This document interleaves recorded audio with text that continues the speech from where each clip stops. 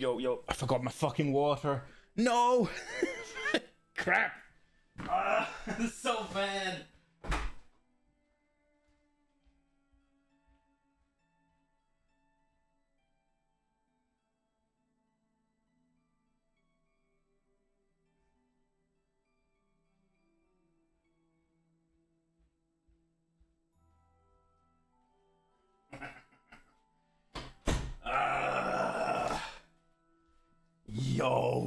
Yo, Son Jingwoo. Your PC hasn't burnt down yet? Playing that fucking Flicker Strike, or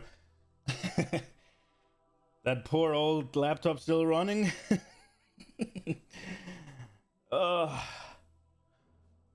Alright.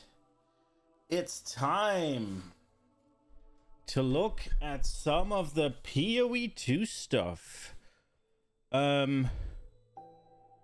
Let's keep the music on. Don't get you started. Yo, what's HC? Your hardcore? Oh, yeah, your hardcore character. Okay. Oh, that sucks. Yeah, if you have a low-end PC, you probably shouldn't play hardcore. Like, that's just a bad idea, right? Like, obviously it's frustrating, right? Because you want to, and it's fun and all that, but yeah. You started the ritual and the game froze. Yeah. Yeah. Baby rage. Yeah. I mean, I don't think I'm gonna bash on a lot of people's yum here, but I don't think ARPGs, generally speaking, are that well designed for hardcore play. I just don't. It's like, whenever you die, it is not like 9 out of 10 times, it's not some difficult thing that you could have played your way out of. More often than not, it's just a pass-fail check that you failed and you're dead. It's like, it's not. I think hardcore shines when it's all skill-based, when you can literally outplay everything. And in ARPG, you can't outplay basically anything, more or less. I mean, the pinnacle bosses, right? But for the most part, you can't outplay really anything. Obviously at the extremes, I guess, but it's more about outgearing things. Yeah, Elden Ring hardcore, that makes sense, right? Because in Sekiro, Dark Souls, all that shit, it makes sense. Extremely punishing, but it makes a lot of sense to play hardcore in there. Because if you're good enough, you can doom hitless, right? You can never get hit. ARPGs, you will always get hit. So it's just a matter of how much gear you have. All right, let's take a look at these juicy patch notes. Now, I think we'll look at, they have, there are gonna be some Twitch drops coming in hot. So I think we'll take a quick look at those first. Now, they're not active yet. They're not active yet. They will be active tonight when the league launches. So I think it's 9 p.m. my time. So that's in, well, I mean, the timer's up. Yeah, so 10.5 hours. Whenever the timer stops, the Twitch drops will be active. Right, so let's take a look at what they have for us. So there's a stag with a buckler. What is that? Is that a mount? Is it a pet? This noble Asmerian deer has a deep connection to the spirit and is an ideal companion for huntresses and others alike. Oh, so it is a pet. It comes equipped with a reserve of spears and a buckler if you are ever in need. Purely cosmetic, of course. Huh. When approaching waypoints and checkpoints, the Asmerian runes on the deer will glow to act as a wayfinder on your journey throughout Rayclast. Okay. Embrace the hunt and show your trophy kill for all others to see with the Hunter's Trophy back attachment. A true hunter or huntress masters the way of the hunt from all cultures of Rayclast, even the Maraketh. Oh, you get a mount Use these skin? tactics by equipping your trusty rower mount with the durable armor of the Maraketh Honor Guard. Oh, shit. You can earn all of these in-game cosmetics by watching any Twitch channel in the Path of Exile 2 category. Just tune in to your favorite streamer for the required duration after the release of Dawn of the Hunt. All of these are purely cosmetic and do not affect your power or progression in any way. Okay, they're kind of cool. Yeah, they're Twitch drops, so you get them just from watching. They're free, right? There's no buying. You just get them. No bullshit. You just, I guess you have to watch. Like, I can pull it up. I have access to it. Just takes a little while. Drops. Let's see. There's so many drops. Path of Exile. Did I go too far? Did I go too far? I did go too far. Like that. There it is. Okay, so let's see. Can I see? 3 hours. You get the deer. Yeah, so you watch anybody for 3 hours. Anybody streaming Path of Exile 2 for 3 hours. Not now, in like just under 11 hours. 3 hours, then watch time, you get the deer. And I think that's week 1. So I'm guessing week 1 you get the deer, and week 2 you'll get the Roa mount.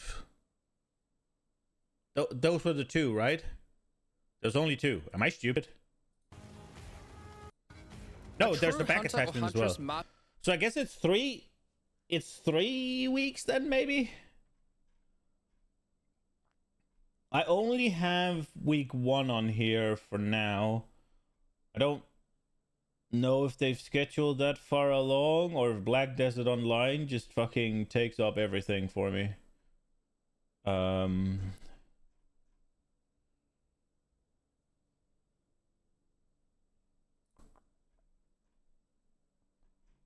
Yeah, I only see week 1 for now. So that is from this Friday to April 13th. Yeah. You love free shit? Yeah, it's pretty good. It's pretty good. And I mean, there are some cool cosmetic. I think they just had the guillotine drop, right? Guillotine execute on the So yeah, you can get they're pretty good at doing a variety of cosmetics. So you can get a lot of different free shit from it. It's pretty good. It's pretty good. I don't think I've seen any skill effects yet, but maybe later. I mean, PoE 2 doesn't have skill effects yet. I think they're being introduced in this patch. Okay. It is time for reading. It seems we have a massive patch here. Ooh. Okay. Dawn of the Hunt. Dawn of the Hunt League. Start fresh in a new economy with the Dawn of the Hunt League. All of your old characters from early access launch are still present, but a free passive tree refund has been granted due to the changes. We would highly encourage you to join the new league to fully take advantage. Yeah, so playing your old character is probably a bad idea. There are standard, hardcore, and solo silver variation of the Dawn of the Hunt League available. They have the same core mechanics and items as existing in the early access league. Yeah, okay. Yeah, new account, but not forced. No. Every time they do a major patch like this, they're gonna do a new league, but they're not calling it a league because it doesn't have like Freshia. Yeah, Freshia reset the economy. Yeah. But Freshia was more of a placeholder kind of thing.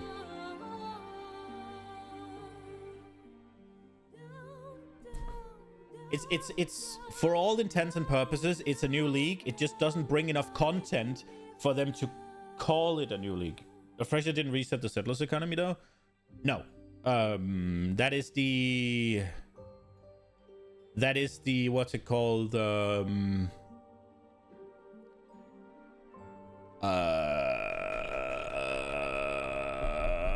Exception. Right? But so essentially what this is, right? You have Eternal. But what's it called? Is it just called Standard? In Diablo it's Eternal. What's it called in PoE? Like where all your characters go, is it just Standard? All your characters go there after the league ends? Yeah, Standard. Okay, so essentially the first league of PoE 2 is just standard. It just stays. It's the same. It's just there. And then Dawn of the Hunt comes in. Now, because Dawn of the Hunt isn't a new league per se, standard just gets everything that Dawn of the Hunt brings in. So there's no difference between the two games like there usually is. Like standard and the current league, there's a difference because the current league mechanic is not in the game. But there's no current league mechanic. So it, for all intents and purposes, it's just a league without any content. And then the past one is just standard now. That's the way I see it. I think it's easier to just look at it like that rather than, oh, we have two leagues running simultaneously, like with Fresher and Settlers. No. That is the exception because they couldn't get the league out for PoE 1 in time. So they did Fresher as like a, here's a little thing for you to fuck around with while we get our fucking, while we get a grip on things, while we get our, while we get our shit together, right? Like, all right. So yeah, economy reset, super nice. New content and features. New playable character class, the Huntress. So Amazon, Ritualists. Oh, she only gets 2 to begin with? Right, I did think I knew that. Same but different.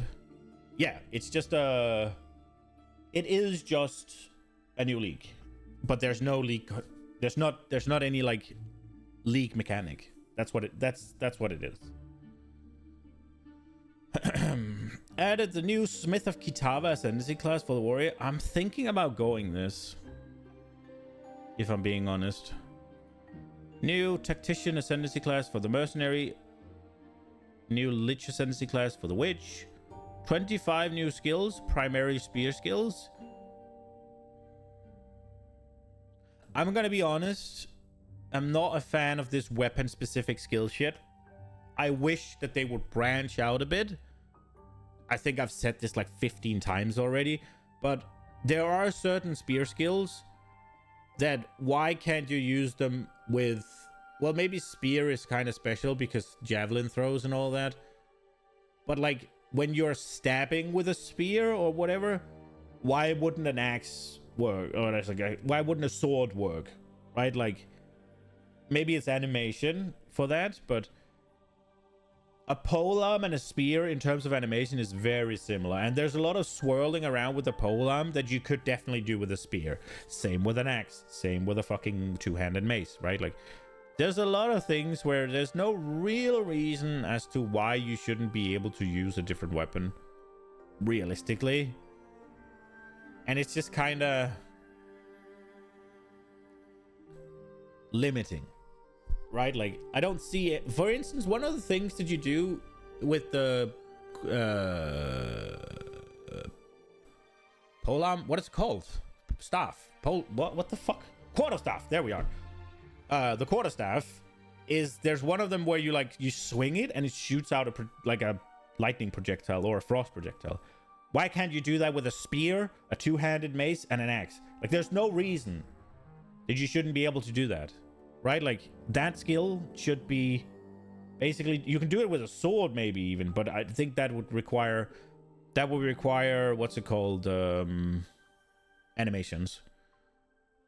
I think they should put some work into making a lot of the things. Okay, this can be used with two-handed whatever, this, and like for instance, all the sword skills almost, why can't they be used with a dagger? Just limit the range a little bit. There you go. Easy done. Because I don't think any of the... If there is sword skills, I don't think they'll be limited to like, this only works with a two-hander, this only works with a one-hander. Because that's not the case for maces, I don't think.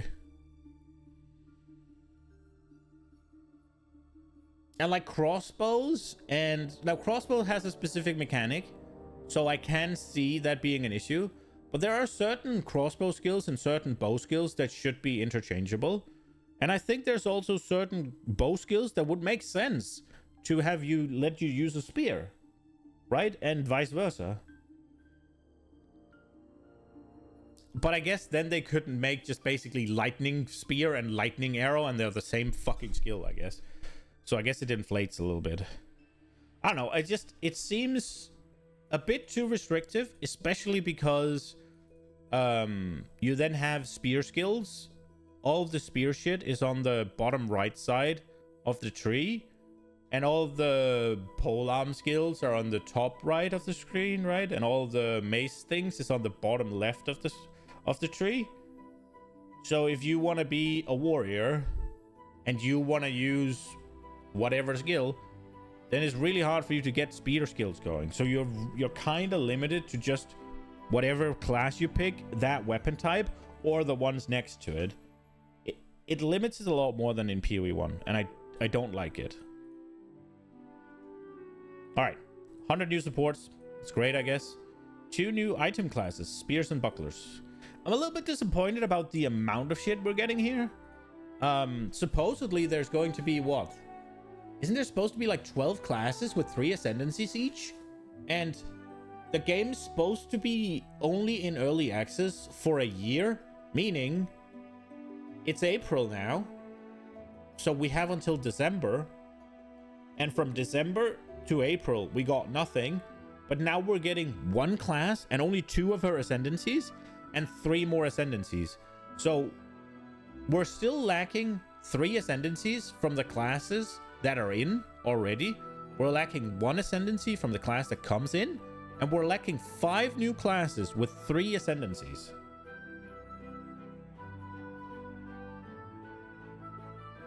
And it was just what was done, I guess. But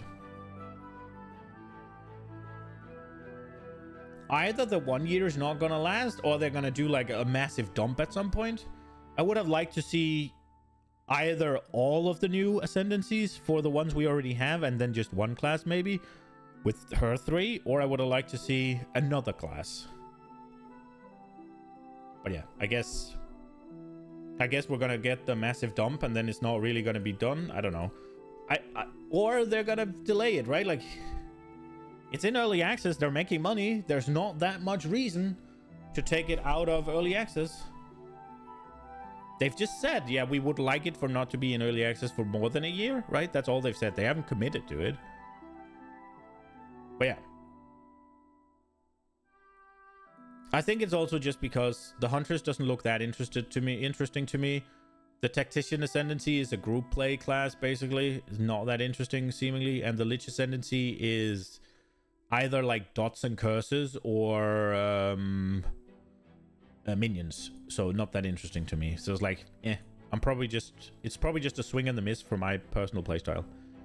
Over 100 unique items. Now I am interested in that. And one thing I noticed on their page is that we have a very specific thing. Oh, Mjolnir. And it's looking like it's a lot better.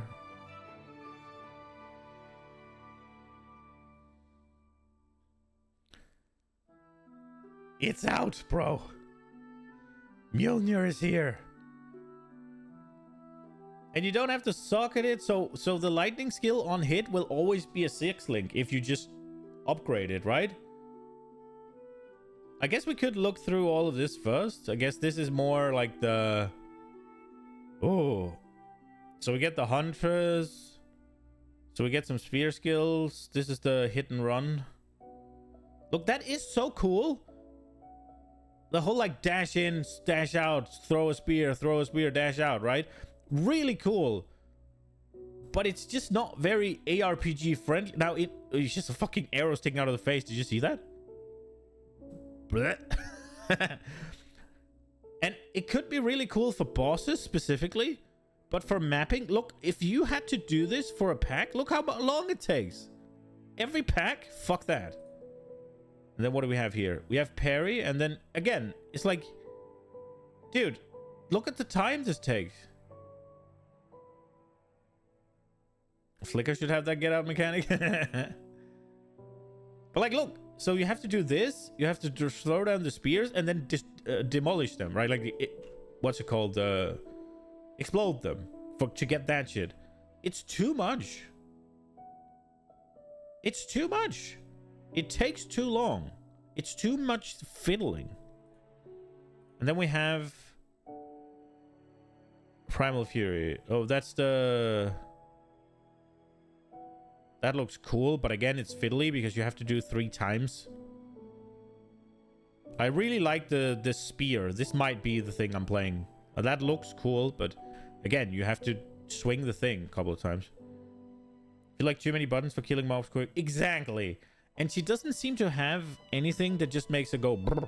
The thing that make the monk play good is the herald shit, and I guarantee you that's being butchered. Because otherwise, the thing I was using is single target.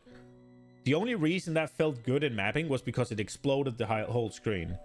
Now, if you have to actually press the button to explode the whole screen, then it has to be a button that explodes the whole screen, right? And it's only spells really that do that. So I'm a little bit curious as to what they're going to do there. Oh, wait, can I click on these as well? So this is the ritualist. Yeah, it's just the art. And there's a little bit of a writing here. I guess we could read it. Our first major content paired into a new class, 5 new identity, use expanding characters, like system, like unique, blah, blah, blah. Spear-wielding Asmeri warrior, born into society with strict traditions. She was exiled from her homeland after using the power of a skill gem to defend her village. As a dexterous spear user, she specialized in both melee and ranged combat.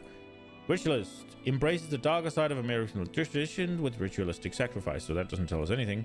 And trained as an elite guard to the Asmeri elders, the Amazon has mastered her fighting techniques to perfection.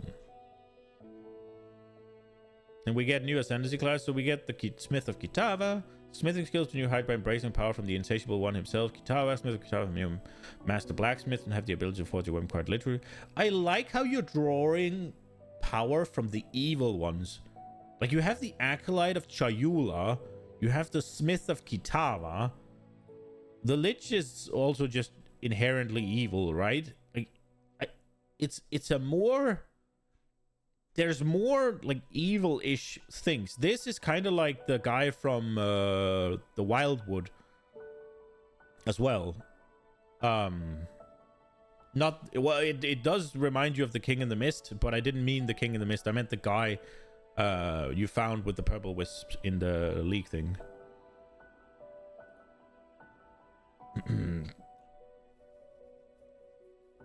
Master Blacksmith have the ability to forge a weapon, quite literally. Yeah, so you add a buff to your weapons.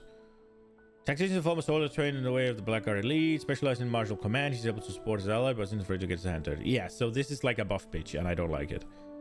Lich is a master of chaos and curses, using a jewel to act as a phylactery. She has sacrificed a part of her soul for power. That is a neat mechanic. I think it's going to be hard. I wonder if you could do a unique jewel. You probably can, right?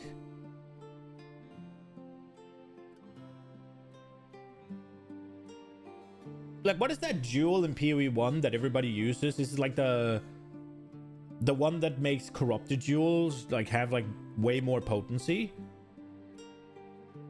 And it's just essentially just a build in its own, that you just use corrupted jewels and there you have massive power because you just roll blue jewels with like, what is it, life and something else, and you corrupt them and there you go, blast. And you get giga stats from that. No, it's not Watcher's Eye, but Watcher's Eye is also really good.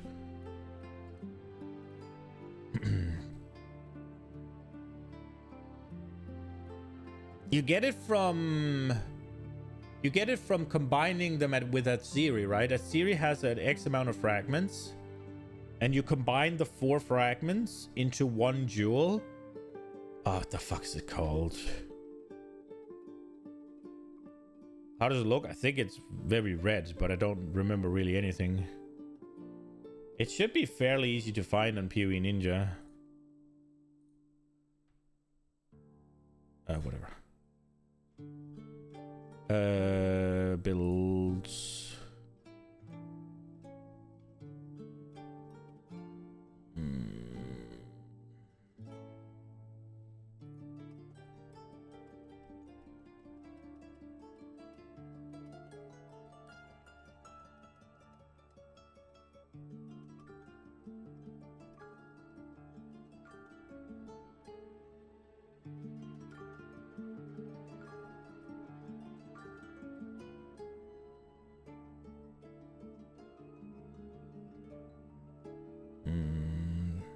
The Adorned.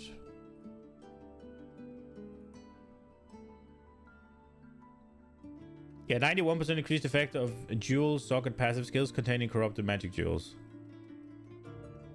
Right, so if you use that as your phylactery thing, something like that. But I mean, I guess there's others, right? You can also use Watcher's Eye, obviously, get a good Watcher's Eyes. The Light of Meaning, Unnatural Instinct, that isn't gonna do anything. Neither are these, but like, there could be some. Oh. The fuck? Ow. I hit myself with my nail and now I'm bleeding. What the fuck? Right, but yeah, that was what I wanted to say. You could use. There are certain gems that unique gems that might be really good.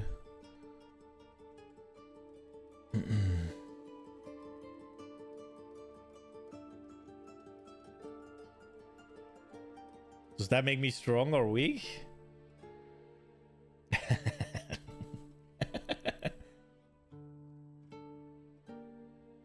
In this instance, I would say it's because my skin is weak. There isn't really anything specific here. I guess we could look at these. Loyalty. 10% of damage from hits is taken from supported companion life before you. And they have 30% less max. So you get 10% DR, but it costs you 30% less max life. Jesus. So strong, you make yourself bleed. So weak, you make yourself bleed.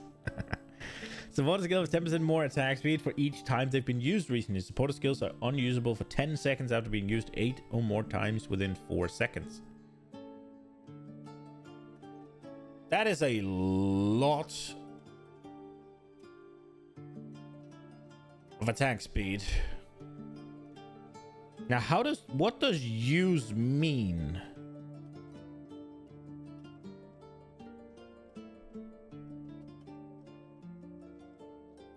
Things with chain, I would assume each step in the chain is a use. But if I'm just thinking about it from the monk, right? Where you have Tempest Flurry. And one of the things Tempest Flurry is, it has like a long like spin. Is each of the spins gonna count as a use, or is it gonna be, because it says use, not hit. So it's probably not, right?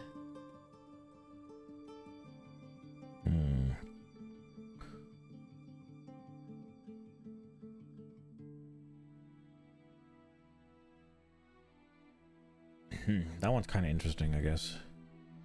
Rip. That's probably some bleed. Wait. Supports melee attack skill. You use yourself. Killing blows with supported skills on bleeding enemies create a blood remnant. Killing blows with supported skills on bleeding enemies. Okay. They increase your life regen for a short while. Okay.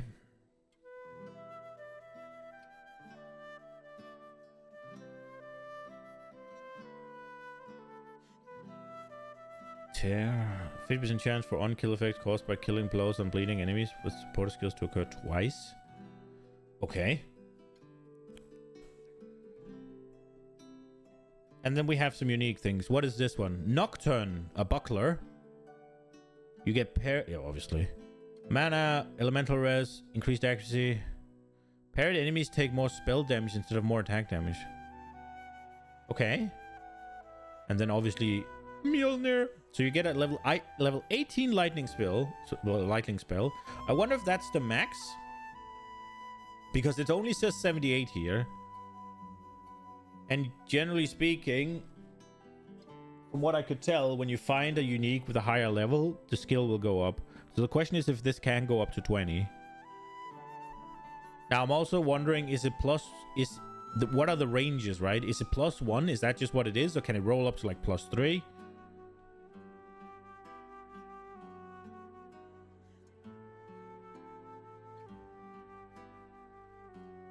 There aren't that many fast... Look, this is another problem, right? There aren't that many fast-hitting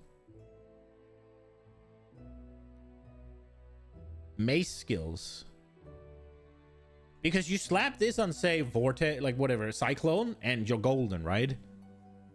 But I don't think there is any of those, really, available.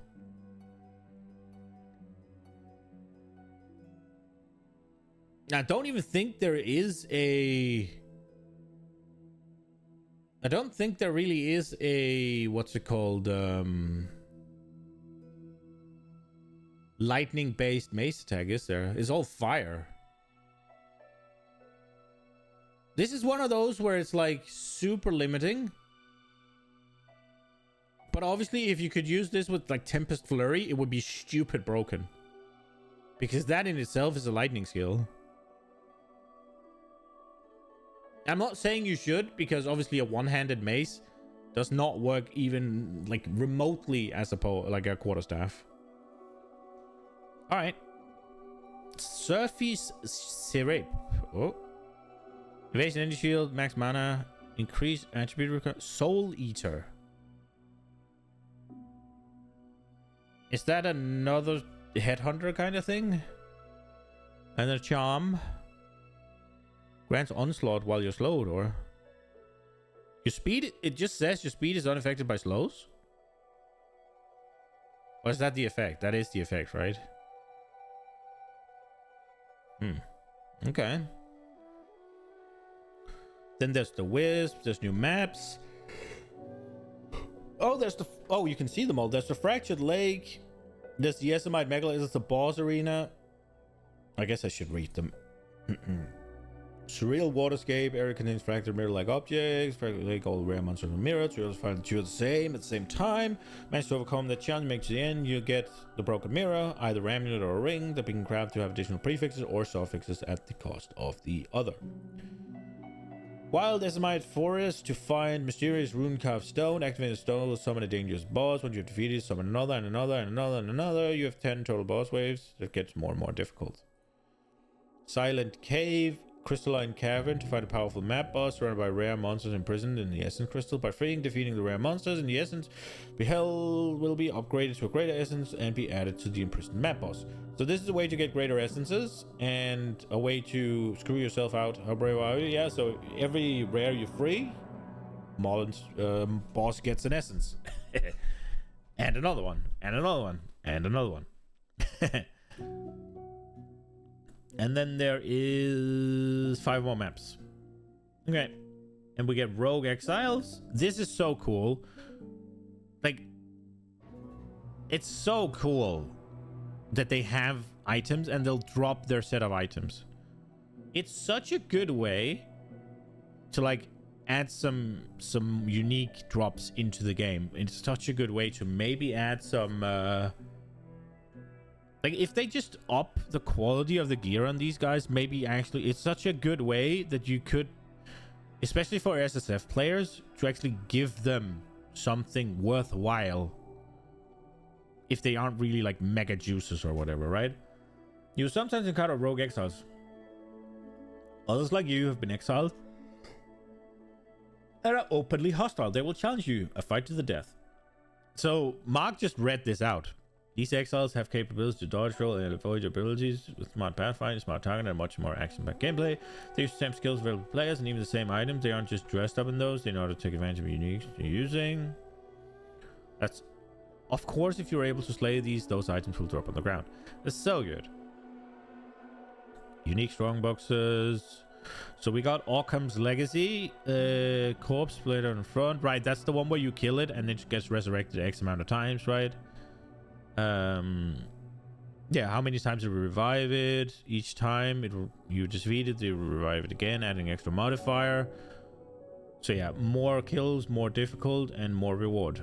Like, so how if you can't, is there a timer or what?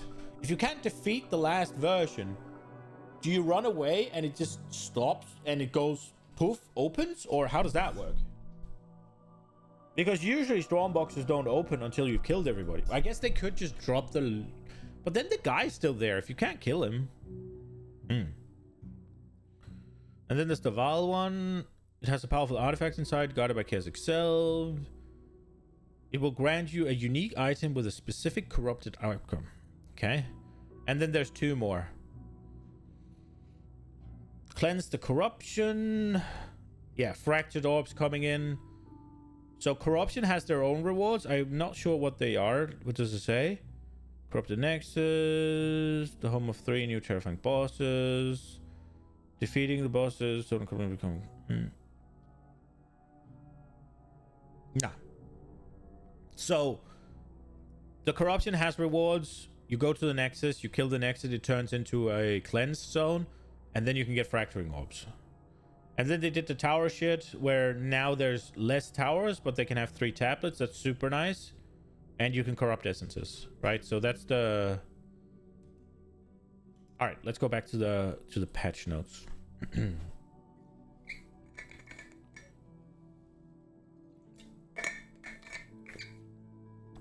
Right. So there's 8 new endgame maps. We saw that. 4 new strongboxes, we just saw that. 12 rogue exiles. So there's 12 different ones. So I guess that's 12 different skill loadouts. And I'm assuming that their gear will be random. Or maybe a certain amount of preset things with a chance to just roll uniques, I guess. I'm a little bit confused as to whether they just drop uniques or they drop their entire set of gear. I think they said they drop a set of gear. I think we'll find out when we watch the interview. I'm thinking they're asking about it. I feel like I've seen something from there. As Marin Wisps, these are the ones you follow. They can be found through the endgame. As you approach, they will flee, leading you past monsters. Any monster comes infused by the spirit, making them more powerful and more rewarding. Oh, the spirit itself is more rewarding. Right. Let them get away for too long and they're... Yeah, so follow the spirit, kill the shit. 15 new socketable items. Only 15. I think they're leaning too heavily into making this socketable the crafting stuff. I get what they're saying. That this is intended to be the crafting bench and all that. But it doesn't feel like crafting. So I don't think they should take too much into account that the bench is not there. Although, saying that, I do think they should add the bench. I realize that the sockets are their intended crafting stuff, but it feels better that you have an item with an open suffix or prefix and you put onto that suffix or prefix what you want. Now, what they've done with the socketables is good, but it just feels like extra. It doesn't feel like it will ever fill what the what the bench did, because when you read the item, you don't read the rune. The rune is there. The rune is something that you always add, and it's always going to be the same rune for the same slot for that build, right? Like, it doesn't change. It's, yeah, I don't know. I mean, it's not always going to be the same because there's different resistances and all that crap, right? But you get the point. I don't think they're going to reach that. I think they should stop this push for craft, because that Jonathan talked about it, and they definitely just want to brainwash us into thinking that this is a better bench or whatever, when I don't think that it's ever going to fill that gap, get that hole, that the same feeling that the bench does. Twilight Reliquary Key. This is just the vault with chest. Yeah, so this is just another way of getting uniques. So this is the troll shit.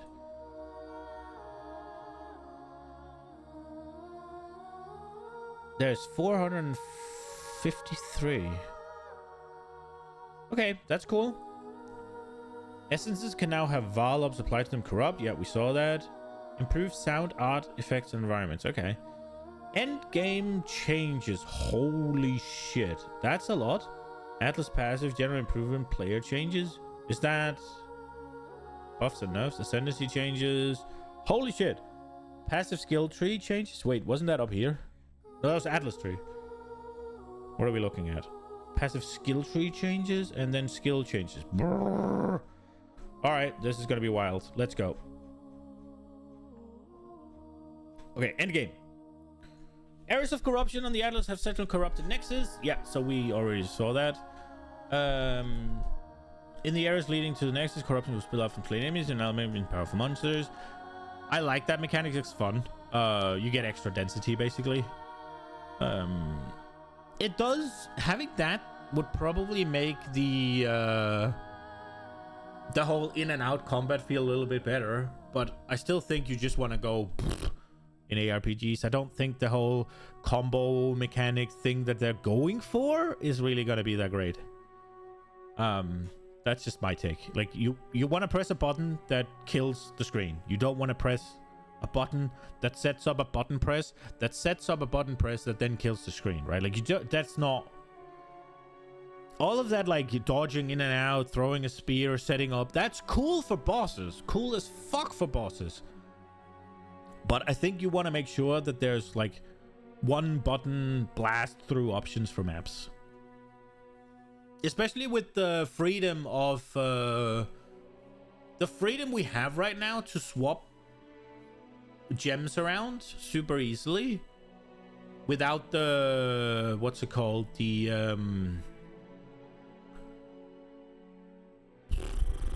without the friction of sockets in PoE 1 where they have to be the right color and all that to use the support gems.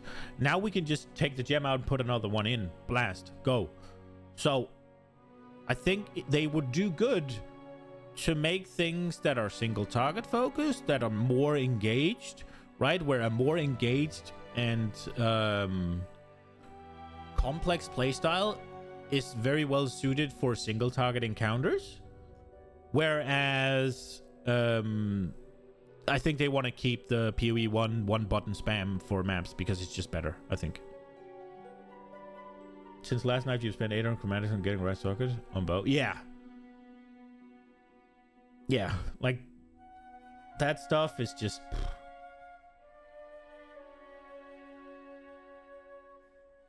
They used to have a way to really easily get white sockets, which was really neat. But yeah, I don't think that's they removed that. They had it like 1 or 2 leagues when I started playing, and then they changed it. They changed how the what is Syndicate League? Syndicate yeah, Syndicate, right? Syndicate had was it Vorici, I think, would have a pretty, like, he would guarantee you 1 white socket, but I think depending on how high you did, it could be 1 to 3. Yeah, that's really good. That's an easy way to get your colors sorted at the end game. Okay, where do we go? Did we just read 1? Jesus. Okay. Nexus, begin task of cleansing cause of corruption. Complete this task and receive crystalline shards that you can use. Oh, right. Yeah. So this is the new quest stuff. Instead of clear 10 maps, it's clear Nexus. You get this shard. Boss for each faction has been added. These appear in the corrupted Nexus. So a cleansed and a corrupted, yeah? No, wait. The Nexus... Oh, right. It's the 3 chaos... the 3 demon factions or whatever. So Katash and whatever. I like those. Those are cool. Additional corruption monster factions have also been introduced. Nice. Corruption monsters have had their visual animation improved and their skills have been rebalanced. Okay. Corruption areas no longer implicitly have +1 area level, but now are much more likely to have modifiers, and the modifiers can be more powerful. I hope that with this change, they make it easier to drop +20 gems, even in maps with +2 level.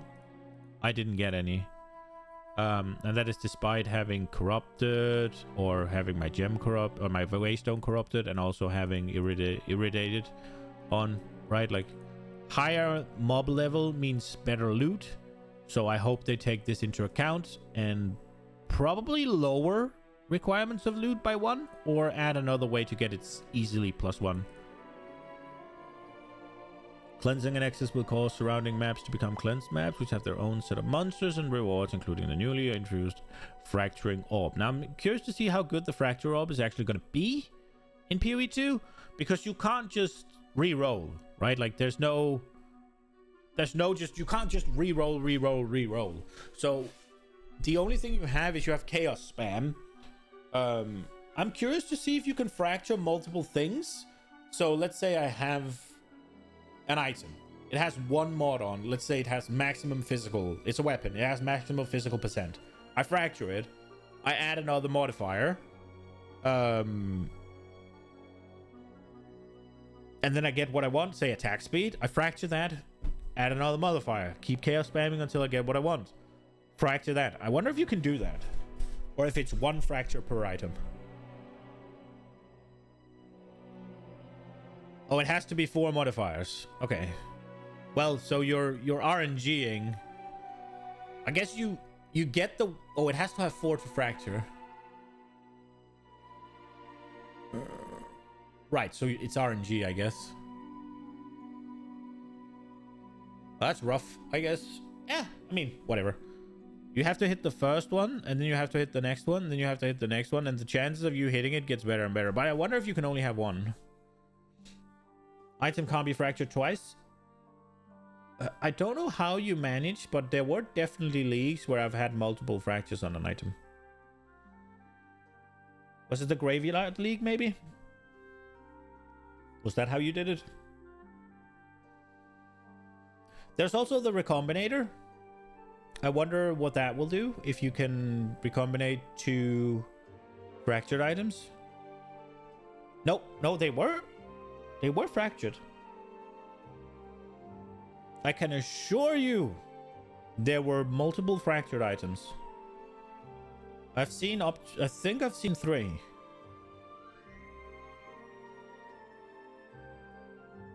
But I think it might have been Graveyard League.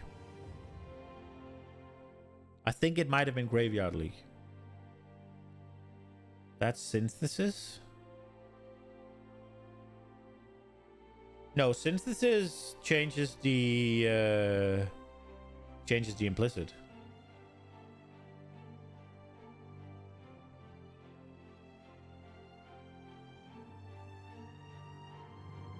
Nah, it was Graveyard League.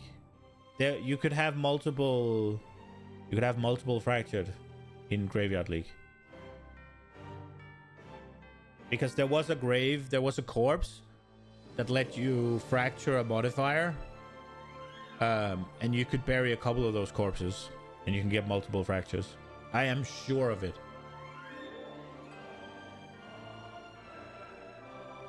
Well, I think I can pull up a Cicerone video. Cicerone, what is the Graveyard League called?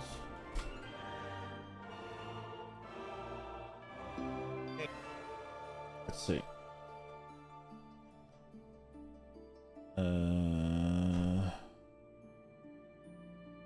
It's been a while.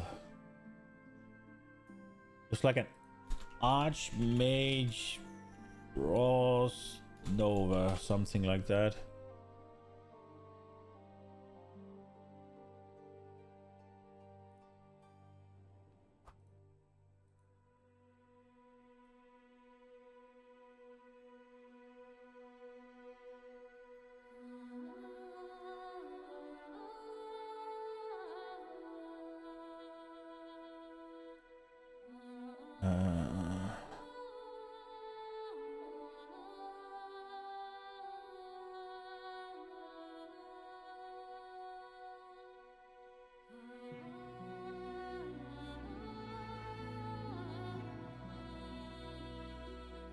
It's not this one.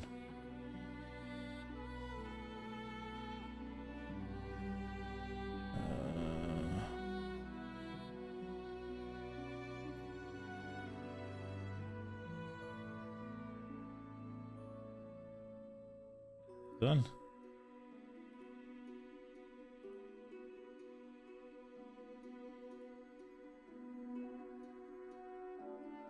It's not that one. Whatever. Maybe I'm wrong. I'm pretty sure. It was crazy, for sure. It was Necropolis League, for sure, yeah. Alright. But okay, so you can only have one fracture, so the whole thing. But then, how good is that?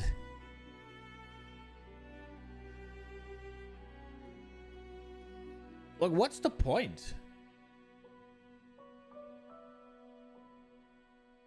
That doesn't seem very good.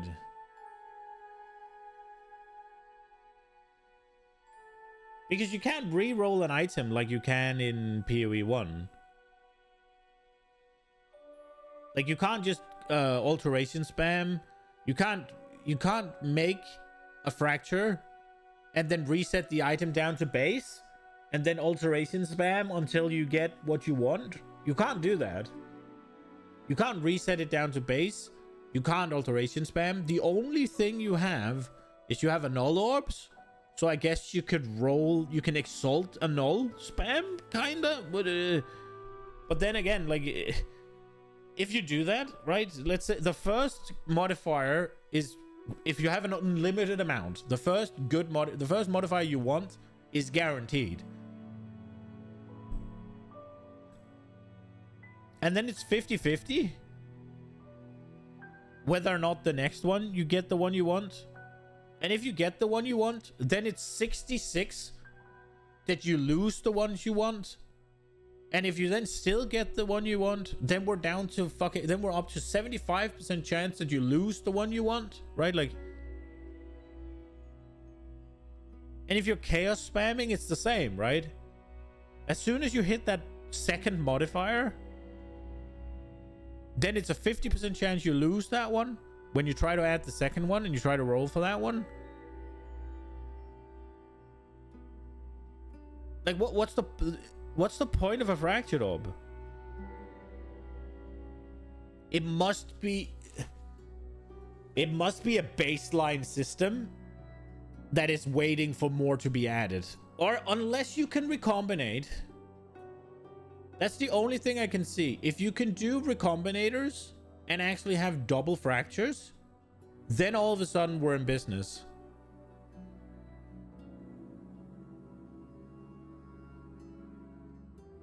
Because they are adding the recombinator, and unless you can recombinate fractured items together to have two fractured modifiers. What are they doing with fracture? Can you read it again? Yeah, so basically what they're doing is they're just adding it. The fracturing orb fractures a random modifier on a rare item with at least 4 modifiers, locking it in place, right? So it's the same as in PoE 1. The only thing we've read that they're doing is that they're adding it in, and this is the source of it. Like, you cleanse corruption, turns into cleansed area, and then you clear the cleansed areas and you can get fractured orbs. Now, what I'm saying is in PoE 2, there's no scouring orbs, so you can't reset an item down. There are no alterations, so you can't roll. Chaos orbs does not work in PoE 2 the same way they do in PoE 1. In PoE 2, it re-rolls the entire item. In PoE 1, it removes a modifier and adds a new. So it re-rolls a modifier. One modifier. Only one. Not the entire thing. It rolls one. And an all orbs is the same. So there's no way of using it. There is no way of abusing the fracture.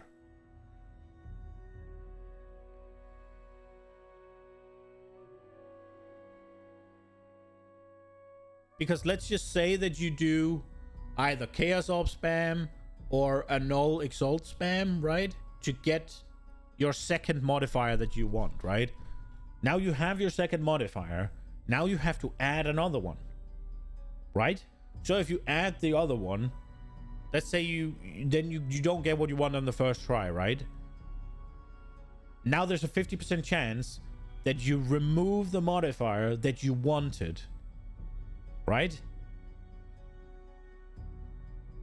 And if you then get that, let's say that you lock out, you keep your modifier, you keep hitting that 50% until you get let's say you get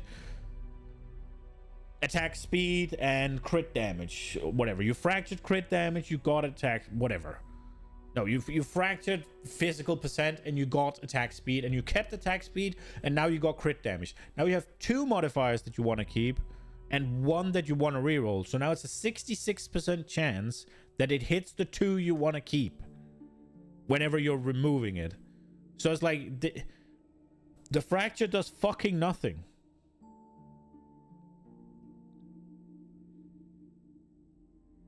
The only thing the fracture does is, say you have like a 5 slot item, right? And it has 3 good mods. You fracture one of the good mods. Now you have a better chance at keeping the good ones. That's all it does. So it has to be because they're adding more. It has to be because they're adding more. Because even if you corrupt it, right? If you have let's say you have a god item, somehow, fracturing it is going to save you a modifier. It's not going to do much for corruption. I don't really see the point of it with the currency that's available in PoE 2. It seems unless the only thing I can see is if you can recombinate multiple fracture orbs or multiple fracture items, so you can have multiple fractured items on one. Fracturing is a step forward. Is it though, Raxon? I don't think it's a step forward. I think it's a stone in the foundation, but I think it does nothing right now.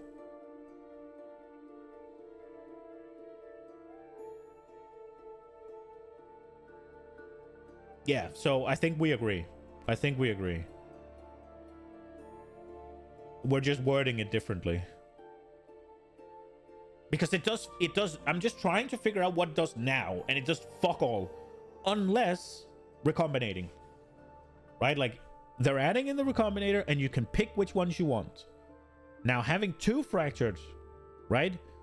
All of a sudden, you can guarantee yourself a 3, it's expensive as fuck, but you can guarantee yourself a 3-slot item, right? That is something. The recomp existed before. Yeah, so how does that work with fracturing? I think it's different this time though, because it's not RNGs just take the wheel here. You pick. It's pass fail in PoE 2. You take an item, you pick which ones you want to keep. Another item, you pick which one you want to keep.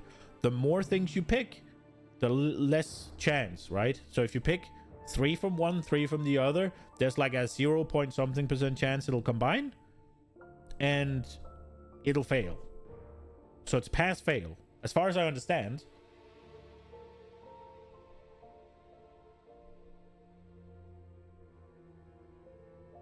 So what I'm thinking is,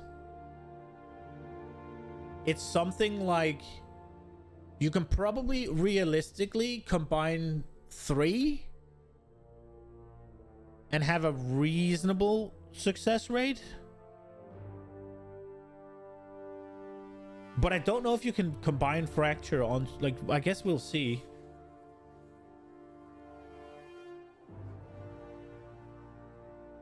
Unless, I mean, I guess they could do that now, but that would just be broken in the future, wouldn't it? Let's say you have the recombinator and you have 2 fractured items. And the fractured items are going to stay no matter fucking what, unless they conflict. And then you pick 2 and you get the 2 fractured, they stay on, and you get the 2 you picked, and you can make a 4 item. I don't think that's copium, I think. But I guess that could be a thing.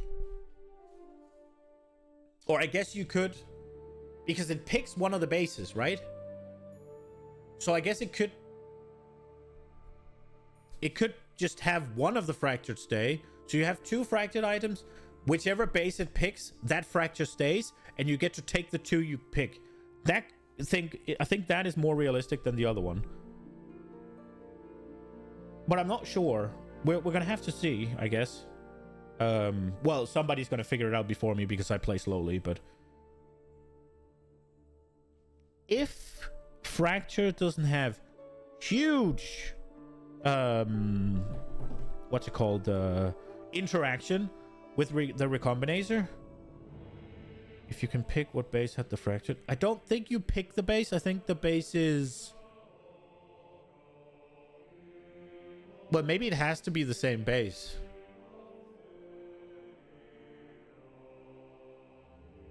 It depends if it creates it onto the base or if it creates a new item, right?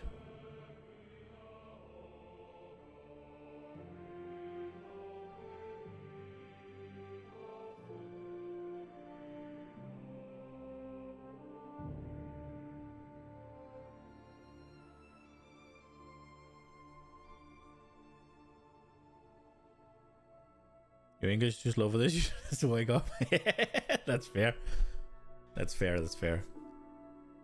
Unless fracturing orbs or fractured affixes or whatever, fractured, yeah, explicits, I guess. Unless fractured explicits interacts heavily with the recombinator they're adding in, fractured orbs are dead on arrival. Or let me rephrase that: dead until more arrives.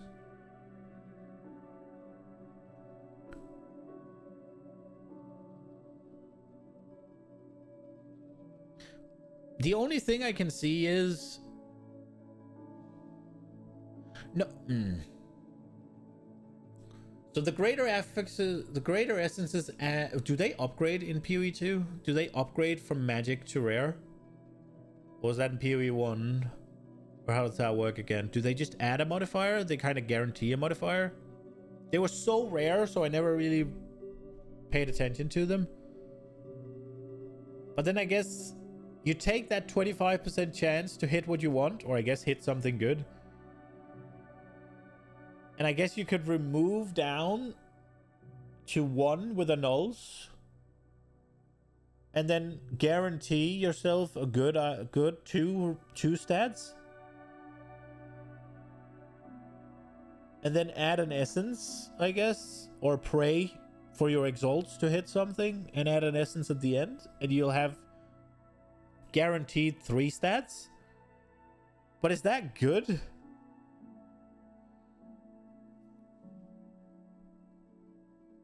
I'm just trying to make them work, and I can't really figure out anything other than the recombinator. But yeah, I guess we'll just move on. And it's a little bit... There could be something new that they didn't talk about yet. We'll continue. We'll continue. All right, so you get them by cleansing an extras, and then they get cleansed, and then you can get them. Okay. In order to open a corrupted nexus map, the waystone placed in the map device will need to have at least 4 modifiers, okay? You can now respawn and return to a map if you die. I really don't like that they're holding on to this, because at first you're like, oh, nice, you get to respawn. Yeah, no. So it's just so that you can respawn in early waystones.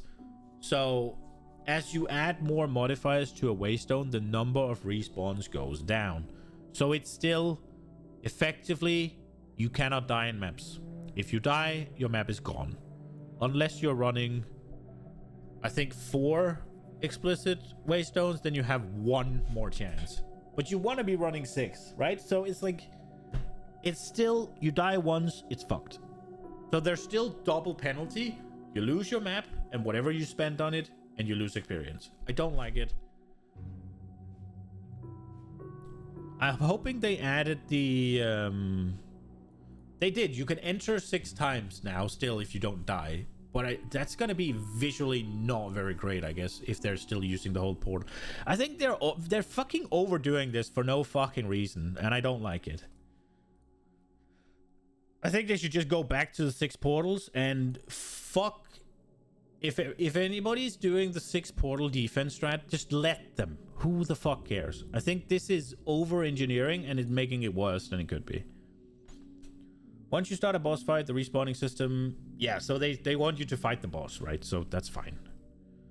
If you decide to rush the map boss without interacting with any of the other map content and then die, you will respawn at the boss checkpoint and only the map boss will be present. All of the other monsters and content will be removed? This is to prevent cases where players would be able to farm multiple copies of the same rewards by dying on purpose.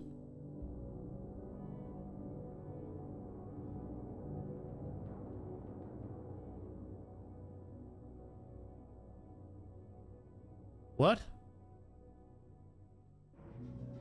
If you decide to rush the map boss without interacting with any of the other map content and then die, you will respawn at the boss checkpoint and only the map boss will be present. All of the other I guess it's because they can't save what you've done? What?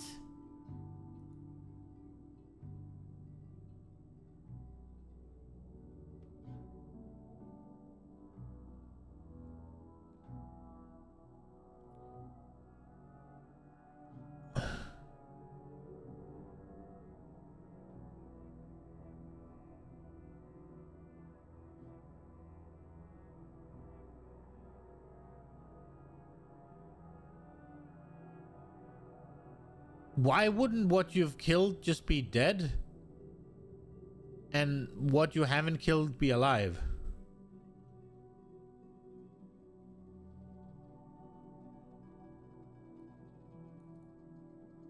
Wait. I mean, ultimately it doesn't matter because you can't die, right? Whenever you're playing, if you die, the map's gone. Like, this is only this is only relevant when you're sort of leveling, right? When you're progressing your atlas.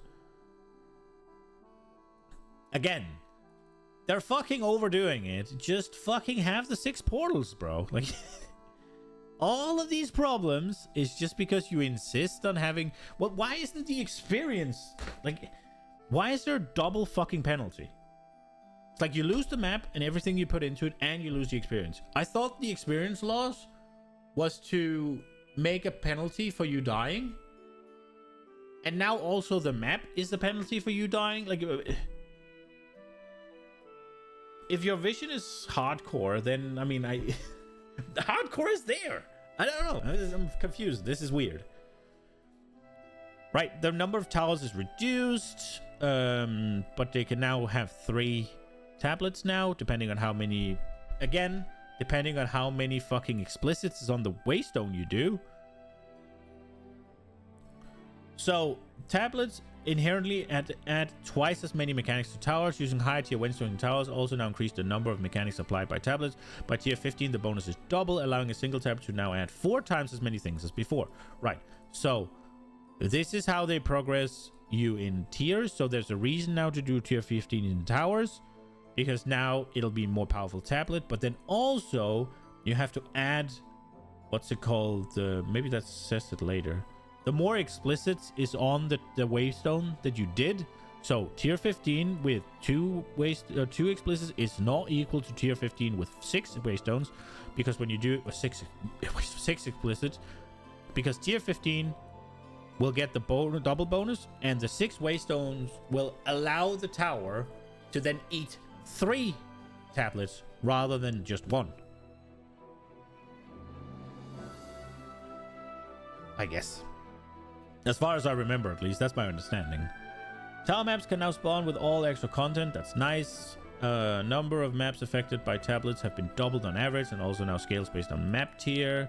Killing rare monsters required for map completion no longer has a chance to grant monster modifiers to remaining rare... Wait. Killing rare monsters required for map completion. Killing rare monsters required for map completion no longer has a chance to grant monster modifiers to the remaining rare monsters.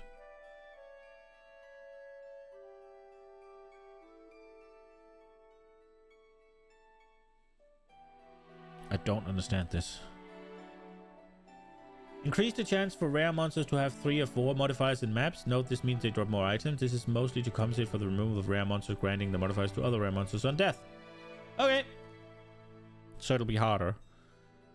A checkpoint now spawns when the last available optional content in a map has been completed. A checkpoint now spawns when the last available optional content in a map has been completed.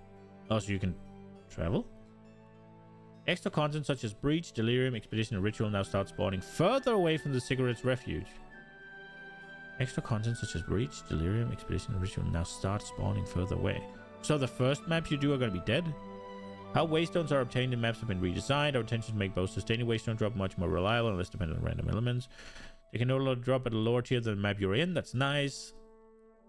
Drop by Violent will always be 1 tier higher. Final map bosses and the final naturally occurring rare monsters in tier 1 maps have a 100% chance to drop a waystone. This chance scales down as you get into higher map tiers, but will still be guaranteed with appropriate investment into waystone suffix modifiers and through the Atlas passive tree. Natural waystone drops have been reduced to compensate. Okay, so essentially, if you run tier 15s with 6 explicits and you've put points into your Atlas, you'll guarantee a waystone, I guess. Removed chances for waystone to drop a tier higher from the Atlas passive tree and lowered the amount of waystone quantity available on the Atlas passive tree. Sources of map bosses have a chance to drop waystone at current tier higher have been replaced by increased quantity of waystone dropped by map bosses. Okay. Doriani now has up to 10 waystones, 10 available to purchase either at tier 1 or 1 tier below your highest completed. Overseer tablets now cost 2 to 4 maps in range to contain bosses, previously 3 to 7. Wait, what? I thought they buffed them. No, the boss tablet is nerfed. But bosses is the best thing, bro.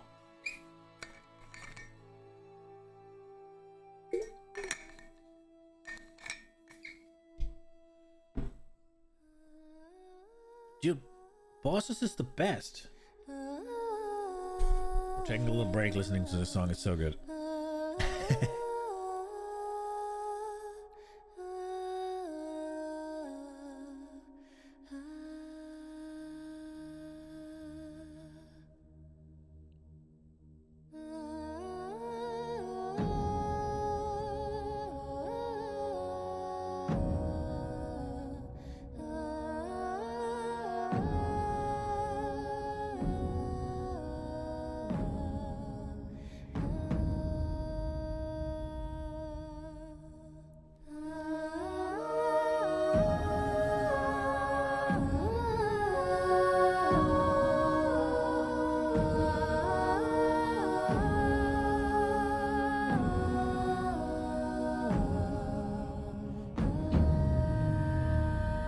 It's so good.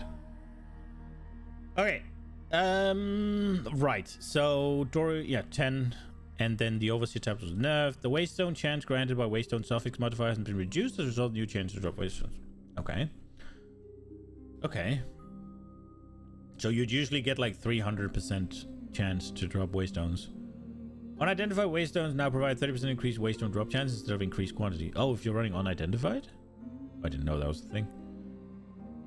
The first 5 different unique maps you complete each now grant 2 Atlas points for a total of 10 points.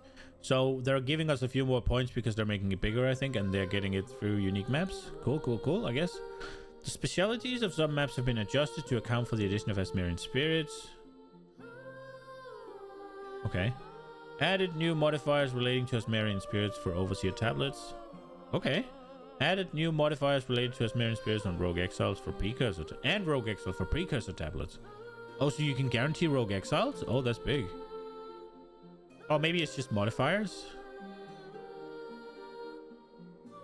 Oh, Overseer tablet is... Wait. Let me see. Overseer tablet is for bosses. Precursor, is that the irradiated?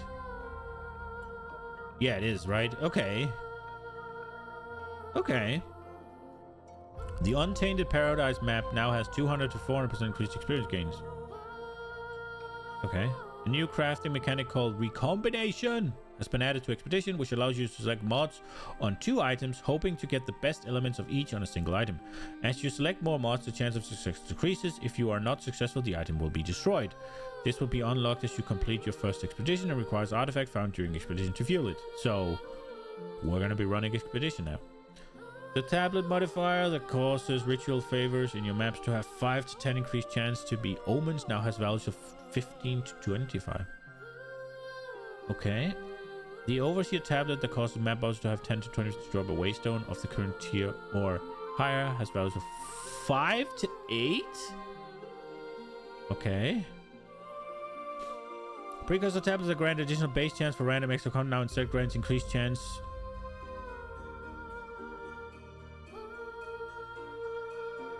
Precursor service suffers that granted additional base chance for random extra content now instead grants increased. So they're no longer multiplicative, is what I'm reading. The tablet modifier that provides extra increased rarity of items found in your maps now has value of 10 to 15, previously 10 to 20. Okay. Tablet modifier that provides increased quantity found it has 3 to 7, previously 3 to 8. That's a... Why? Like, what the fuck? 1%? Really? That's... Okay. The tablet modifier that provided increased pack size. Again, 1%. The tablet modifier that provides increased gold. But we're getting a buff to gold? Okay. I have 3 million. Tablet modifiers that give breaches in your map increased monster density now give 4 to 6, previously 5 to 10. Ah. While the modifier that also gives breaches open faster now has values of 3 to 5, previously 8 to 12. Okay. Tablet modifier for rare monsters having an additional modifier can no longer roll. Modifiers in Simulacrum, I didn't get to do that, did I? I don't think so, no. For rare monsters having an additional modifier no longer appears. Various in-game quests that lead to the Arbiter of Ash encounter have been consolidated into a single quest. All bosses that are affected by difficulty and Simulacrum can now drop all of their specific unique items in any difficulty. However, rare uniques are even rarer at lower difficulties. This also applies to drop chance for reliquary keys from this content. Okay, so the Hand of Wisdom and Action can now drop at tier 0, but it's a low chance. Gotcha. Pinnacle boss content now takes roughly half the amount of time to unlock compared to before. In addition, Pinnacle bosses have been made easier for difficulty 0. It is our intention to allow you to face difficulty 0 of this content much earlier in your in-game progression while still preserving the difficulty of difficulty 4. Dude, yeah. Like, I don't care about the difficulty 0 being easier, but getting it faster is nice.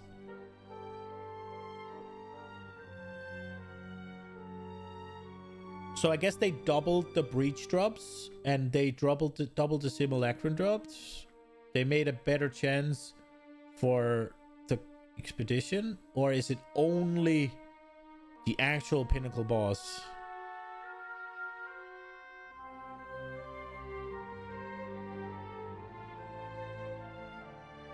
Pinnacle boss content. Is it only the Arbiter?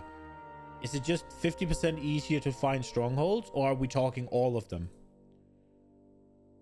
Because I never got to see King in the Mist. I never found it.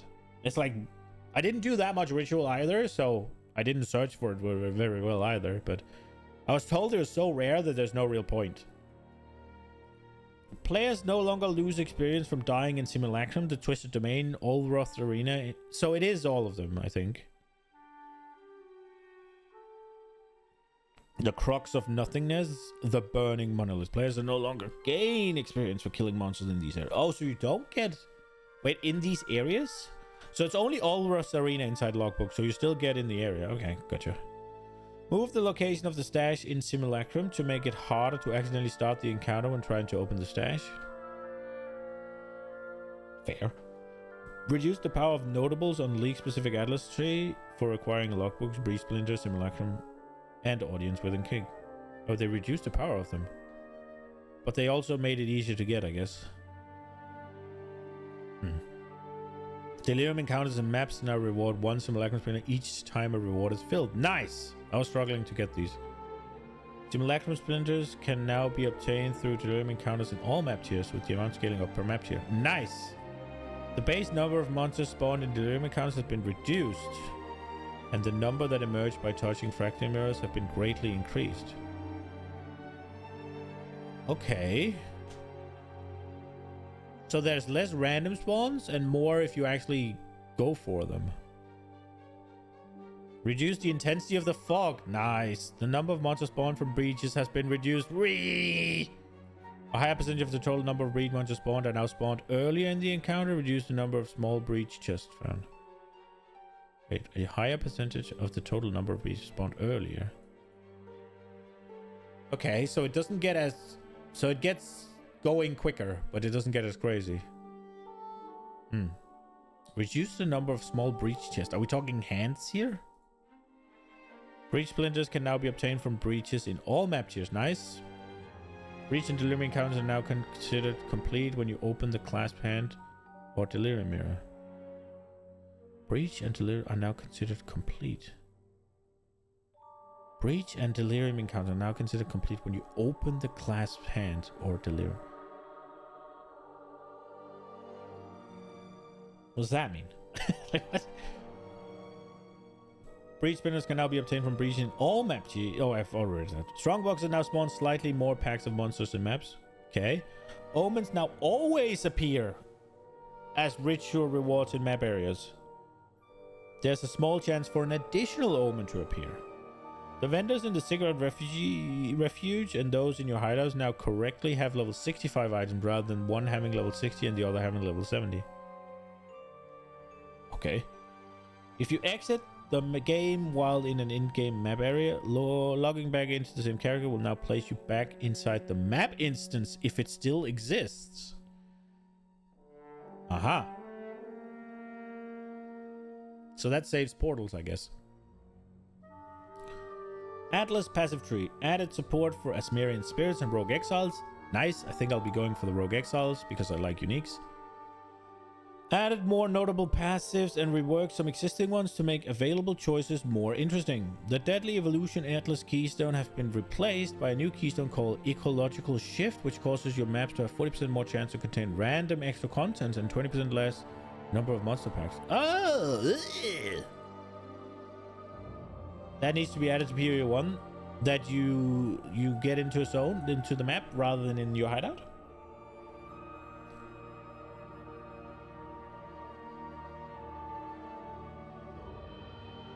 I think the hardcore players would disagree. I wonder if the hardcore players are reeing about this. Because that means log out macros, right?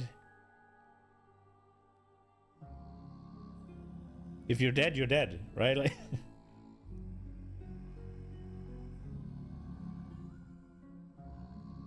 right?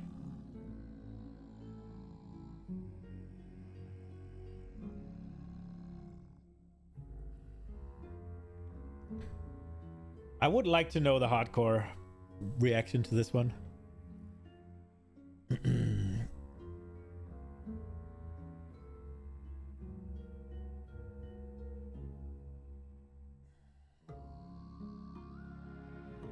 You just take town portals? Yeah, I mean, there are some where it's like a split second, right? You won't be able to do a portal in that time. Right, so 20% less number of packs in your map seems really bad. But 40% more chance to contain random extra content? That sounds good, though. But it's the random extra content, is that Strongboxes, Rogue Exiles, and... That's only Strongboxes, Rogue Exiles, and Asmeri Wisps, right? Is that one more? I think there's one more. Essences. Because breaches and stuff are no longer random content. Can now obtain 40, previously 30. Yeah, so we get 10 more, and those are from the unique.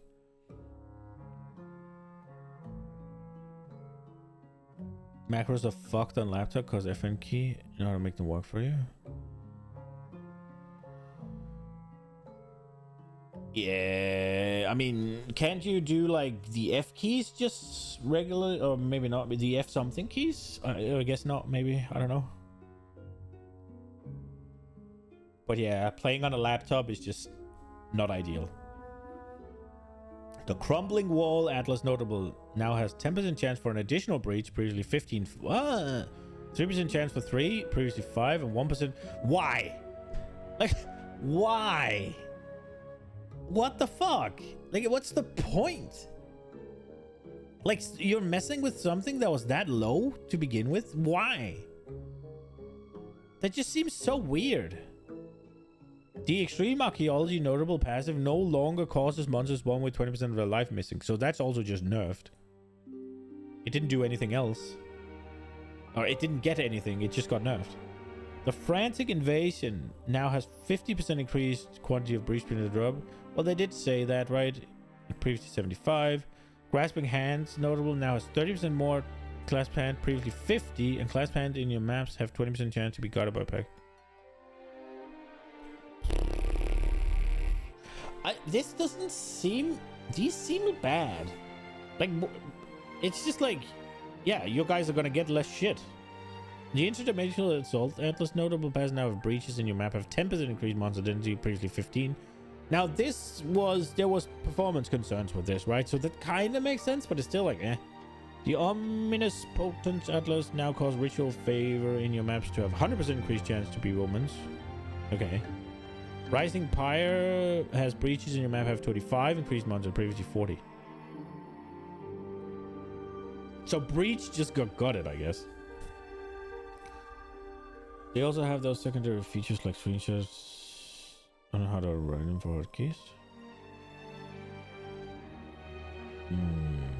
Yeah, I have no idea. I have zero clue. No idea. I've never really used macros.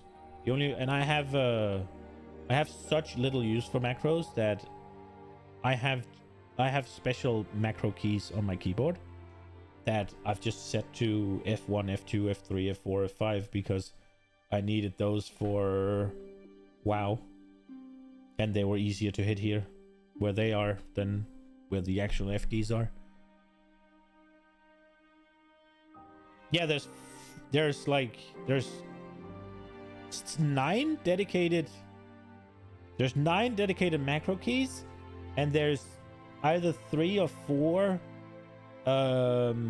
profile setups that I can swap on the keyboard. So essentially you can have different macros for like 3 different games on 10 or 9 different keys. But the 4 of them are really hard to get. They're above the F1, 2, 3, 4 keys. They're above those. But G1, 2, 3, 4, 5 is really nice and easy to get. They're just like pinky. G1 and 2 is not that easy, but... Alright, general improvements. I'm not a fan of this, if I'm being honest. Like, this feels bad. I like Breach, but maybe I won't like it as much when I don't have my heralds. In order to work around the common crash that was occurring... Oh, they talked about this on NVIDIA hardware.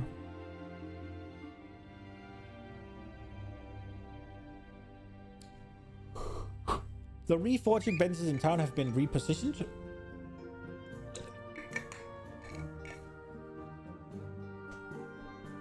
And Stash and Guild have also been slightly spaced apart, reducing misclicking. Nice. The strongboxer can now appear in certain Act 1 areas. Okay. Added a stash to the treasure room in the Trial of Chaos. Nice! Many fire skills now have visually burn grass in areas. Oh, many fire skills now visually burn grass? That's so cool. Improve the performance of summoning and reviving minions. Okay, Jester will be happy. Further improve safety checks, preventing using movement skills to skip the elevators in the trial encounter. And prevent the encounter from functioning. Okay. The jumps performed when using escape shot and toxic growth now allow you to jump over enemies in small amounts of terrain. Vaulting impact will also receive this change at a later date. That's nice. The decay debuff from decaying hex support now uses more appropriate visual effect and displays below the enemy's life bar. Okay, grenade skills now have a small amount of variation in travel distance when firing multiple grenades at once. That's cool. Firebolt now uses the same animation as freezing shots instead of a generic projectile spell animation. Okay. Updated the 3D art of the stash and guild stash. Okay. Player changes. Characters are now required to be at least level 25 to enter cruel difficulty areas and level 50 to enter endgame areas. I guess there's no boosting allowed. The player's base attack speed while unarmed is now 1.4, previously 1.2. Killing Palm, Shattering Palm, Staggering Palm, and Hand of Chayula now have 25% less attack speed to compensate for this change, previously 10%. Wow. Okay. Freeze now builds up roughly 48% slower on enemies. Oh, Jesus. Ow. Player base ailment threshold is now half of maximum life. Present base radius is now 4 meters. Oh no, that's bad. So now whenever enemies is in your presence, it's like fucking... Dude, these nerfs are hard. Owie. Monster modifiers stolen from rare monsters such as through behead support have had the effect they provide to players adjusted to be more appropriate. The cruel versions of Candlemass Essence now provides 5% increased life, previously 8. Wow, so the players just get nerfed, huh? The worn sandals of Trial of the Second's Affliction now grants... Oh wait, if you've been hit by an enemy? Okay. So it's 30% less when you've been hit rather than 25 at all times. So it's harder, but you can play around it. Okay. Blocking a hit by raising your shield or parrying now gives you a chance to avoid accumulating heavy stun build. You could choose chance. You'd always have to evade the hit. That's a good change. Unified stun mechanics and terminology between players and monsters. The stagger the players suffer when blocking too much damage with their shield raised is now a heavy stun. Players are still unable to be heavy stunned unless the mechanic specifically states otherwise. Players can no longer be light stunned while their shield is raised. Okay, modifiers to curse effect have been changed to instead apply curse magnitude. This means that they are additive with any other modifiers to the effect of the debuff and target. For example, curse magnitude and slow magnitude are now additive with each other for temporal chains. Okay. Is that a nerf or a buff?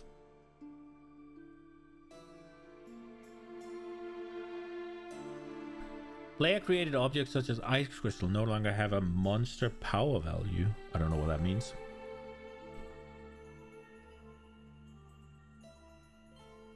Ice crystal can no longer apply on kill effects such as Herald of Ash and Trample Toes Overkill. Players have 50% more light stun threshold per time stunned in the past 4 seconds. 25 more player per light stun past 6. So it's heavier, but it's less duration. Your heavy stun bar now doesn't start emptying until the heavy stun animation is finished. Okay. Heavy stun is 3 seconds? Ugh. Players cannot block or evade hits while they're heavy stunned? Bro, I am not using shields. Fuck that. Critical weakness stacks now track duration individually rather than refreshing the duration of all stacks when a new stack is gained. Okay. I don't like that.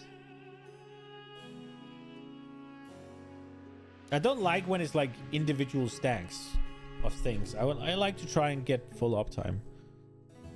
Pinned targets can no longer evade. Okay. Pinning a target now also causes them to be light stunned.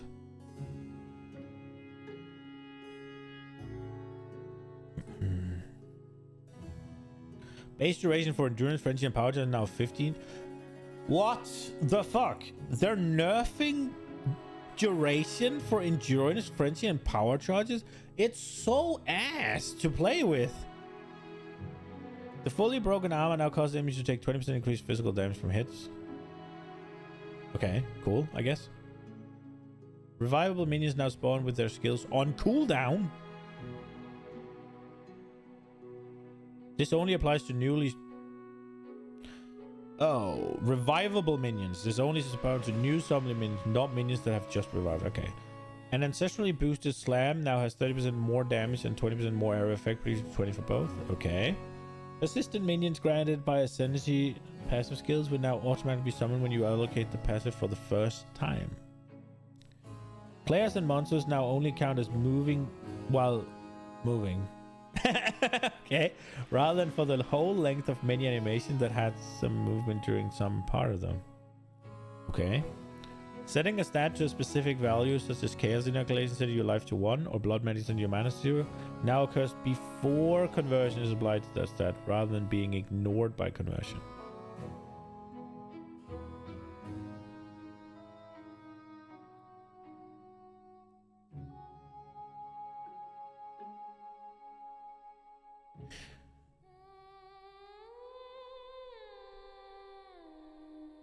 Wait.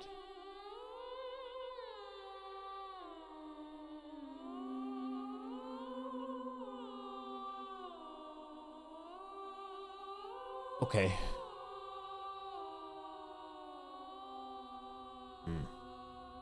I think there was something where you could scale something based on your life while still using CI. That's probably what is changing. Ascendancy changes. The surprising strength ascendancy now provides 50% more damage against heavy stuns, previously 40. Earthbreaker now provides 25% chance for slams if you use yourself to cause aftershock, previously 20. So a little bit of a buff to the Titan. Surprise. The Warcaller's Bellow ascendancy now causes war cries to explode corpses, dealing 25% life as physical instead of providing corpses and your presence explode when you war cry. What? Oh! Okay. This allows for Warcry area of effect scale to scale the corpse explosion. Okay. Okay. Wait. The corpse explosion radius. Does that mean I scale up the radius of my Warcry and the corpse explosion also scales up? That's what it sounds like. Turtle Charm Ascendancy now has 25% less block, previously 35. Encased Jade has been reworked. It now consumes all stacks of Jade to grant guard based off of your maximum life for each Jade stack consumed. Ancestral Spirit skill granted by Answered Call Ascendancy now has minions from the skill have 1% increased accuracy rating per 3 dexterity, and minion from the skill have 1% increased per 3% strength. Okay.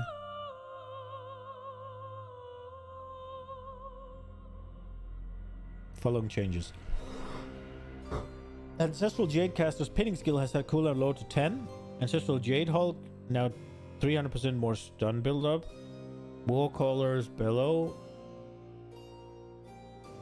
grants 10 rage, previously 5. 20 increased skill speed, previously 10. The Power Shell Aura from the Ancestral Spirit Turtle now grants allies 80% increased, previously 50, and 40% increased block. Okay. Gemling Legionnaire. We're assuming nerfs here. This was busted. Enhanced Effectiveness Ascendancy passive skill now also grants 20% less attributes. What does that mean? Path of Exile 2 Ascendancy.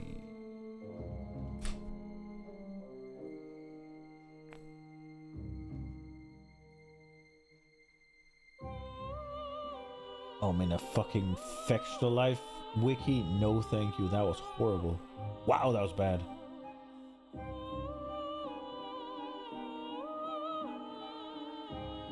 Okay, what was it called again? Enhanced Effectiveness. Inherent bonuses from intellect are doubled. Okay, so they were doubled. The inherent ones. What are they now? Okay, so they're still doubled, but you get 20% less.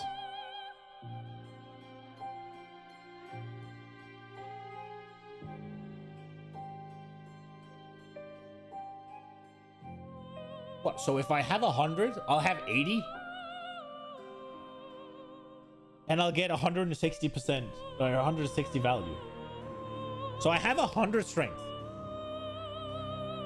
Right? I take this note, and I'll then have 80.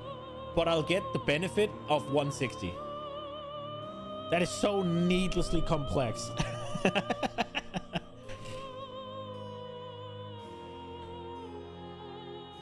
The integrated efficiency ascendancy passive skill has swapped positions with gem started. It no longer provides +3 skill slots. Instead, it now causes skills to gain 20% increased damage per socket of red support, 6% increased skill speed per socket of green, and 20% increased critical hit per socket of blue support. The integrated efficiency has swapped position with gem started. Did I close it already? I did, didn't I?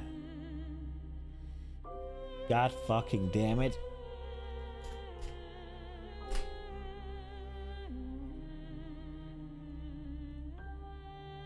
So gem started, you can use 2 copies of the support gem, and that is placed there.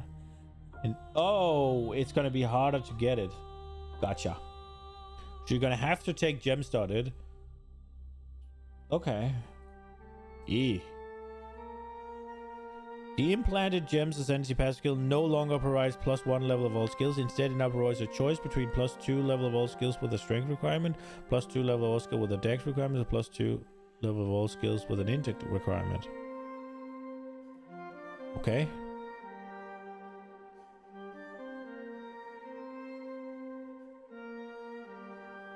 Okay. Witch Hunter. Are we assuming this is getting buffed because they were pretty bad? Patch notes for 11.5? Are we talking WoW now, or what is 11.5? Is that WoW? Dude, the fucking the WoW patch just came out, didn't it?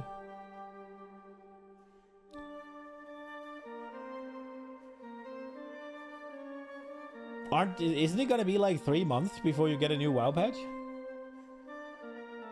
The No Mercy Ascendancy passive skill. You're getting visions?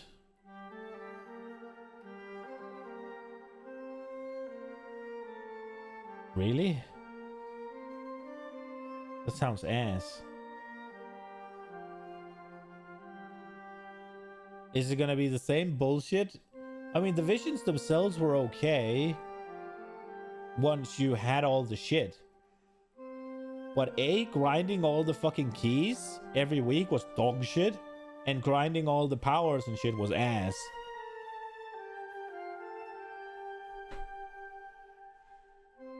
The No Mercy Ascendancy passive skill now causes you to deal 40% more damage to enemies based on their missing concentration. Oh, right. So that was whenever you hit them, they lose concentration, right? Oh, so that is a buff. And probably pretty big as well, right? Obsessive Rituals Ascendancy now provides 35% less armor and evasion rating. Previously 50. Okay, big buff. The Sorcery Ward Barrier Recharge Delay has also been reduced to 2 seconds. Okay. Deadeye. Thrilling Chase now provides when you consume frenzy charges, you count as having consumed twice as many. Previously 50% chance. Oh shit, okay. Pathfinder. The Running Assault now grants 50 less movement speed penalty from using skills with movement, previously 30. Oh shit. Location of this passive has been swapped with Relentless Pursuit, so I'm assuming this is going to be easier to get and Relentless Pursuit is going to be harder to get. The Connected Chemistry Ascendant's passive skill have been removed. Enduring Elixir is no longer prerequisite. Wait, I have no reason to think that this got buffed, so maybe it gets harder. I don't know. Connected Chemistry Ascendancy passive have been removed. Enduring Elixirs no longer has a prerequisite. Oh shit, okay. Added a new multi-choice Practical Remedies Ascendancy passive skill that provides the ability to allocate Grounding Stick, Dowsing Vial, or Thawing Campfire, which provide immunity to shock, ignite, freeze. Okay. Added a new Sustainable Practice Ascendancy passive skill which provides 30% of evasion rating, also grants elemental damage resistance?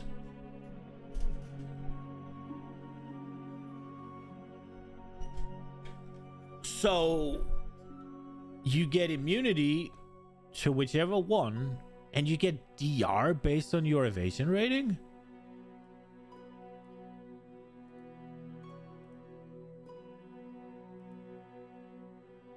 Okay, Pathfinder.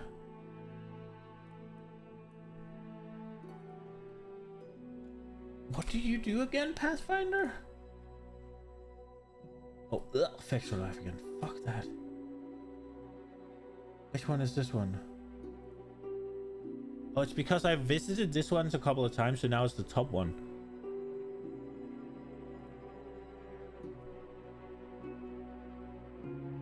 Oh, wait, what? I zoom in on all of them? Are you kidding me?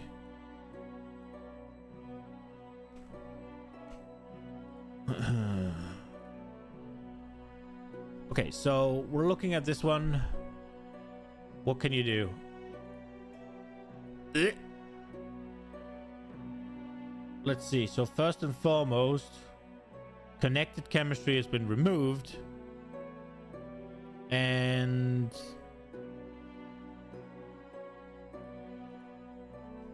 okay, which one is this one has been removed? Number 1. That's gone. So life, they're no longer removed. The most wait, what else? Running Assault is still connected. Added a new multi-choice Practical Remedy. Okay, so right, so they add 2 more, I guess. So you can still do the brew concoction stuff. Double the number of poison you can inflict on enemies. Grants 5 passive skill points. 30%. This is 50% movement. Oh, so this is going to be harder. So your speed is unaffected by slows, and you have 50% less movement penalty while you're firing. And then the two new ones. That could be okay. That definitely could be something that we play around with, but maybe Pathfinder with spears could be cool. Get fucking 30% of evasion rating as elemental damage reduction. So it's just physical damage you need to worry about. And chaos, I guess. Acolyte of Chayula. I really want to play this at some point. It's so cool. The Embrace of Darkness now provides +8 per level, previously +5. Oh, that's big. The Ravenous Doubts Ascendancy no longer provides mana leech as instant. Instead, it now provides mana leech recovers based on other damage types as well as physical damage. Oh. Okay. Cool. Honor lost during the trial of Sekhmet is now taken before the Acolyte of Chayula's Darkness.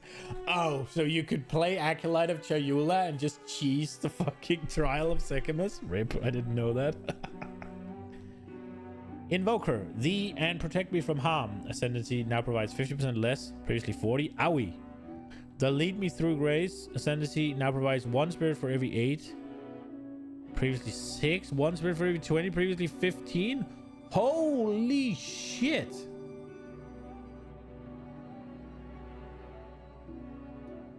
Bro, that is 33% more or less, I guess you get.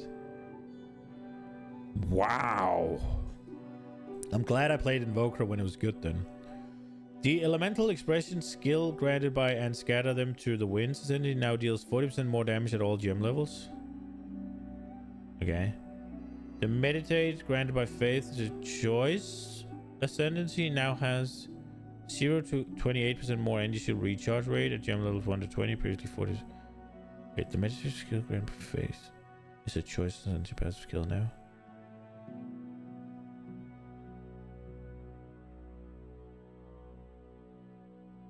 The meditate skill granted by faith is a choice ascendancy passive skill. Now has 0 to 28 more shield recharge. Previously, oh, so it's slower. Quality now pros. Okay. So it does the same, but they just nerfed it. Okay.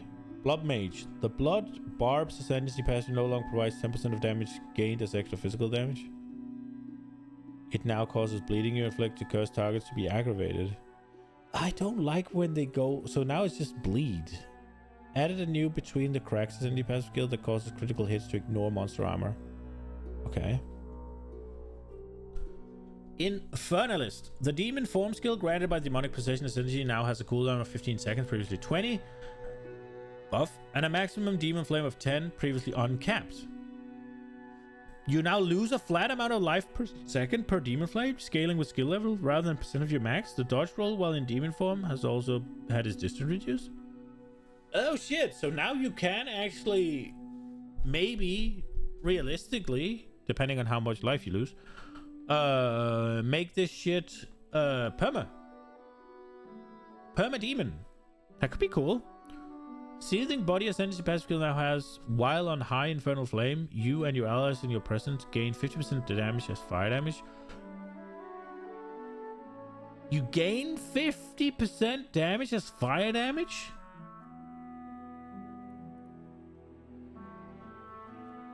Here, do 50% more damage, basically. The Grinning Immolation Ascendancy passive skill now provides 50% more critical damage bonus, previously 30. Pyromantic Pact now causes 50% of Infernal Flame to be lost per second if none was gained in the past 2 seconds. Previously 10. Wait. What is Infernal Flame?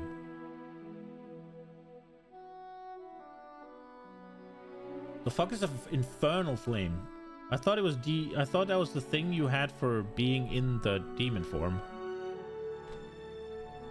Okay, so maximum mana is replaced by maximum infernal flame. Gain infernal flame instead of spending mana for all skill costs.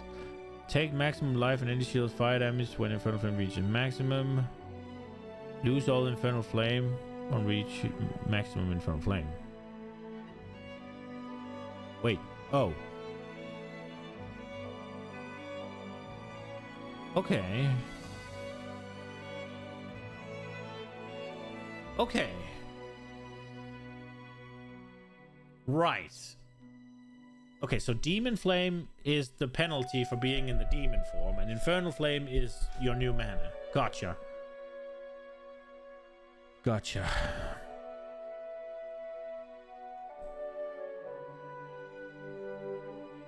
The Bringer of Flame now causes all damage from you and your ally to contribute to Ignite, Chance, and Magnitude instead of providing, while not on low Infernal Flame, all damage from you and your allies in present contributes to Ignite, Chance, and Magnitude.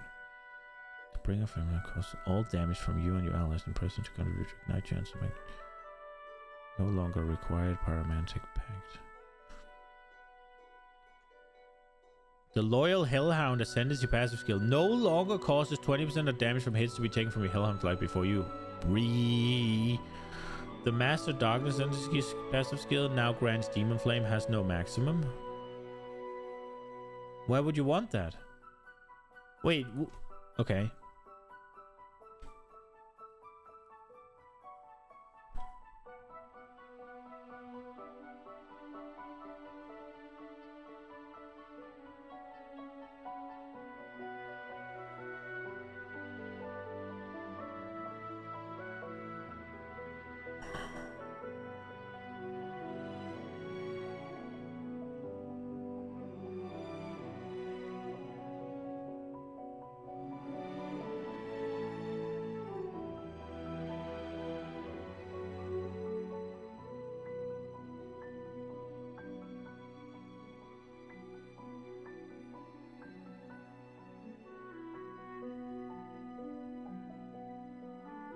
Huh? Why would you want that?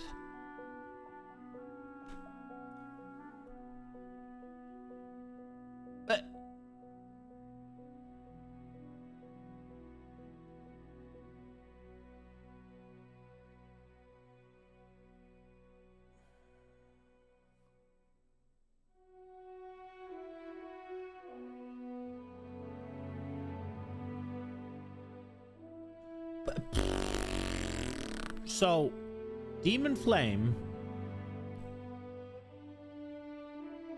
you now lose a flat amount of life per second per Demon Flame, scaling with skill level. Right. So it's capped at 10. So let's say you take 10 damage per second per stack, meaning it's now capped at 100.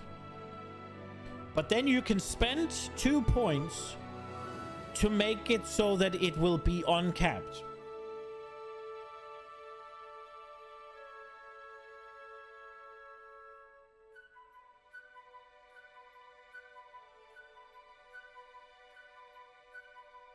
Why would you want that? Because it does. The demon form doesn't end when it reaches max now, does it? It ends when you hit 1 or you use the skill again. What? There's something I don't understand. Because before, Master Darkness gave you, that was capping it at 10. That makes sense. But why would you uncap it?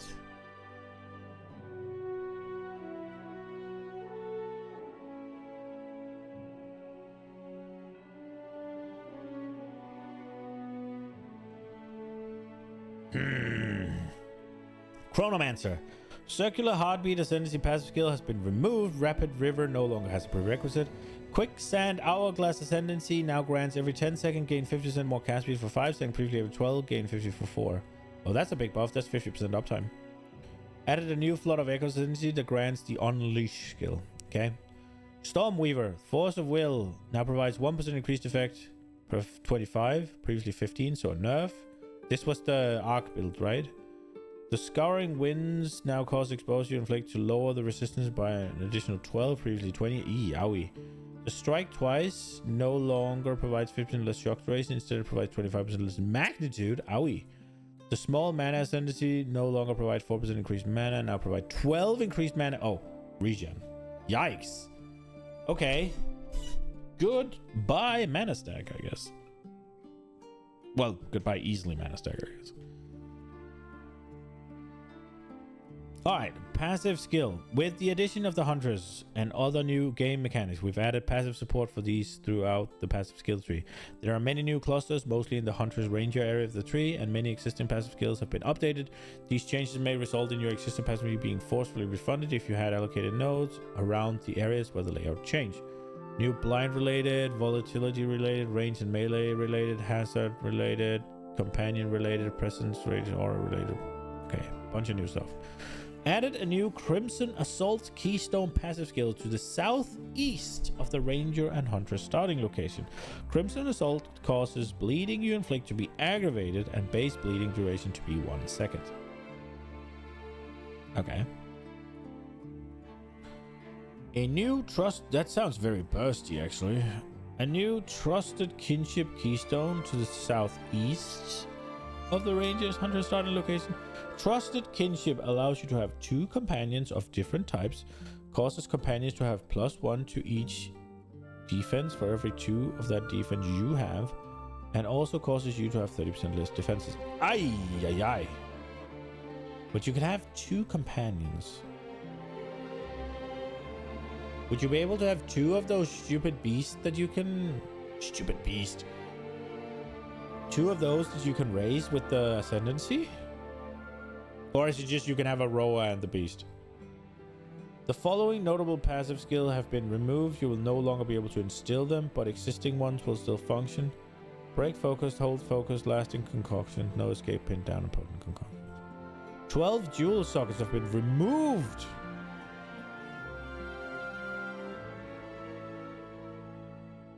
Oh shit. The Acrobatics Keystone passive skill now grants 75% less evasion rating, previously 70. Ow. Eldritch Battery Keystone now has the additional property of doubles mana cost. Jesus! Mana cost was already bad. The Giant's Blood passive keystone, or Keystone passive skill, sorry, now has triple attribute requirements of martial weapons. This previously only affected axes, maces, and swords, but was described as weapons. Okay. Cat-like agility notable passive skill now provides 40% increased evasion rating if you dodge roll recently. Falcon technique now grants 1% increased attack speed per 25, previously 15. Oh, that's enough. Freedom of movement notable passive skill now provides 10% reduced movement speed penalty from using skills, previously 30% evasion rating if you dodge recently. Oh, that's nice. The heavy buffer now grants 5% damage taken bypass the energy shield instead of 10% reduced max life. Now grants 5% of damage taken bypasses energy shield. Huh, that's a way to get your life regen working. I like that. Icebreaker now grants additional freeze threshold equal to 50% of maximum energy shield, previously 100%. So it's the same as life now. Because life also got the same treatment, right? Mana Blessing notable passive skill no longer has 5% increased max mana and now provides 20% increased mana regen. Dude, there's so much mana regen on the fucking tree. It's like... It's not interesting. The Master Fletching notable now provides 20% increased bonuses from gain from equipped quiver, previously 30, so a nerf. The 2 small passive prior now have values of 6, previously 10. While the 2 passive skills after now provide 20 increased chance to inflict ailments with projectile, or 15% increased projectile stun penalty. That got nerfed, huh? The Pylon notable passive skill now grants 30% increased armor break debuff effect instead of its previous effect. Polymathy now grants 7% increased attribute, previously 10. Raw mana now provides 8% increased max mana, previously 12. Fucking hell, they're coming after the mana. Spaghettification now grants 13 to all instead of 7% increased attributes. Oh wow. It also now provides -7 to chaos resist. Previously -30. Oh, okay, I guess. So you get... That is so bad. +13 instead of +7%. Bro.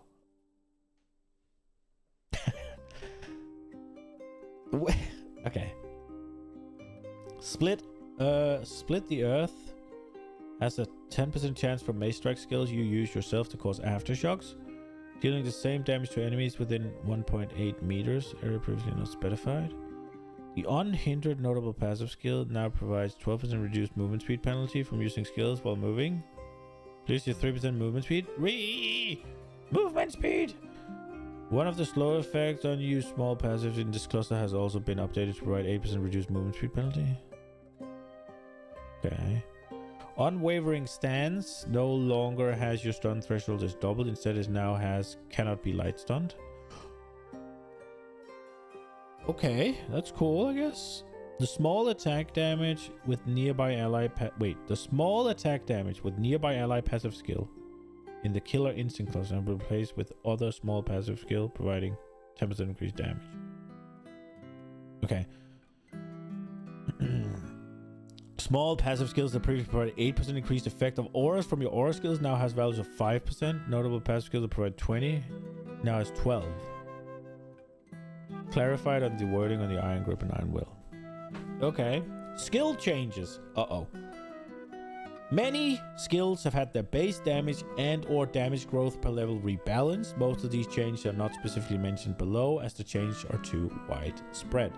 The mana cost for all attacks, marks, and war cries have been reduced, most notably at higher gem levels.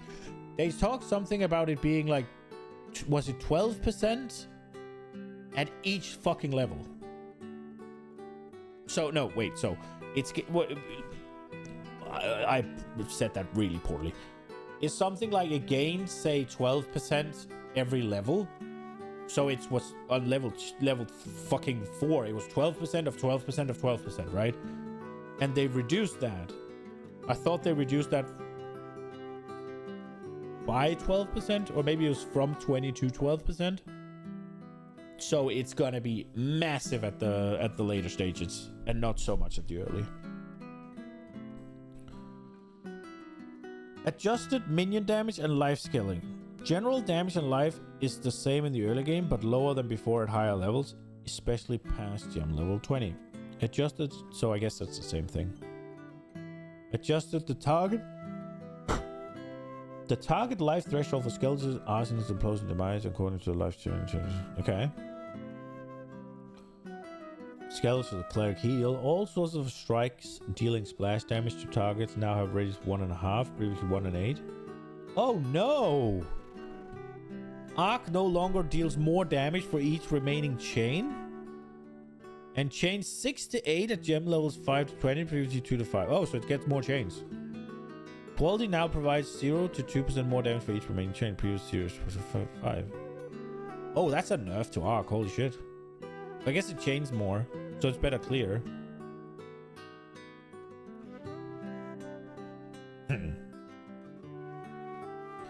Archmaze now causes non-channeling spells to gain 3% of damage as extra lightning damage for each 100 maximum mana you have at all gem levels, previously 5 to 6. It's halved? They cut it in half. Fy fan. Non-channeling spell now costs additional 6.7 to 6.1 on your maximum general previously. So they cut it in half and they upped the fucking mana use. Quality number 0 to 10 instead of granting. So gain 0 to 2 extra for each.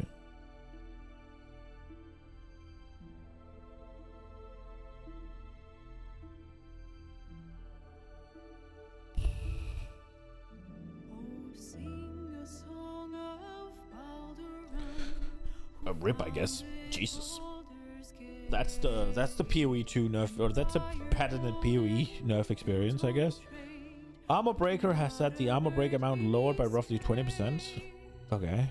Artillery Ballista base physical damage scaling now matches that of other tokens like Shockwave, Ripwire. 100% physical to fire. Okay. Bigger aggro. 3 projectile, previously 1. Ancestral Warrior Totem now explicitly states that it wields two-handed mace. To clarify that it benefits from your mace-related stats. Qualities now plus 0 to 2 seconds totem duration. Banner skills now have an aura radius of 4.5, so half a more meter. Okay. Now correctly considered aura skills. Barrage repeats. Now deals 50% less damage at all gem levels. Okay.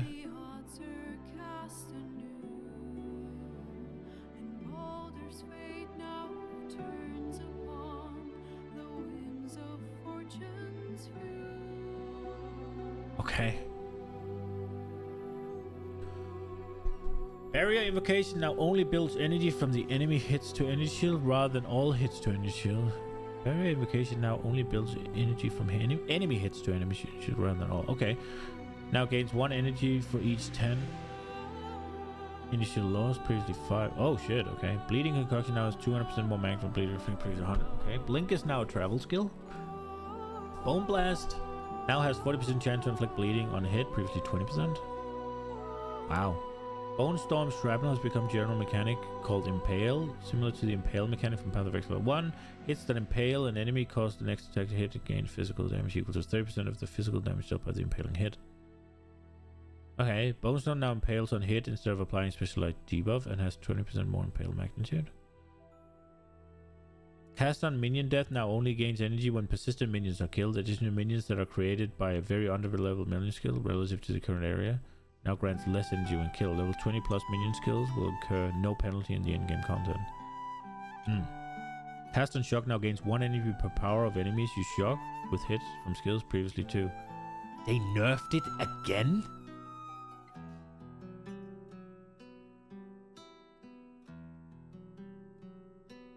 Wow.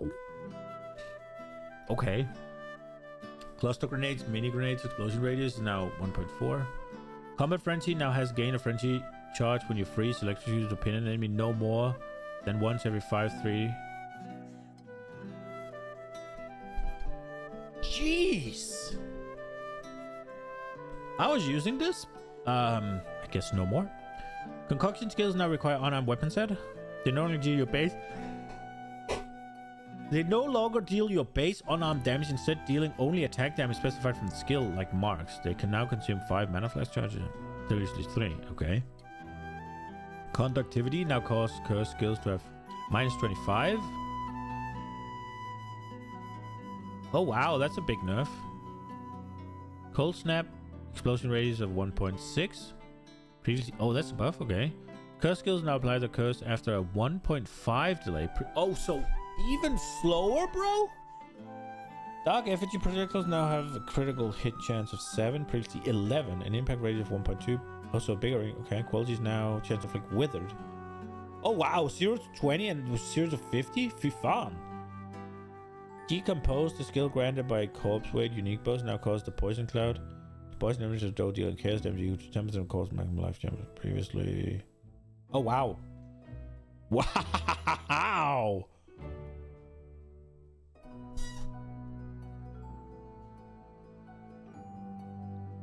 Despair now causes cursed enemies to have minus 20 chaos resist at gem levels 9. Oh Jesus. So they're nerfing all the curses? Detonate Dead now deals physical damage equal to corpse maximum life. Previously 20 at all gem. Okay, Jesus.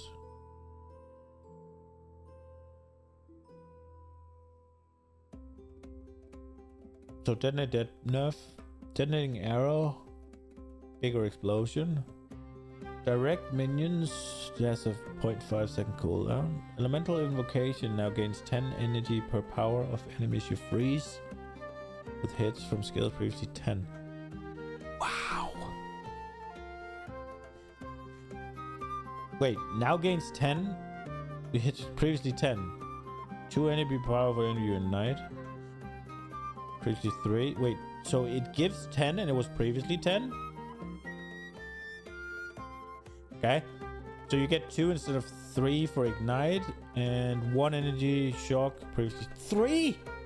From what I've understood so far from people reacting to PoE2 is they want PoE2 to have all the same mechanics as PoE1. But have more features than PoE 1 lacks. Yeah, I mean, PoE 1 is super popular, right? It makes sense.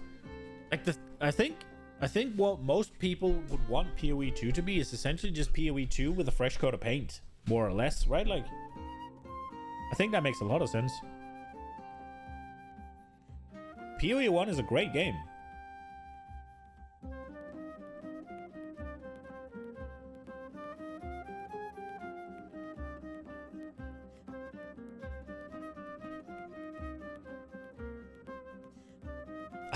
I don't like when they do this, because now, so when PoE 2 first released the early access, the cast on whatever were really potent, and you might argue brokenly so, right?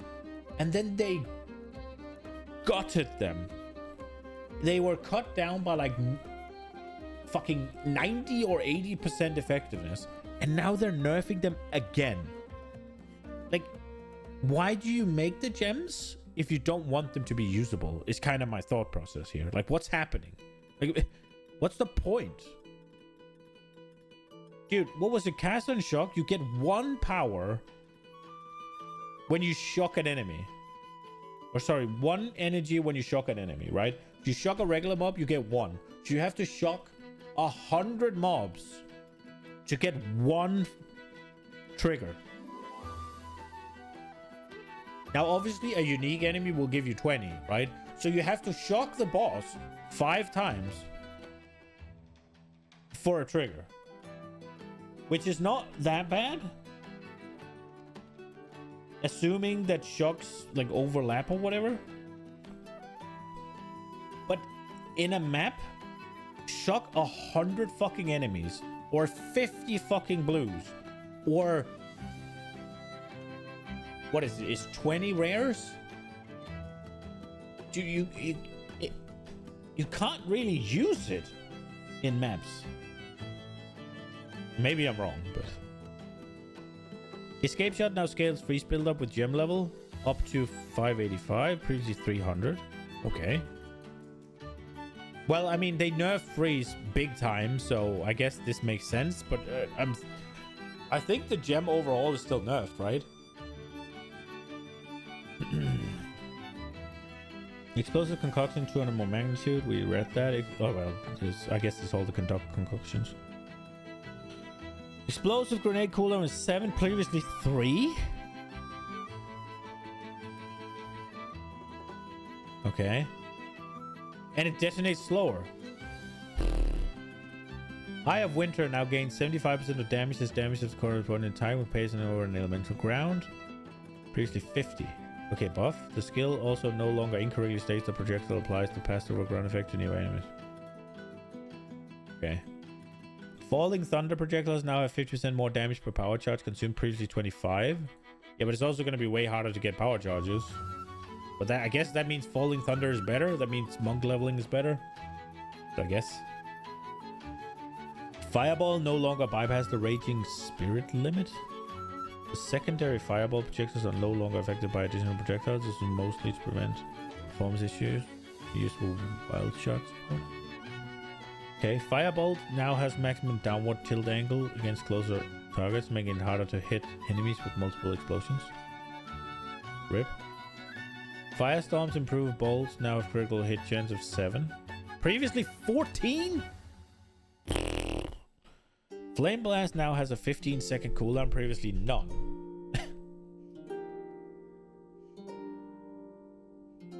And now has 75% more damage per stage, previously 200.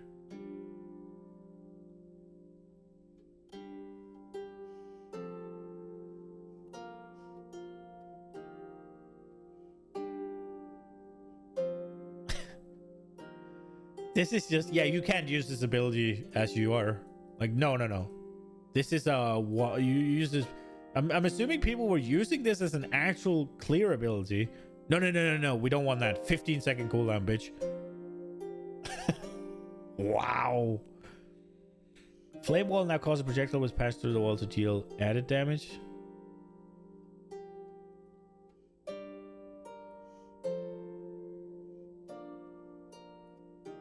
Cut in half.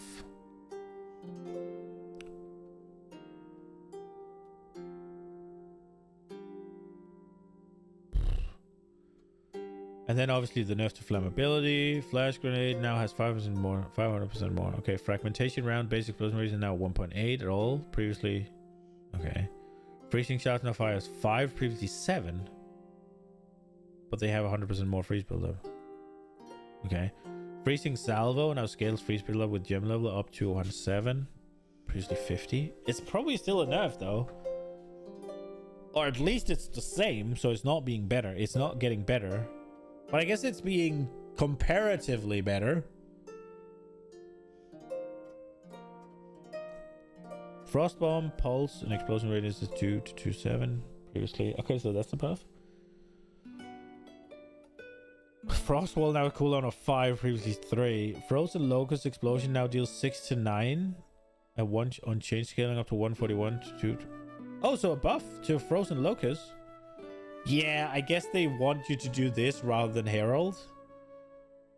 The damage pass have been adjusted. Explosion radius is now 2. Yeah, they want you to do this instead of Herald. They want you to do Frozen Locust. I'm not really a fan of them trying to add in more button presses for clearing. It's like, it's this...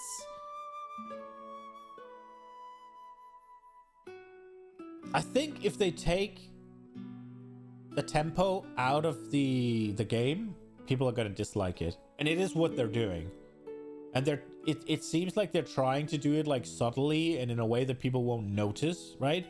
But you're absolutely going to notice. And then they can maybe fucking, I don't know, I guess they can try and like gaslight you by saying, no, you move just as fast. All of the movement is there, blah, blah, blah. But no, it's when it's take like 3-4 button presses to kill a pack. Because what they want, they don't want the whole Herald blast, right? They don't want the Herald just removing the entire screen like it did in last patch. So now they want you to go apply the Frozen Locust and then blow that up to blow up the screen. Which is just adding more bullshit. They don't know that I have eagle eyes. I know. I mean, I don't know. It just... It seems a little bit like... I don't like to say it because the devs are really nice and they seem very upfront. But it seems a little bit like Jonathan sometimes tries to gaslight you a bit. Maybe Mark as well, I guess. When they're talking about, say, oh, the crafting bench. Like, you have the gems, the runes now. The runes are the crafting bench. But like, bro, it's not the same. It's not the same. If we just put a bench in and you have to do the runes at the bench, then but no. It's not the same. It's not the same. The gems are additional. The bench feels like core, right? Like the gems feel like something you add to your gear, whereas the bench feels like something you change on your gear. Right. Moving on.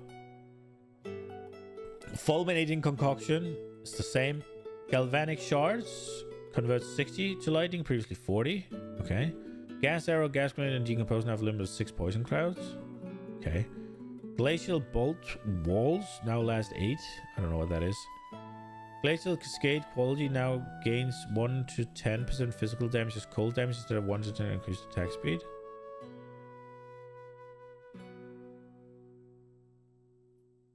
Huh. Glacial Cascade is cool, but it's fidgety. It's not easy to use. Grim Feast can no longer be engraved in the gem cutting menu. What?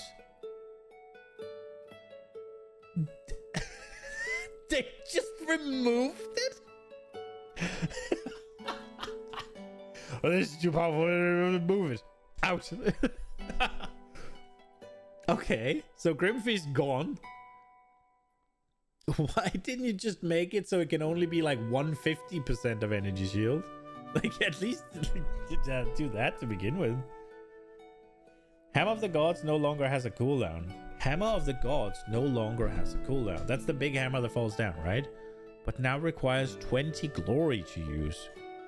Glory is a resource that gets built up by heavy stunning enemies. The amount of glory gained is based on the stunned monster's power. Quality is now to impact radius.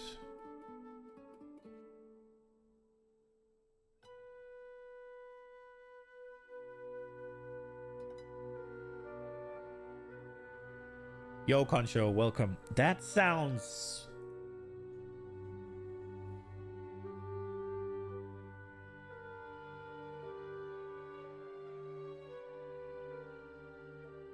So before it's a cooldown, it was something you used on specific enemies, like a rare or a unique or a boss or whatever. Remind you, what is this game? It's PoE 2. We're reading the patch notes. Wait, is the fucking timer dead?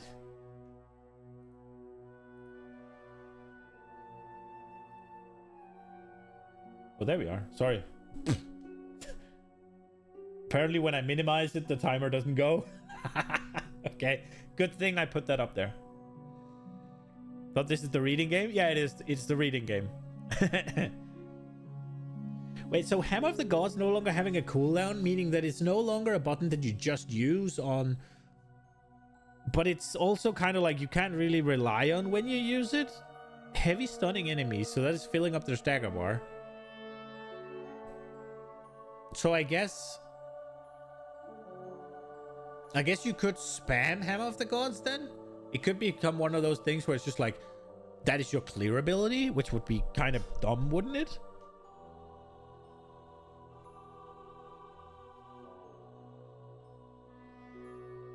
It's the hardcore. You gotta get through all the reading. The better you are at reading, the better you are at PoE 2. That's why Sophie can't play it. Hand of Chayula now specified that it triggers socketed marks. This is purely a description change. Okay.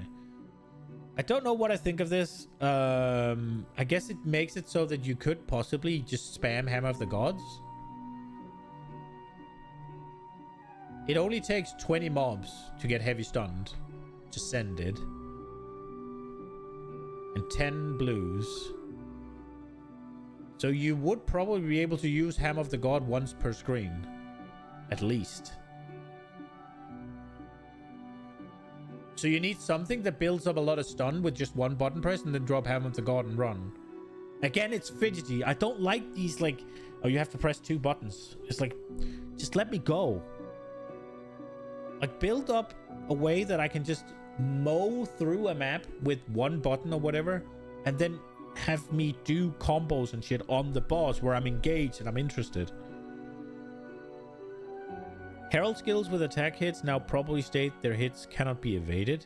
This is not a function, it's just a descriptive one. Okay, here comes the nerfs. Herald of Ash explosion radius is now 1.2, previously 1. Herald of Ash quality now provides an additional 0 to 5% overkill damage, contributes basic ignite damage instead of the previous ignite surrounding enemies if overkill damage at least.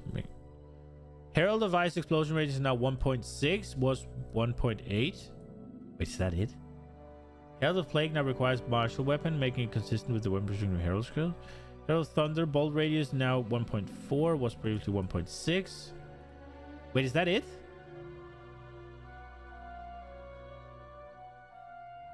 Oh, it might be down here in the support changes. Okay. Because with these changes, where's the Herald? With these changes, it still works. It's just a little bit less effective because it's just 0.2 meters less. But I guess you could then take something that, at the cost of some damage, you could take something that just increases your AoE. And there we go. Oh, but the freeze... Oh, they did make it harder to freeze. Was it just bosses or was it all monsters? It was just freeze build up in general, right? Where was it?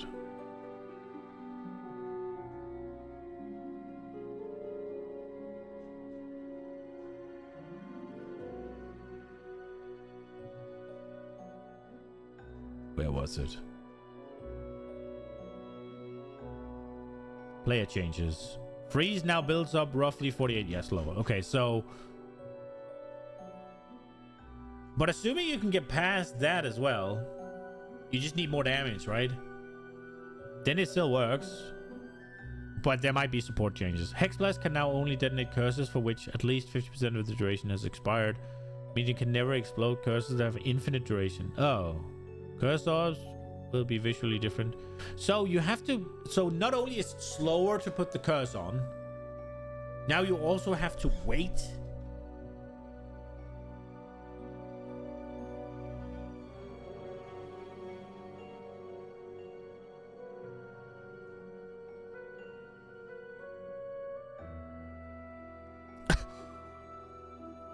The explosion rating has been increased, and it now has a maximum of 3 per cast, previously 9.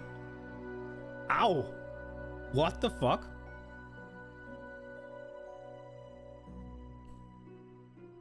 Hypothermia now. Oh, this is the frost curse now gets nerfed.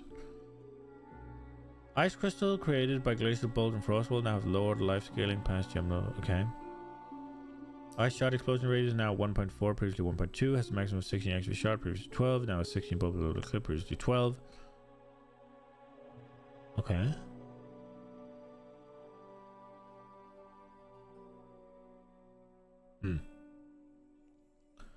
If you have multiple travel skills with cooldowns, their cooldowns are now shared. Improved ball lightning description to clarify the ball itself does not hit enemies. Skeletal cleric behavior to reduce cases where they would run at enemies attempt to attack them. Incinerate now has 25% less ignite duration, previously 50. Leap slam, more stun build up at gem levels, previously... Oh, okay, so maybe you just leap slam, hammer of the god, leap slam, hammer of the god, leap slam, hammer of the god. That could be such a stupid build.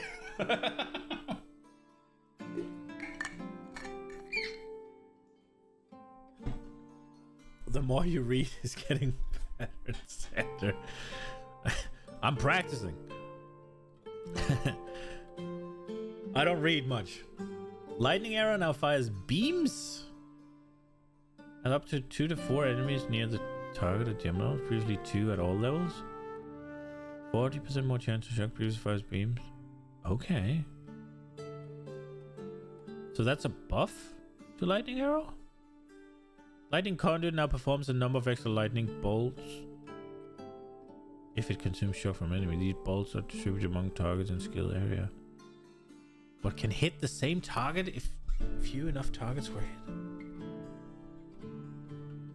Lightning bolt now has 200% more chance to shock, previously 100. Lightning conduit has 20% more damage with hits per 5% shock effect on enemy, previously 100 more damage. Wow, lightning conduit is getting buffed, huh? Lightning rod arrow now disappears after being chained to 6 times at all gem levels. 8 to 14. Owie. Arrows now take 1 second to charge up before releasing lightning bursts when chained to. Lightning arrows that chain to rod cause the pulse come instantly as something you need to charge up. Okay. Lightning warp no longer creates shock ground if targeting a ball lightning projectile. Right. Magma spray. Magma barrier skill deals damage. Less damage.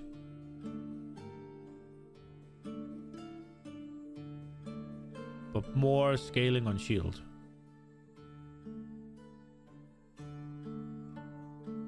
No. Wait. Yeah, more damage on shield. And less damage effectiveness. Okay, I don't know. I've never played Magma Spray. Magnetic Salvo, attack damage buff and attack damage nerf. It now fires up to 8. Oh. Holy shit! What the fuck?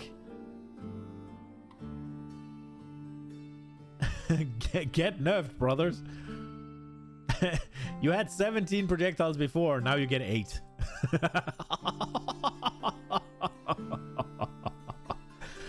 Mana Tempest now grants additional damage as lightning instead of causing its effect to linger after you exist Tempest. Mana Tempest quality now grants additional damage as gained as lightning instead of causing the effect to linger. Okay. Mantra of Destruction's Purple Flame Shield now has duration of 8, previously 6. Nice.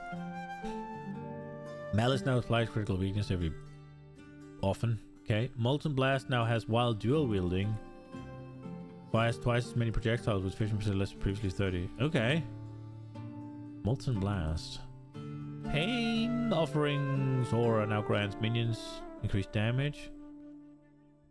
Increased rather than more. Yikes.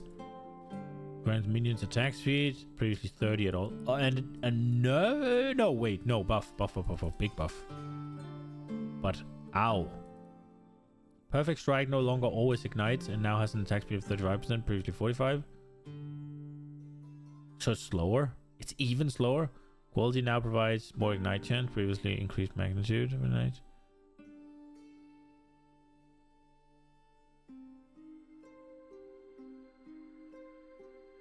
Okay, that skill's bad. I don't like it.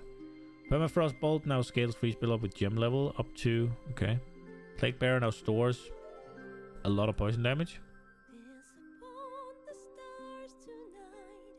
And this is the same with the poison concoction as we've done before. Profane Ritual now has ritual radius of buff. Okay. Raging Spirits now has spirit duration 5, previously 4, and a maximum of 2 spirits summoned per spellcast, previously 5. Oh shit. So you have to fucking send off 5 spells instead of 2 now? Holy shit, okay. Yikes. Due to performance spawning very high amount of raging fire, if you spawn a large number of spirits at the same time, the spawning of them is now spread out over a short duration. Rain of Arrows now land... Wait, Rain of Arrows, arrow landing. Okay. Is now affected by projectile speed. Okay, Reaper's Invocation now gains 15 energy per power of enemies you kill with melee attacks. Previously 10. Ooh, okay. Ripwire Ballista Bolt now pins enemies as though dealing 600% more damage. Rolling Slam now has plus 1 second to total attack time previously, and the mana has been adjusted. Rolling Slam has plus 1 to total attack time. And the mana has been adjusted accordingly. What does that mean? Sacrifice now has minion revive 60% more slowly. Oh, wow. Before it was 31 and so double? Ew. No, wait. Yeah, so wow, that's ew. Seismic Crowd no longer has increased Warcry speed. Okay. Shard Scavenger now instantly reload your crossbow upon consuming freeze, shock, ignite, fully broken armor. No more than once every seconds. Okay. Shattering Concoction buff, the same as we've seen with all of them. Shattering Palm Explosion now have an additional random delay. Okay, Shards of Ice cannot be applied to the target Shattering Palm. Broke existing shards. Okay. Shield Wall, Segment Life Pass, blah blah blah. This is a reduction in total life. Shock Chain Arrows can now chain up to 8 meters away, previously 4. They also hit the monster from which the shockwave originated. Okay. Siege Cascade, 200% more damage against immobilized. Okay. Siphoning Strike, Shockwave Radius. Okay. Skeleton Arsonist, Explosive Demise Skill, deal fire damage equal to 12%, previously 15.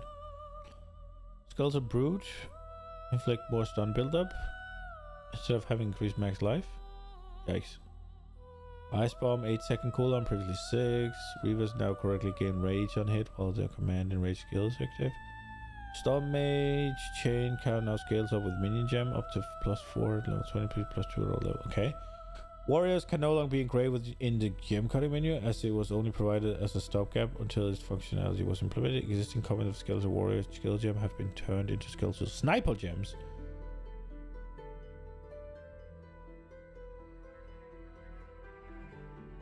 Okay. Snipes attack speed multiplier and mana cost have been adjusted. Attack time matches the time until a perfect strike. This is made to improve description and functional skills unchanged. Stormwave now has 100% more chance to suck. Soul Offering now grants spell damage rather than increased rather than more. Spark now fires 4 to 9, previously 6 to 14. Get nerfed! Holy shit! And no longer projectile speed. And it got... Okay, so it had 18 projectiles, and now we're down to 9, so halved. Spiral Volley now has 30% more damage per French charge consumed. Sunder now has +1 second to total attack, previous 1.4. Okay. Stampede quality provides aftershock. Less. Storm Blast bolts no longer have 30% less reload speed. Stormcaller arrow bolt chance to shock. Oh, nerf. 800 before, now it's 500. Tempest Bell impact now deals attack damage. More attack damage? Now requires 10 combo to use? And the bell is destroyed after 10 hits?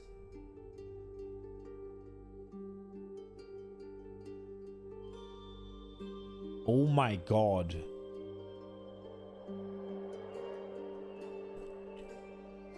Why?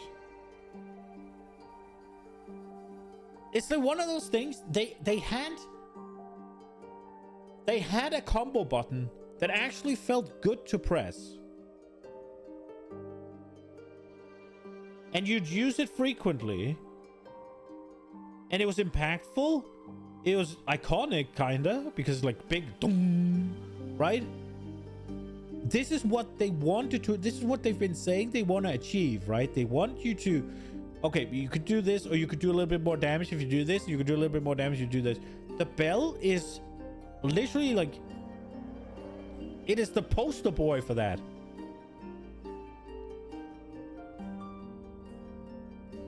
And now they're just crushing it.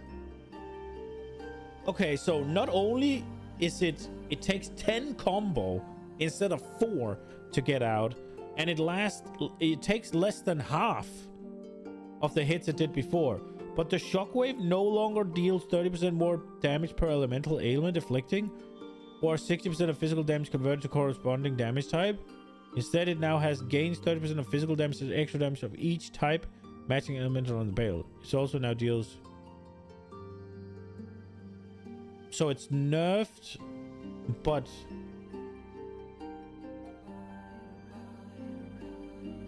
it has gain now. So I guess it's more effective if you just have one, but less if you have... Bro, Tempest Bell can now only trigger a shockwave every 250 millisecond. This spell is a strict limit, not a cooldown. As such, it cannot be modified by cooldown.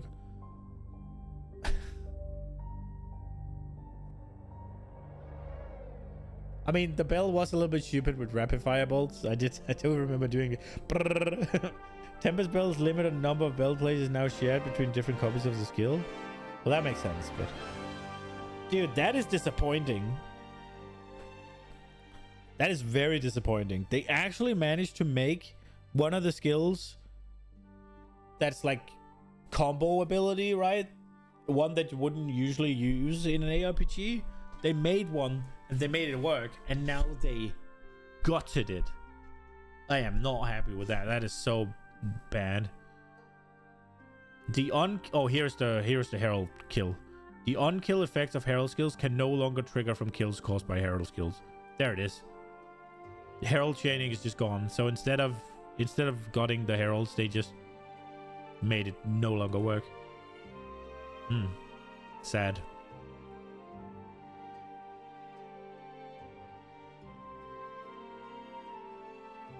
Wait, what was that? There was a Herald ring. Herald of Frost ring. But I guess that's gutted with this as well, or?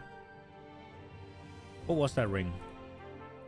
PoE 2 Herald of Frost ring. Is it Pulse Circle? Pulse Circle Computer.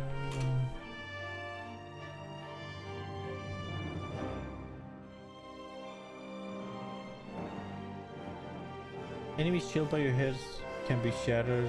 Enemies chilled by your hits can be shattered as though frozen.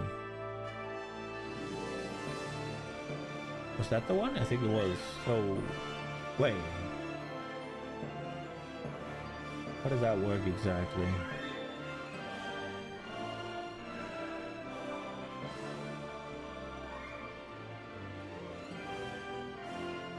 So would one... I don't know. I don't understand how that worked. It made them explode. That seems like it'll still work, maybe? No. On-kill effects of Herald skills can no longer trigger. But yeah, I guess it doesn't work then. I don't know. But then that's dead then, that ring? It must still work, right? Tornado shot splitting effect now also applies to thrown spears. Tornado shot splitting effect now also applies to thrown spears. Okay. Toxic growth now require more stored poison to reach maximum radius and damage, and more stored poison to expire faster. Pustule duration is now 15, previously 6.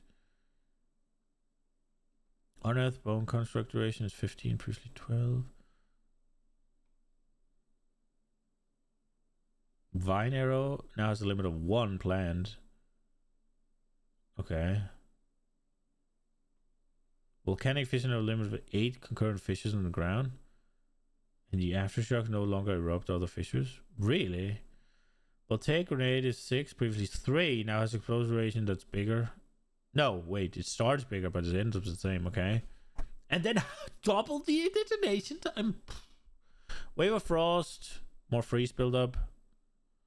Wind Dancer now grants 10% more evasion per rating per stage at all gem levels previously. Oh my lord. What's the point of leveling it up then? And gains the stage every gem levels previously. Gale Force now deals attack damage gem levels. Critical hit chance on your main head weapon instead of having baseline 5 critical. Wind Dancer. Stages are now consumed when being hit by an enemy instead of from a melee attack. Wind Dancer. Stage gain timer is no longer interrupted when you're hit. Quality now produce. So you just run a level 1 Wind Dancer, I guess. Like, what's the point? There's no point of fucking... They just said that they want, like, level of gem to matter. I guess there's still the stage gain, but, like, bro. You gain a stage every 1.5 seconds rather than every 1.1. Okay. Withering present, wither duration is 6, previously 4. Now wither Wind Dancer's Gale Force has a knockback. Okay. Skills with expanding ground effect were unintentionally scaling radius over time instead of area of effect. They still scale the radius, though they were updated. Description. Oh, they were... Okay. The Poison Cloud gas arrow gas decompose now gain 20% more radius per second up to a maximum of 80. Okay. Poison Cloud from Skill Sniper gains 20% more radius per second up to 80. Chill Ground from Frozen Locust gains 30% more radius per second. Wait, let me just read this again. They still scale the radius. Okay.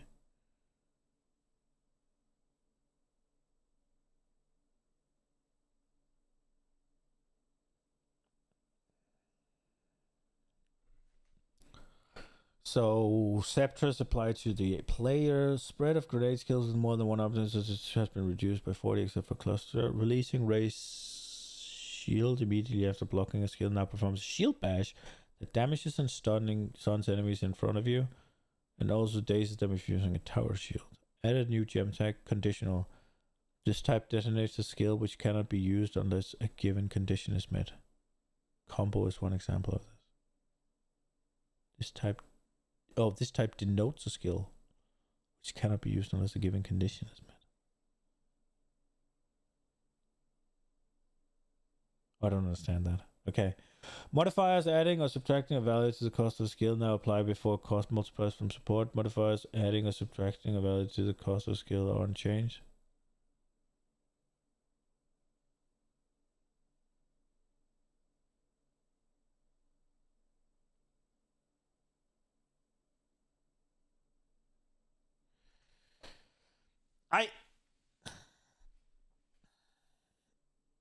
I don't like the way they nerf things. It feels like it's just, yeah, you're not using this anymore. Done. Over. It's like it doesn't feel like they're trying to balance it. It feels like they're trying to hammer it so far down that nobody will ever use it again until they buff it. And I don't like that.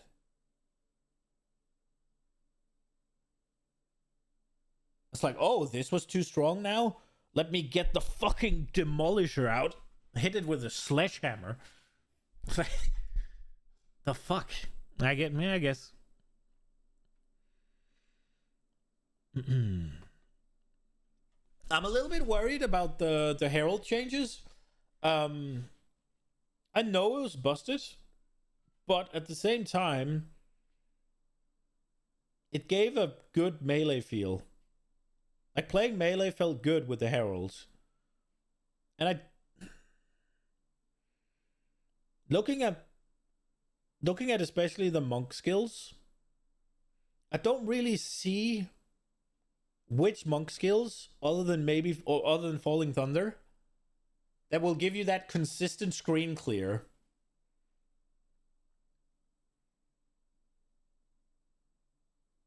And Falling Thunder requires some way of producing power charges for that. And they just nerfed Combat Frenzy.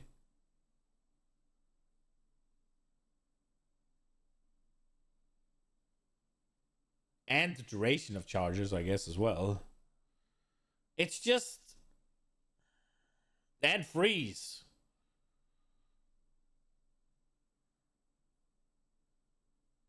I don't really foresee the game being that fun to play if you have to individually dispatch of every single monster. Morning Blitz. It's just the whole like, yeah, we want you to combo more abilities together, and we want you to do less AoE and all of that shit unless you do the combo shit. It's just gonna slow down maps to a point where I don't think it's gonna be fun to play. All the combo shit is best used for bosses, I think. I think they should take all that shit out of the what you're supposed to do for mapping, and it's like, oh yeah, if you fight an essence monster or a rogue exile or like a specifically hard rare or a boss in a map, then you do all that shit. But until then, you just blast. I don't think you want it to be that every single pack requires you to press like 3, 4, 5 different things in X succession, depending on X boss or whatever. I don't think that's going to be good gameplay, because when you're just farming maps, you're not fucking paying attention. You're not mentally invested. It's not until there's something unique on the screen that you're fucking, oh shit, let me pay attention. Right? Like, all right, let's read the support changes. I need more water.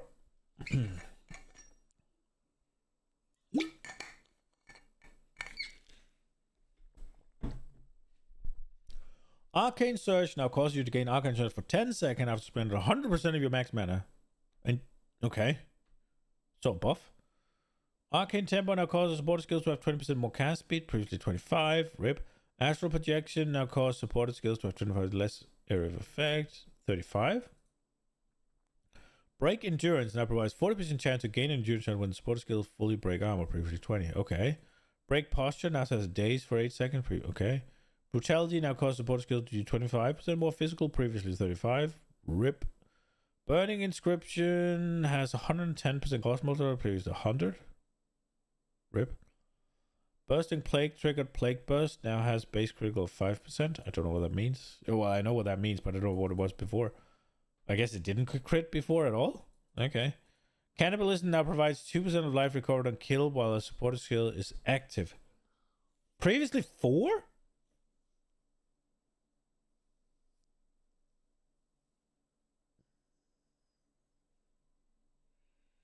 I guess. Capacitor now has 130% cost multiplier, previously 100. Close combat, 120, previously 140. Okay. Combo finisher now causes supported skills to lose combo if you generate no combo for 4. Previously 8. Ugh. Comorbidity now causes supported skills to have 20% less poison duration. Concentrated effect now causes supported skills to deal 30% more area damage, previously 40. Yo, Potato, welcome, welcome. Considering casting now has 115 cost multiplier, previously 100. And causes supported skills to deal 35% more damage, previously 40.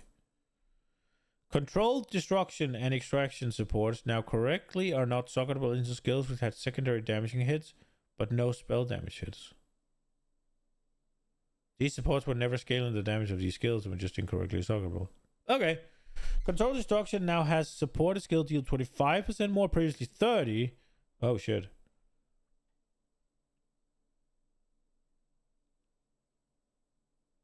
Crescendo now has 120, previously 100. Oh, I used that. Culmination now causes supported skills to deal 33% more damage per combo. Previously 2, and now lose combo if you generate no combo for 4, previously 3. Okay. Decaying Hex causes supported skills to inflict decay, dealing 100% of intelligence as chaos damage per second for 8. Interesting. Demolition now causes supported skills to break 50% more armor, previously 40. Energy retention now has a cost more of 1. Okay. Execute now causes support skills to deal 50% more damage, previously 40. Expanse now causes supported skills to have 8% seconds plus 8 to cooldown, previously 6. Exploit weakness now causes supported skills to consume enemy fully broken to deal 40, now it's 50. Extraction supported skills to gain 35 as extra chaos, previously 25. Okay. Feeding Frenzy and Meat Shield can no longer support minions which are undamageable. Okay. Fork now causes projectiles from supported skills to deal 30% less damage after forking, previously 50. Holy shit, okay. Frost Nexus, supported skills to create chill ground for 8, previously 4. Fist of War, big cost multiplier. Hourglass, supported skills to deal 30 more damage, previously 40, okay. Ice Bite, 35 is cold. Previously 3. Oh, it lasts longer. Let's go. Impact now causes supported skills. Aftershock when hits heavy stun. Okay. Impending Doom. Trigger Doom Blast now has base crit of 7. Previously 5. Buff. Impetus. Innovate now has attacks gained for 5 instead of 3. Let's go. Inspiration now causes supported skills to have 30 less cost, previously 40. Lasting Shock has cost multiplier and now causes supported skills to have 30% less chance to shock, previously 20. Oh, shit. Life Thief now has 8% physical damage from supported skills of life, previously 6. Lockdown, cost multiplier. Long Shot causes supported skills to deal 30% more attack damage to further 7. Previously 35. Nerf. Magnified Effect now has a 130 cost multiplier and cost supported skills to have more. Magnified Effect, so cost support to have 30% more, previously 40. Your bookmark list is 10% of what it used to be. Good riddance to all those Americans. Oh, you just removed all the Americans. Rip. Mana Flare. 2 meters, previously 1.6, 25 to deal that much flyer damage, previously 20. Okay. I don't know if that's a buff or a nerf, right? Because it consumes more mana, but it also seemingly deals more damage, right? So, I mean, it makes attack speed less valuable, I guess, so you can focus on other things. Martial Tempo now costs support skills to have 20%, previously 25. Rip. Meat Shield now grants minion from support to take 35 less damage and regain 50% more max life. Okay. I mean, this is probably stronger, but this has synergy with explosions and such. Minion Pact, remove 100%. Wait, Minion Pact now causes supporter skills to remove 100% of your maximum life from a nearby minion on use to deal 30% more damage.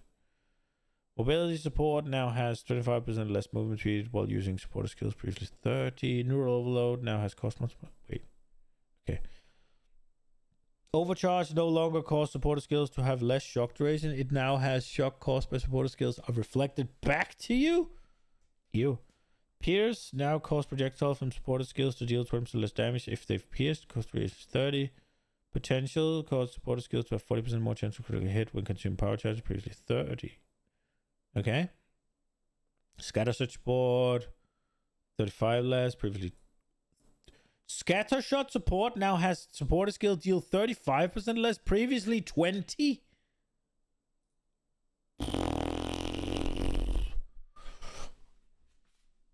shock siphon can no longer be engraved in the gem cutting, meaning 60 copies of this support will still function. Wait, I used that.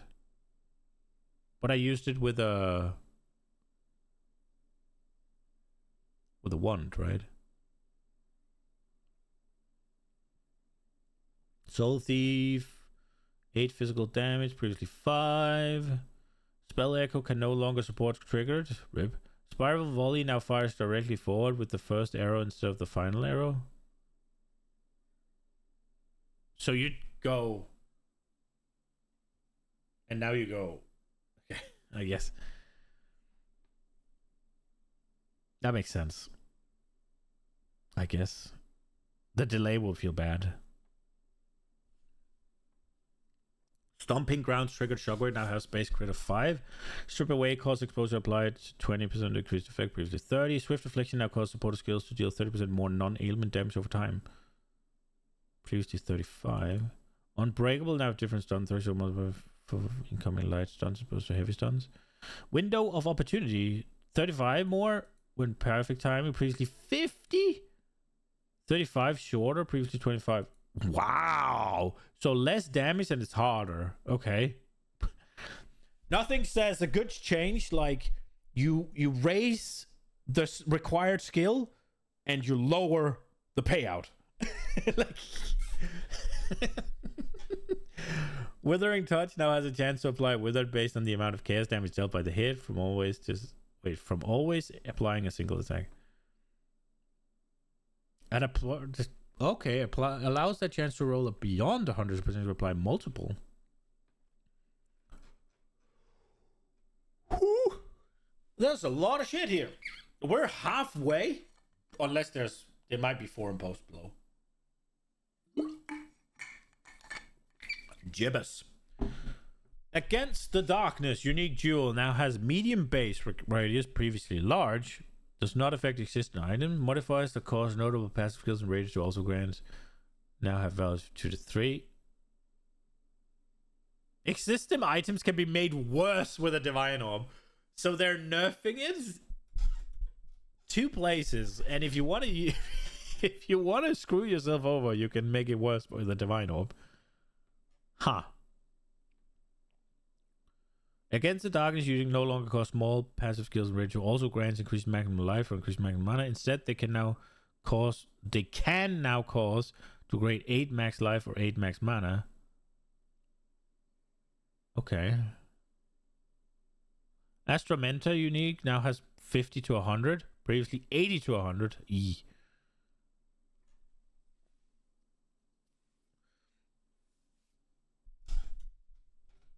You say it's not worth returning to this. Let's change category and play something else. You got a good suggestion? Or the Aetherius Disdain unique helmet now has 10% of damage taken by a percentage shield, previously 20 to 25, and 6 to 100 maximum mana, previously 40 to 60. It also now has gained 10 to 15% maximum life as a maximum energy shield, previously 25. Okay. Raft? That's not a bad choice, actually. The Choir of the Storm unique amulet once again triggers Lightning Bolt, previously Greater Lightning Bolt. Okay. Why, though? Crown of the Victor unique helmet now grants 10 to 15 increased rarity of item, previously 10 to 20. The Death's Harp unique bow now has 30 to 40 critical damage, previously 50 to 70. Existing item can be made worse with Divine Orb. Yeesh. The Dream Fragments unique ring now provides 10 increased maximum mana, previously 20. A Divine Orb can be used to make a system. Wait. The Dream Fragments unique ring now provides 10 maximum, previously 20. Everlasting Gaze unique amulet causes you to gain 4 to 6 of maximum mana as extra energy shield. Okay. Previously 20 to 30? What?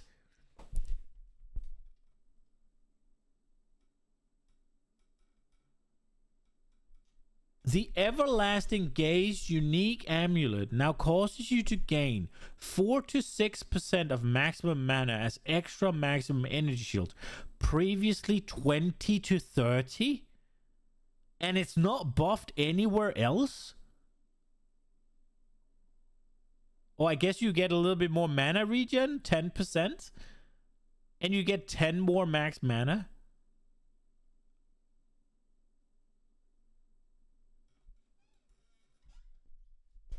This is what I'm saying. These things are just like, yeah, never use this again.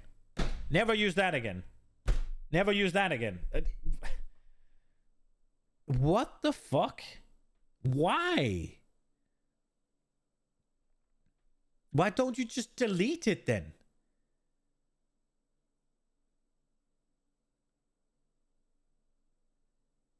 Well, it is now, Blitz.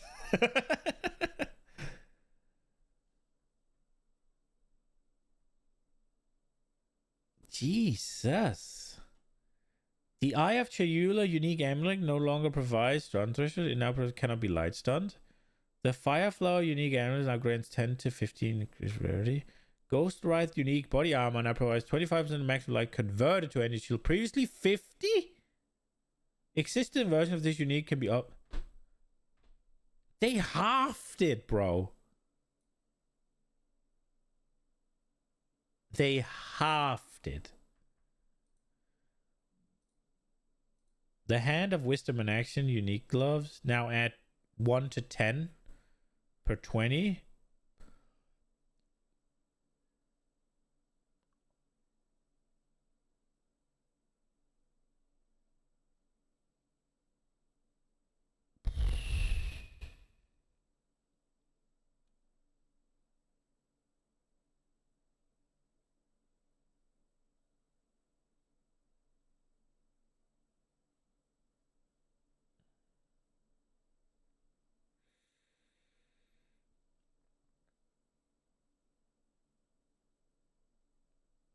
Well, it was strong, I guess. Dude, that's so weird because it's a boss item. But I guess it's too generically strong, maybe? It's like... Isn't it supposed to be strong when it drops from a fucking pinnacle boss? Well, I guess it's not a pinnacle boss, maybe. Okay, well, I mean, I got to play with it, I guess. And it's not like it's not like got it, but like they cut the damage down in half and they cut the attack speed almost down to a third. So I guess it's, I don't know.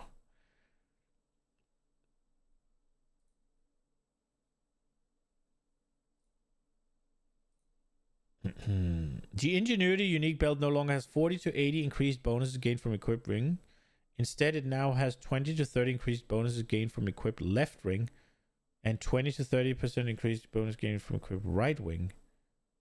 It also now has plus 1 to 2 charm slots, 20 to 20 increased charm charges gained, 10 to used. Charges used.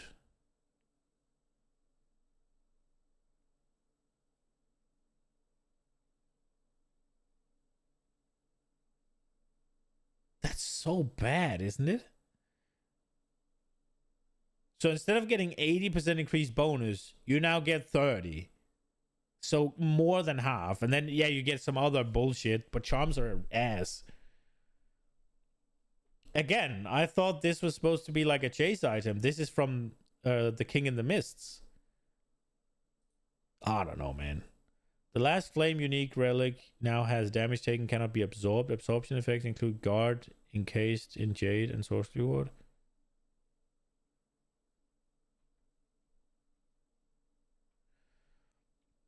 The Mahuzottl's Machination unique shield now has 100% increased effect of socketed soul cores. From 3. Now has the additional property of everlasting sacrifice. Everlasting sacrifice. When you reach full energy shield, sacrifice all energy shield to gain plus 5 maximum resistance for 4 seconds. Okay. Are they dropping new classes? Yeah, they're dropping the Huntress. So Spear Thrower. And then Smith of Kitava, Warrior Ascendancy. Lich, Witch Ascendancy. and a mercenary ascendancy, like a party ascendancy, like that'll buff your allies. I can't really remember what it's called.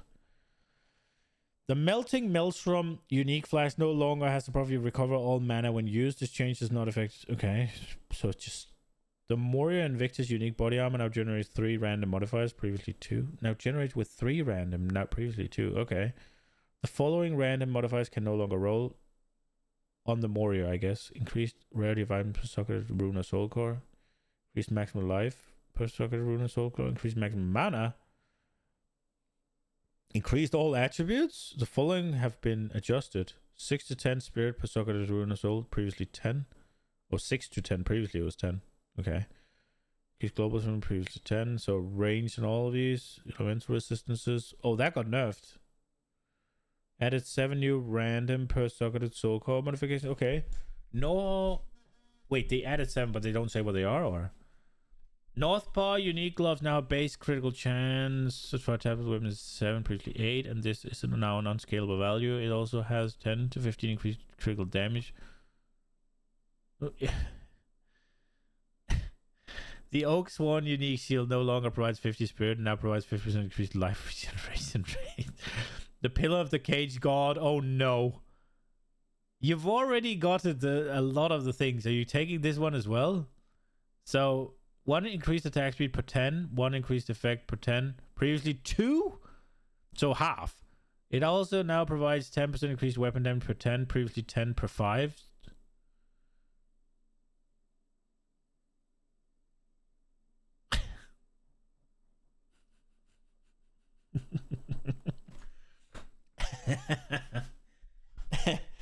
So they cut that in half as well. So that's how you nerf things, I guess. You don't really look at it, right? You just cut it in half.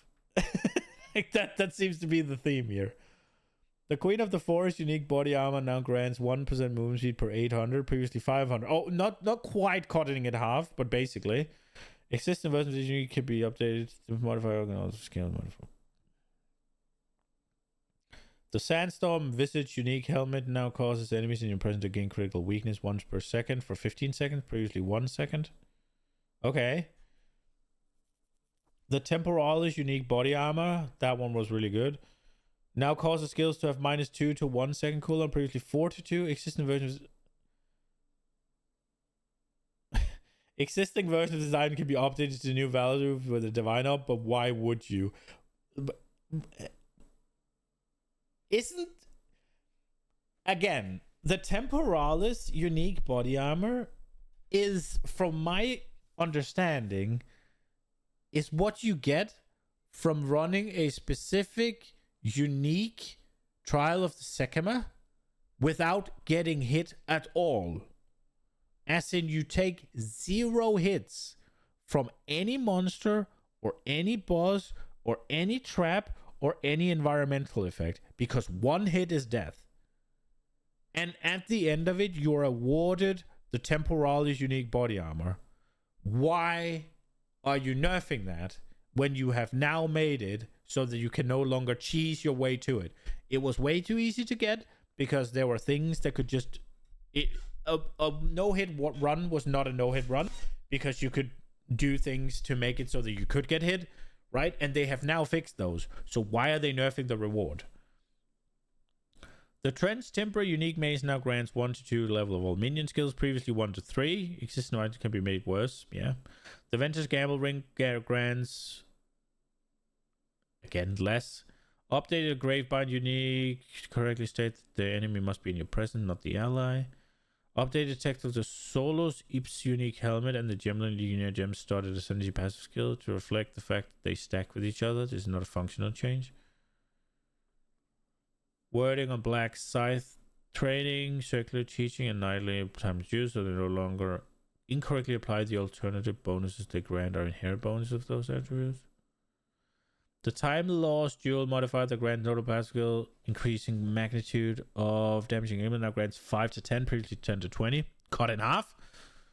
The Time Lost dual notice skill now grants 2 to 3, previously 3 to 7. So more than half at the top end. Time Lost Jewel, the Grand Notable, now grants 4 to 12, previously 5 to 15. Oh, it wasn't cut in half. It was just nerfed. Time Lost Jewel, modified Grand Notable, Passive Skill, Worker Vegan will be maintained. Okay. The name and text of Keystone from Heroic Tragedy. Relevant. Whatever. Dude. Okay. Jeweler's Orbs. Jeweler's Orbs now set a skill gem to have specific number of support gem sockets rather than adding support gem sockets to a skill with specific oh shit.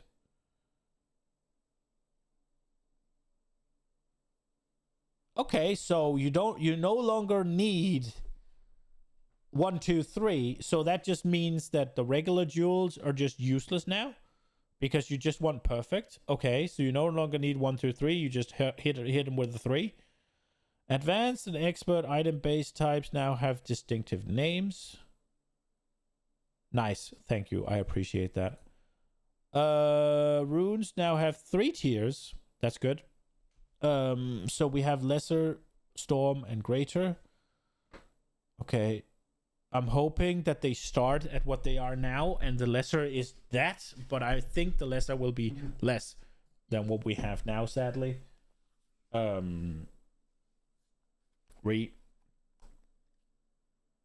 that's not intuitive.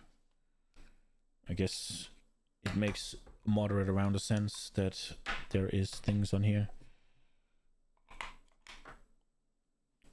Okay, where were we? You can no longer reforge 3 runes to get a random rune in return. I didn't know you could do that, actually. Okay. Using a Vol Orb on an item can no longer cause a modifier with a value of 1 to reduce to 0. Fair. I guess there was some broken shit with that. The base damage of all crossbows have been increased. Crossbows now also have 2-handed version of added damage modifiers instead of 1-handed version that we're using. Yeah, that makes sense. I don't understand why crossbow didn't have 2-handed shit. That's so weird. Physical thorns deal damage on rare item modifiers have been buffed. Wait, did the music stop? It did, didn't it? Oh, I fucked up. Yeah, it did. For fuck's sake. Where were we? Physical thorns damage on rare item modifiers have been buffed 3.5 times for the highest tier modifier, scaling down to unchanged for the lowest tier. Okay. Increased rarity of items found modifiers and items. Wait, increased rarity of items found. Modifiers and items have been lowered at top end. The suffix modifier now goes up to 25 at the highest tier. Oh, increased rarity of items found. Oh, it's an explicit. Right. While the prefix now goes up to 25 at the highest tier, previously 32. Okay. Golden Charm now grants 15% increased rarity of items, previously 20. So they're nerfing item rarity. It was too strong, I guess. Breach rings now have the implicit modifier of maximum quality is 40. So they're nerfing those. The chance for breach rings to drop has been greatly reduced. So there's less monsters in breach and you greatly reduce the breach rings. Okay. Notable passive skills in the starting areas of each class can no longer be instilled. Notable passive skills in the starting areas of each class can no longer be instilled or found on unique items like Megalomania. This does not fix existing items when instilled. Notable sources of which starting area could display incorrectly on the item. Due to notable difference. Oh, okay, cool. Added new jewel modifiers that provide similar benefits to new passive skills added to the passive skill tree, such as companions have increased maximum life. Oh no. Dual and time lost dual modifiers that provide stats scarcely located on the passive tree, such as increased blind effect or damage taken recruiter's life, have been adjusted. Generally speaking, the minimum range stayed the same, but the maximum value provided is lower than before. Increased effect of auras from your aura skills can no longer roll on dual and time lost jewels. Time lost jewels? I don't think I ever found one of those. The fletching jewel and time lost jewel modifiers that provide increased bonus gain from equipped quiver now have values of 4 to 6, 2 to 3 respectively. bro, the nerfs on this shit. Holy crap. The dual modifier that grants increased energy regeneration now grants 2 to 6. The soul core of Askapa has 5% increased quantity of gold drop by slaying previously 10. Increased rarity of items. Oh, that is ass. What? So they took a soul core and just made it useless. Who would want 5% increased quantity of gold? I have 3 million gold. I have no idea what to use it for. I guess there's trade. Like, there's a processing fee for using the currency exchange.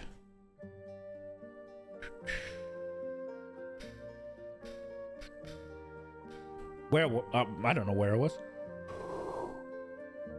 Here. Corruption modifiers and jewels that provide 5 to 10 of a specific attribute now have values of... Okay. Corruption modifiers on helmet and rings that provides 1 to 2 life regen per second can no longer roll. Okay. Scepters can now only roll plus 4 level of melee skill, previously plus 5. Okay. Scepters can now only roll up to 80% increased presence area, previously... Wait. Can now only roll up to 80. Previously 30. Okay. A divine orb can be used in existing... Okay. Amulet modifiers that provide 5 to 6, 7 to 8, or 9 to 10 increased maximum mana value. Okay, it's not that bad. It's 2%, but it's still what, 25%? Or 20%. I'm stupid. Belts, gloves, well, I mean more at the lower end, I guess, but belts, gloves, and boots can now only roll up to max mana. Helmets can now only roll up to max mana. Wands, scepter stuff can only roll up to max mana. Max mana. Yeah, they're really hammering Archmage, huh? Like, there's been like so many targeted nerfs at mana, and especially Archmage. That thing should that should just...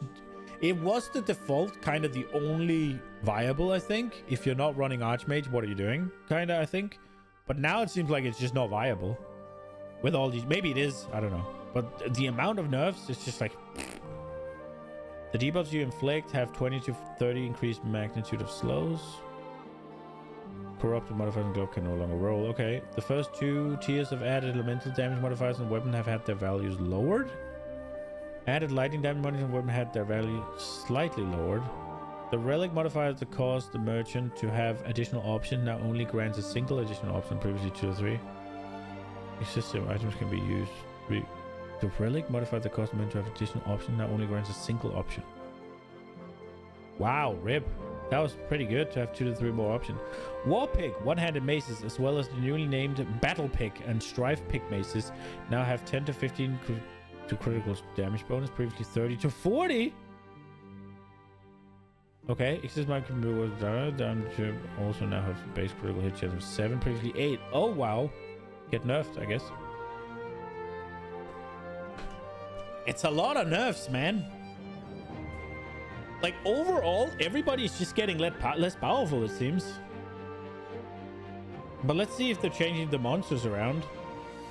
Bosses that need to perform certain actions to progress their fight will now become immune to damage if their life is brought significantly past the point at which that action should be used. This should have no noticeable effect to most players, but will prevent cases where bosses could get semi-permanently crowd control and prevent the fight from progressing. I mean, it's a fair technical difficulty to have. I hate when bosses go immune. It's like, bro, just balance your shit.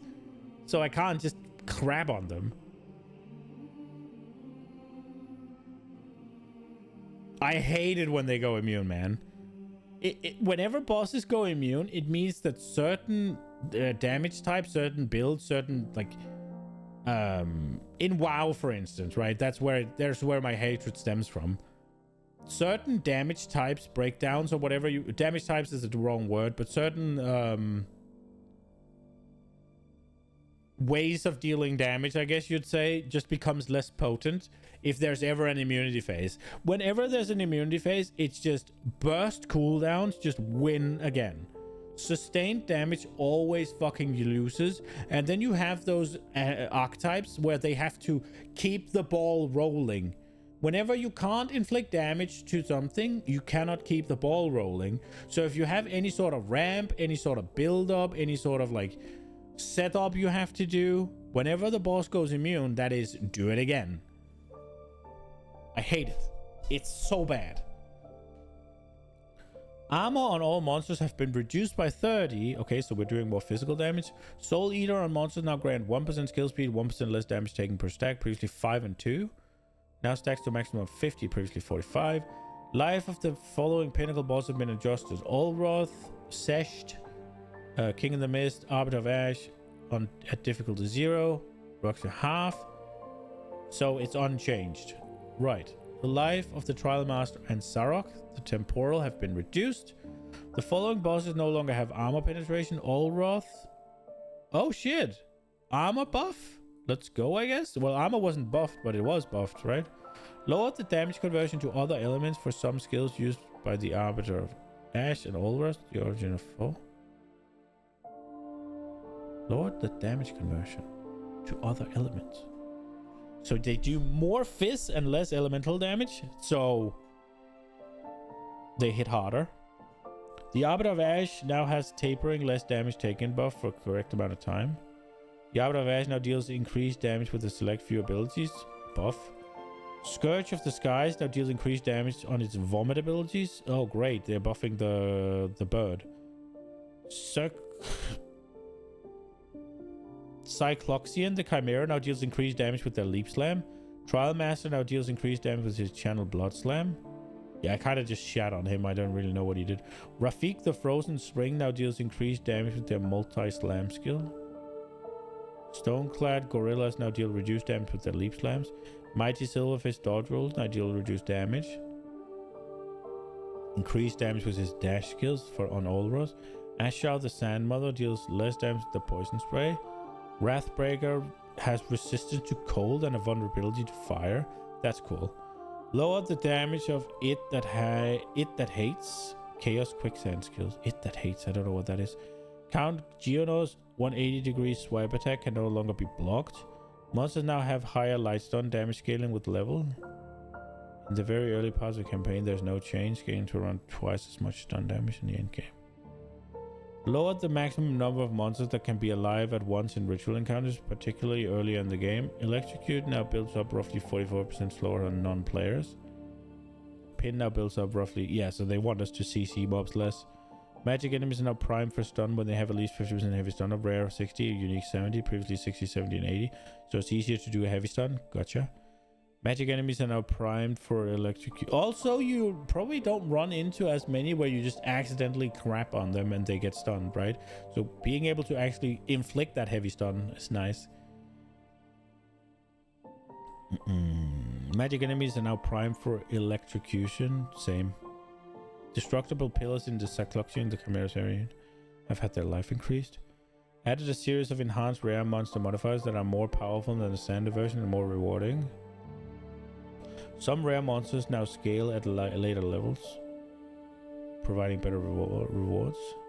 Sarok the Temporal no longer targets non-players with his Rewind skill.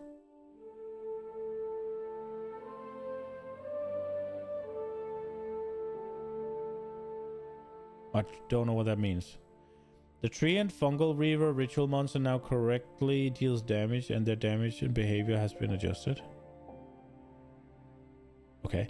Bloated Miller's Charge now pushes players sideways instead of carrying them along. That's nice, I guess. Can also be blocked as well. The Lethal Rare monsters now grants rare monsters an additional modifier, previously 2. Rare monsters minions have been made stronger defensively and now scale far more appropriately in party play. Powerful minion modifier has been reduced in power to compensate for the above. Okay. The guaranteed magic monsters near the exit of the Dreadnought will no longer respawn when you respawn at a checkpoint if you have killed them. Various fungal-themed monsters now have resistance to cold and a vulnerability to fire. Okay. Why? Fire makes sense. I don't know about the cold. Slightly reduce the damage dealt and number of projectiles fired by Bachlak. The Sky Seer's Feather Spray skill. I don't know what that is. Iron Enforcers no longer use their Tentacle Grab skill. Okay. The Sump. How would you say this in English? Sump? What the fuck is that like? It means swamp in Danish, so I can't see anything other than swamp. And I think it is a swamp in the game. But it's been renamed from the Eater of Children. Wait, the map boss has been from the Eater of Children to Braka, the Withered Crone. She still eats children.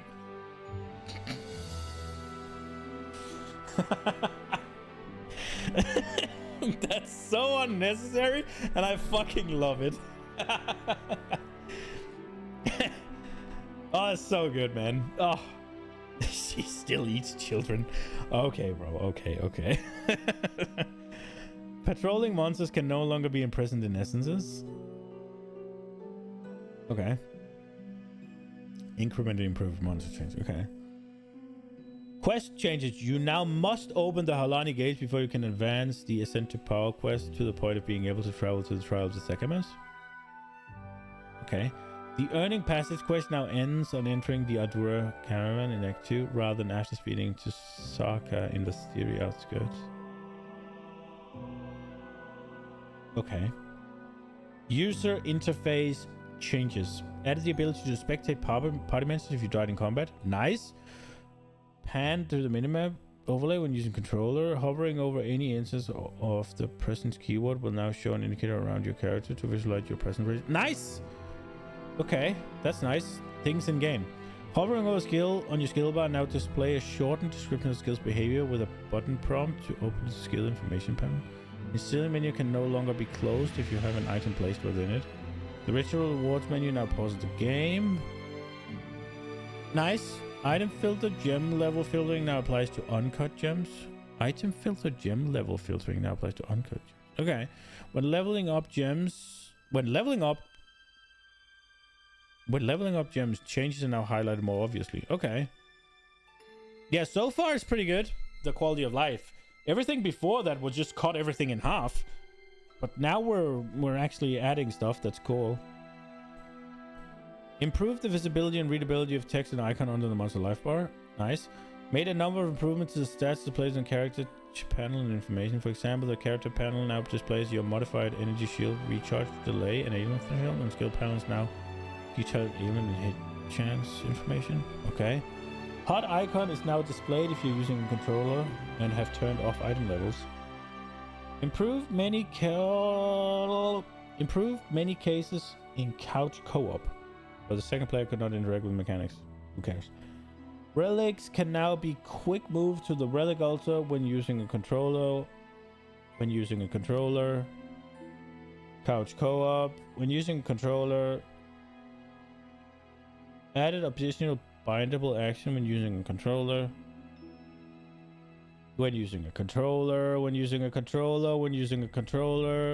Redesigned the cosmetic equipment interface. Nice. You can now open the chat while in cosmetic panel. You can flex your pilfering ring. So you can flex your pilfering ring in global? What the fuck? Microtransaction changes. Enable the following existing armor microtransactions for use in PoE 2. Deep Water, Misery, and Pandemonium. Following existing finisher effect. Plummeting Chaos rare, Plummeting Exalted rare, Plummeting Mirror rare, Plummeting Val rare, and Divine Artillery Strike.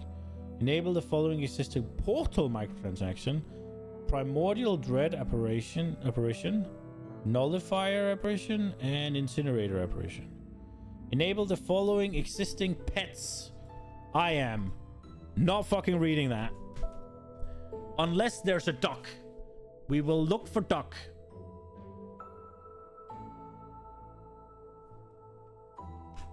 Mallard. Let's go. The ducks. Enable the existing skin transfer, vanishing dye, and invisible buff. Okay. Item display case. Okay. Bug fixes. Holy lord. Okay. Let's see. Fix the bug where skills that allow movement during their action wouldn't apply their slow at full effect if used with higher values for attack speed and not held down. Fix the bug where you could unreserve and reserve minions to resummon them instantly while they were in process of resummoning. Fix the bug where cancelling a skill while the Infernal's pyromantic allocated was still cost the player to gain Infernal Flame. Wind Dancer stages could be kept after weapon swapping to a weapon set that did not have Wind Dancer activated. Fix an issue where some triggered skills were able to generate energy, such as Burning Inscription. Shattering Palms Ice Shot to occasionally fail to explode. Ignited Growth created by the Incinerator was not dealing damage correctly. Could cause support gems applying the persistent buff skills to apply twice. Sunder's Aftershock could hit enemies too many times. Tremor support could interfere with Aftershock challenges. Resonate Shield recovers stagger much faster than Inherent Rage skill. Blink can be used to travel through walls, where effects that consume shocks could only consume a single shock at once. Multiple active shocks they now consume and benefit from all of them. Blast!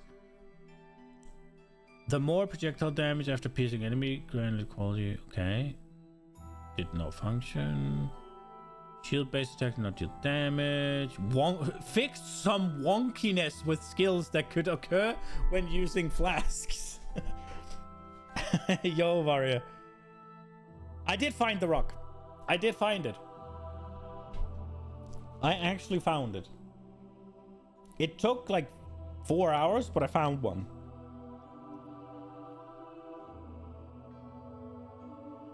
Where were we?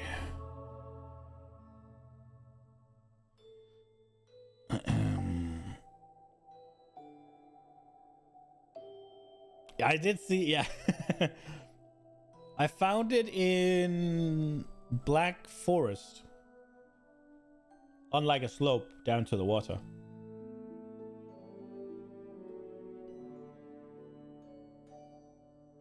Fix the bug preventing ferocity supports for functioning. Fix the bug with skeleton impaled on offering could sometimes still use skills if commanded to do so. Cause emergency reload to empower fewer attacks than intended. Second wind, a demon form with the additional cooldown would still take demon form. Okay. The devs have hinted that's a good area to check. New territory and far away from anything explored. So, not generated terrain.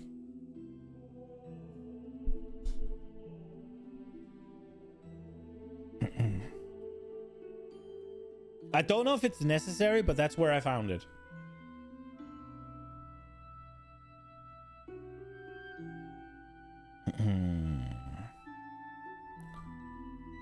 Fixed a rounding issue that could cause skills used by the Infernals to sometimes fail to generate Infernal Flame. Lingering illusion to stop functioning when supported by specific support. You have very little unreserved spirit. Stomping ground would not function if you have wand or scepter equipped. Support asanas, long fuse support. Could consume more than one bolt when firing more than one projectile. Oh, that's bad. I have winter passing over multiple ailments and only got the extra damage from the most recent one. Okay.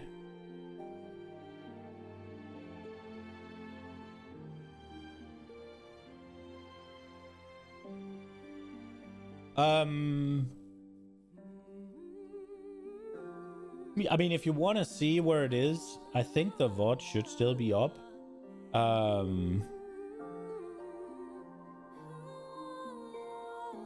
think it's about 4-ish hours in.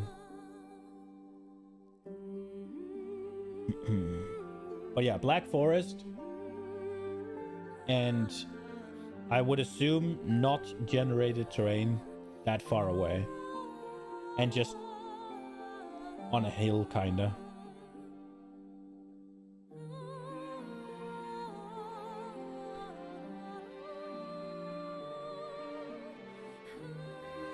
Where were we? Here. Long fuse, crossbow shot, more, Eye of Winter, multiple. Yeah, okay. Collapsing Horizon unique quarterstaff was provided its elemental gem level multiple times. Okay. Oh, okay. One would assume that'd be kind of intended, no?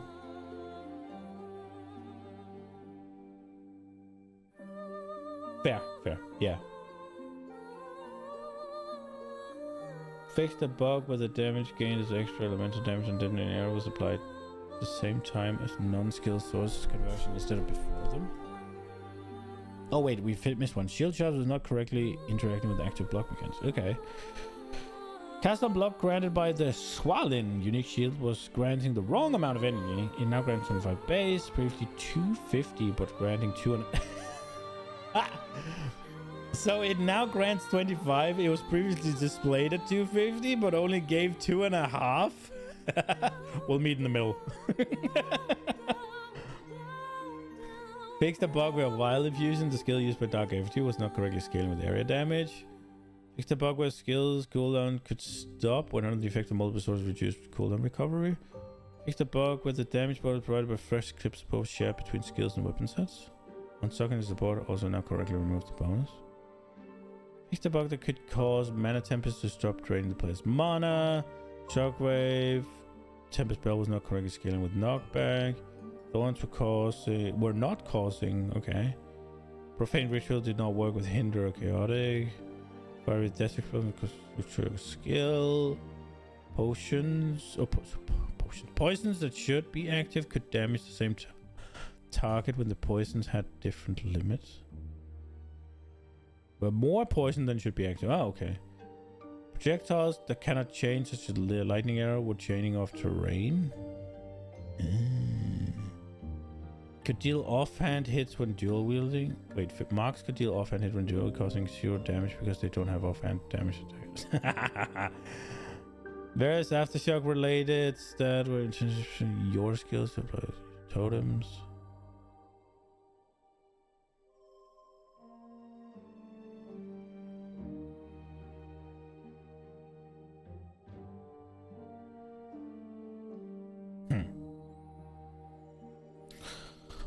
Aftershocks caused by slam skills you use with maces through the split of notable pass skill, not scaling with area modifier. Shattering palm eye shot could fail to deal damage with weapon webbing. Fix the spark where source of less minimum more action physical have support. Oh, okay. Fix the bug where the benefits or heft support were applying twice to minions. Fix the bug where meta skills were not correctly counting energy costs for subsequent skills if a skill that consumed a corpse was stuck at its first sequence. Okay. Fix the bug where some modifiers that affected delirium splitters, such as Distill Despair or the I'm Not Afraid of You, notable passive, were not working correctly. Other delayed cooldown skills could consume 2 cooldown charges. RIP. Gathering Store was not for duration. Lord of the Pit boss was not being my boss. Okay. Corrosion all pressure of the target. Oh, okay. Fire exposure fully breaking armor from stake mace would not always apply. Okay. I don't know if I should read all of these. Okay, just missed the boat. The below features were showcased, but unfortunately were not able to be included as 0.2. We will patch these in as soon as they're ready. Added the ability to lock your main hand, offhand, or both, so you can use the same items between weapon sets.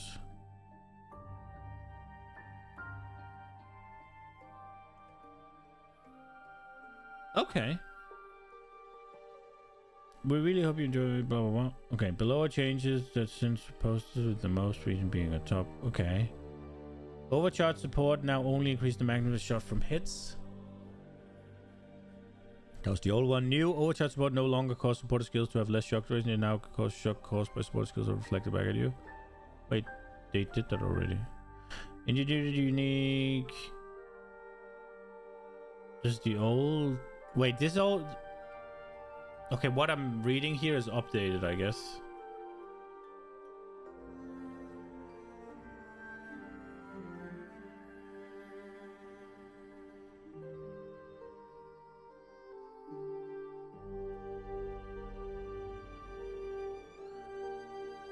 Okay. Those were some patch notes. Jesus Christ. Ugh. All right, it's been 4 hours, so I need food. But luckily for us, we have this interview that we're gonna watch, and I am assuming that once we start the watchings, there's gonna be a bit of intro, and in that time, I can cook myself some foods, and we can listen. Yeah, that's the plan. Hello. There we go. Well, without further ado, welcome to the Dawn of the Hunt version of the Tavern Talk podcast chat, whatever you want to call this thing here that we do. And the very first question that we have, sort of the icebreaker here, the one that you've probably been spammed about in every single way you can, is patch notes when, my friends? Well, I guess the thing Mark said earlier today is we'll post the patch notes when we're done making changes. There's still some last minute changes coming in. At this point we're kind of like, yeah, we just want to get a few more of them final before we post the patch notes. There's certainly a lot of balance changes coming in hot on this one for sure. But I mean, look, it'll be like towards the end of the week, like maybe Thursday, sort of ish time, I suspect. Yeah, we still have some things to do. That's New Zealand Thursday. That's New Zealand Thursday, so Wednesday. Okay. Yeah. Wednesday for you. Yeah. Fair enough. So we structured this little interview with some headers. So we're going to move on to starting this interview with some follow-up questions from previous interviews you've done on news articles and also our Tavern Talk podcast, Destin, Siggy, and so forth. One of our first questions was actually about Perry. The topic of buffing the block mechanic was brought up, and the desire to shoehorn this in for upcoming patch was stated. So the question is whether or not this made it in or not. It hasn't made it in yet, but we're still working on it. I just have to see whether it feels good. In order to make it actually right, we had to do some animation stuff, which makes it take a little bit longer because there's some, but effectively, we want to have something that makes block a bit more special than it currently is now. If unfortunately I don't think I can talk about it until I'm a bit more sure it's going in, because I don't want to excite people and being like, oh, then it just didn't work. And I believe it's going to work. I've tested with it with bad animation, and I can kind of see I'm pretty sure there's something here. But we'll see once the animation is actually in whether or not it works well. But it needs. It does need something to improve with it, and I'm pretty sure it will still get in for 0-2. Okay. Just a quick follow-up to that. Is the desire for block is to make people actually use the race shield mechanic? That's the part of the block that you guys want to focus on, or is there more to it? So I mean, in my opinion, I can tell you what's wrong with that block, I think. So one of the issues that we have in PoE is that you're only going to actually bother using a mechanic like that if you can then follow up with something that's reasonable to do. And there was a theory before we tried parry that you're just never going to use a mechanic like that except in a boss fight, because you've got a bunch of monsters hitting you. If you're going to follow up to one of them, well, you might, sure, you block an incoming hit, but then there's another one coming another 500 milliseconds right behind it from a different monster. So effectively what that would mean is that, you need something to be able to do that actually allows you to respond in a way that isn't going to get you killed, right?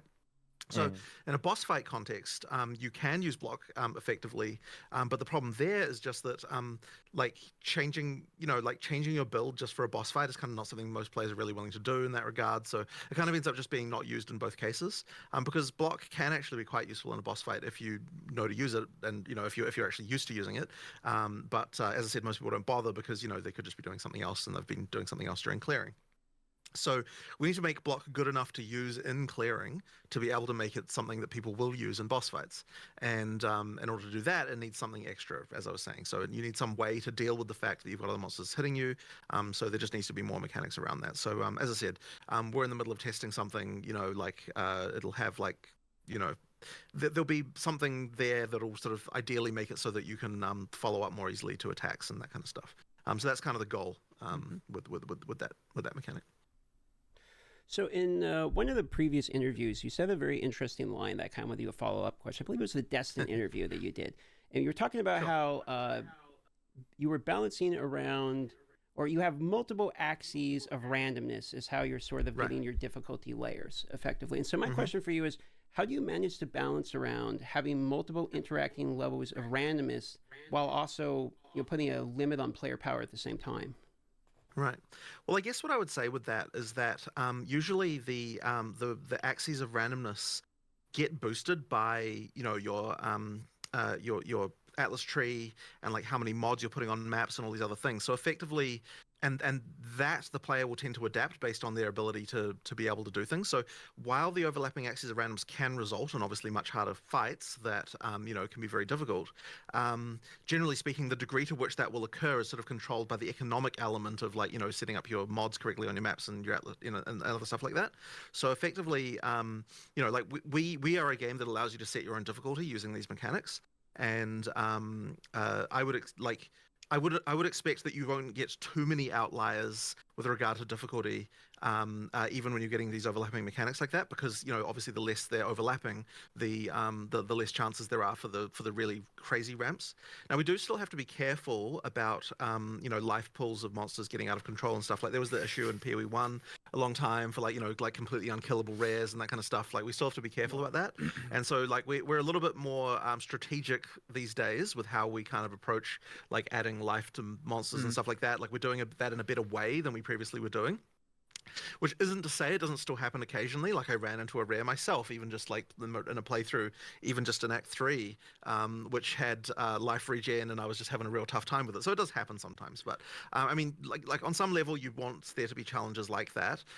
You just don't want them to be so unkillable, and you don't want to run into them so frequently that you get issues. So we have learned a few lessons from PoE 1 actually in that regard, which is because we ended up having all of the bosses and stuff have effectively life overflows to the point where they couldn't go anywhere. We've swapped to using this in PoE 1 as well, where we use, instead of scaling the life of the monsters, we now give them this toughness stat, which effectively has diminishing returns. So when you get too many sources, they don't get multiplicatively more difficult. Right. And that also, we do that with the same thing with like the rarity and the rewards as well. It has a thing where it's not. There was a point where, yes, everything would just multiply, and then literally the entire drop pool of a monster would be saturated to entirely unique items, which still can happen in PoE 1. In PoE 2, and in a lot of cases in PoE 1, we're using like buckets of rarity that are additive with each other, and there's this kind of league rarity we use, and then that's got diminishing returns as well, in the sense that it will never get so high that it will just multiply endlessly into some, ridiculousness going on. So we are approaching the like difficulty from many sources better, and we are certainly approaching the rewards from many sources better to not turn once again into this thing that we have to end up all of a sudden re-engineering a bunch of stuff to solve. So right. That kind of rolls into one of our next questions here, which is you did an interview with, I believe it was GameSpark, a Japanese website, where they were talking about Magic Find and the state of Magic Find, and you mentioned there could potentially be some Magic Find changes coming to the game. Did you want to elaborate? Well, I'm trying to remember exactly where we landed on it, but Magic Find, it is nerfed. But the details of that are kind of arcane and internal in a way that's like kind of hard to even describe. I don't know how much we should even go into like the specific details around that. I reckon we can talk about where we were going. So we are nerfing it in 020, firstly. Like it is worse. When looking at it, the impact it was having on the shared like number and quality of items you're getting is just too high. I just want to bring up one thing as a starting point though with this, which is that, so one of the things with any mod on an item is that you have to be able to feel the mod. And so the concern that I had going in was that you should still be able to feel Magic Find when you get that as a mod for the first time at early levels, which is why it's kind of balanced the way it is right now. And clearly that balance is bad at endgame with the way that it is. So there has to be on some level a thing where as you go through the game, the effect of that mod goes down. Because right now, the increase that you get at endgame is like, I can't remember what you were saying that it was like that you worked out. It was like the increase for having a Magic Find versus not was like something kind of crazy. It's hard to. I mean, you were pretty easily getting 40-50% more rare currency, the currency you care about, just by running not even that many Magic Find pieces, to be honest. Like, I would say an actual inconsequential loss in character power to gain effectively what would be 40% more quantity of the currency you care about. And this is bad. Like, this is just too much for like the amount of power you're losing to the amount of gain it's an obvious trade. Now there were obviously on live there are some issues with like, you know, the however you pronounce it, Val Shield that has the effect of Soul Cores. And then the Soul Cores, and it's like, oh sweet, well there's 240 rarity for just everyone running that one item, and you know, there are issues like that 100% that we're mitigating, like getting rid of those extreme cases. But ultimately, it's just like, I think it was, as you guys pointed out last time, rarity is effectively now acting as what quantity did in PoE 1 for the sake of currency and thus waste, don't sustain, etc. So we've had like a ridiculous number of conversations about this. Well, the first thing we even discussed that we wanted to do was just to remove currency from from being given by rarity, but it turned out that was actually like a complete and utter disaster as far as complexity goes, just for various reasons, to do with the way the drop system works. Like, it wasn't as easy as that sounded. And then we also then came to a realization that we weren't even happy with that anyway for various reasons, and so then I think we just came down to, okay, we just have to nerf it some other way. Well, yeah, I mean, we had too many conversations, and yeah, engineering issues were coming up and complexity ones with the drop system, and then it was like, okay, well, we can't just leave it because we're unable to solve that. So we decided, at least for now, we're going to nerf it, especially on the diminishing returns axis, and then remove a lot of the outlier items that are just giving an insane amount of it for effectively, yeah, I don't want to say free, but not a huge trade. So yeah, I would expect, you should be expecting a lot less power, certainly by at least the influence, and thus less necessity to use it, like in 020 100%. That being said, I would say we have not come to our resolution on this one, honestly. Right.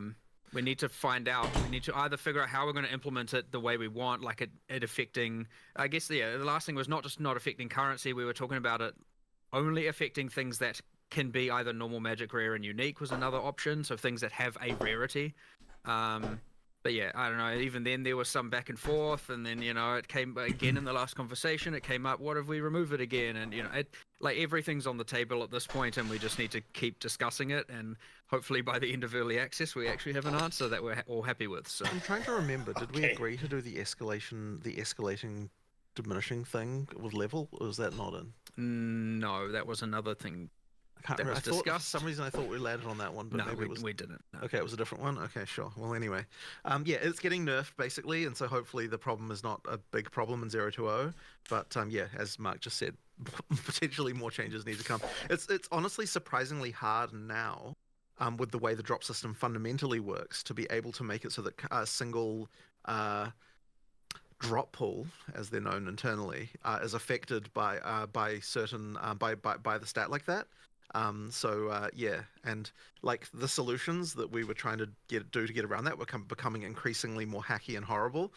In order to be able to do that, like there started to be discussions of like, oh, do we generate the currency anyway and then delete some of it, and like random shit like that. And it was just kind of like, you know what? There's a dark path down here. We just don't want to, like, let's not do it. Let's not do all of that. Yeah. I got a little follow-up question to more specific on the whole diminishing return rarity has to be impactful, right? But like, I guess shield specifically, you talk about the Vol shield could apply such ridiculous amounts of magic fine. Would it be safe to assume, or if you could share the details on this diminishing return implication, does that go in a ramping scaling? Like the more you have, the higher the diminishing return, or is it just a certain amount of diminishing return that kicks in after certain thresholds? It's not thresholds. There's no threshold in the equation. It just narrows to a certain value, The equation is effectively has an asymptote at a certain number, and then the more you add, the closer you get to the asymptote. You know, it's a curve like that. You know. So there is a point at which adding more is not doing much for you, but everything you add always adds a bit more. It's just that, you know, like, but you never actually reach a certain value. So that's it's always been that way, by the way. Magic Fine. There are not. I don't actually know if these are the right numbers, but like the difference between like 400 and 800 rarity is probably a difference of like 3% or something. Like it's actually. There's a point in where it is ultra inconsequential, getting even more of it. So you have these guys who are even in PoE 1 where they're running like 1,000 rarity. It's like there's probably 60% of that is absolutely just a waste. Okay, that's fair. I want to move on to another question that we had, which is a follow-up to our previous Tavern Talk, and that is a question that's been spammed and it's about tier of modifiers. In PoE 1, tier 1, or actually tier 0 is the highest. It's flipped in PoE 2. We discussed some venues in our last Tavern Talk whether or not you're going to flip it back and or maybe make it show like it's a tier 6 out of 12 tiers so people could determine which one, if they have the highest tier or not. Where have you guys landed for point 2 for this? Well, yes, we haven't had, honestly, this has not been a thing that we've been thinking about probably since the last time we talked about it. Like, it's one of those things that we should look into. I just honestly have not had time. So yeah, no changes there. The state is exactly the same as it was previously. Yep. We're going to move over to another generic question. That is just a UI for the quality with the current state of the trials, or if there's any changes you'd like to see coming. Well, one change that happened, which I think we mentioned somewhere else, was that we found that accidentally the end bosses had double the amount of life they were supposed to have, which was a bit of an issue.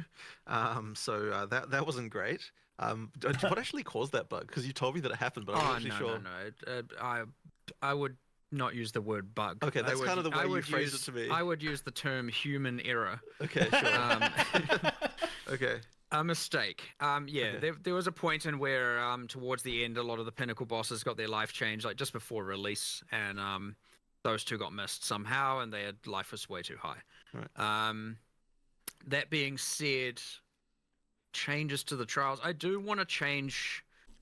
I don't have anything fundamental in terms of the actual full structure of them personally. I more so have a change in the content itself. Like, it is worth, like, okay, for example, in Ultimatum, you have the 3 random bosses, not excluding the Trial Master, the 3 random bosses. One of those is actually a placeholder, like it's not actually meant to be used there. You wouldn't know because, well, maybe you would know. But for those who went to, like, Exile Con and played in a certain act, you might have recognized that boss from one of those acts.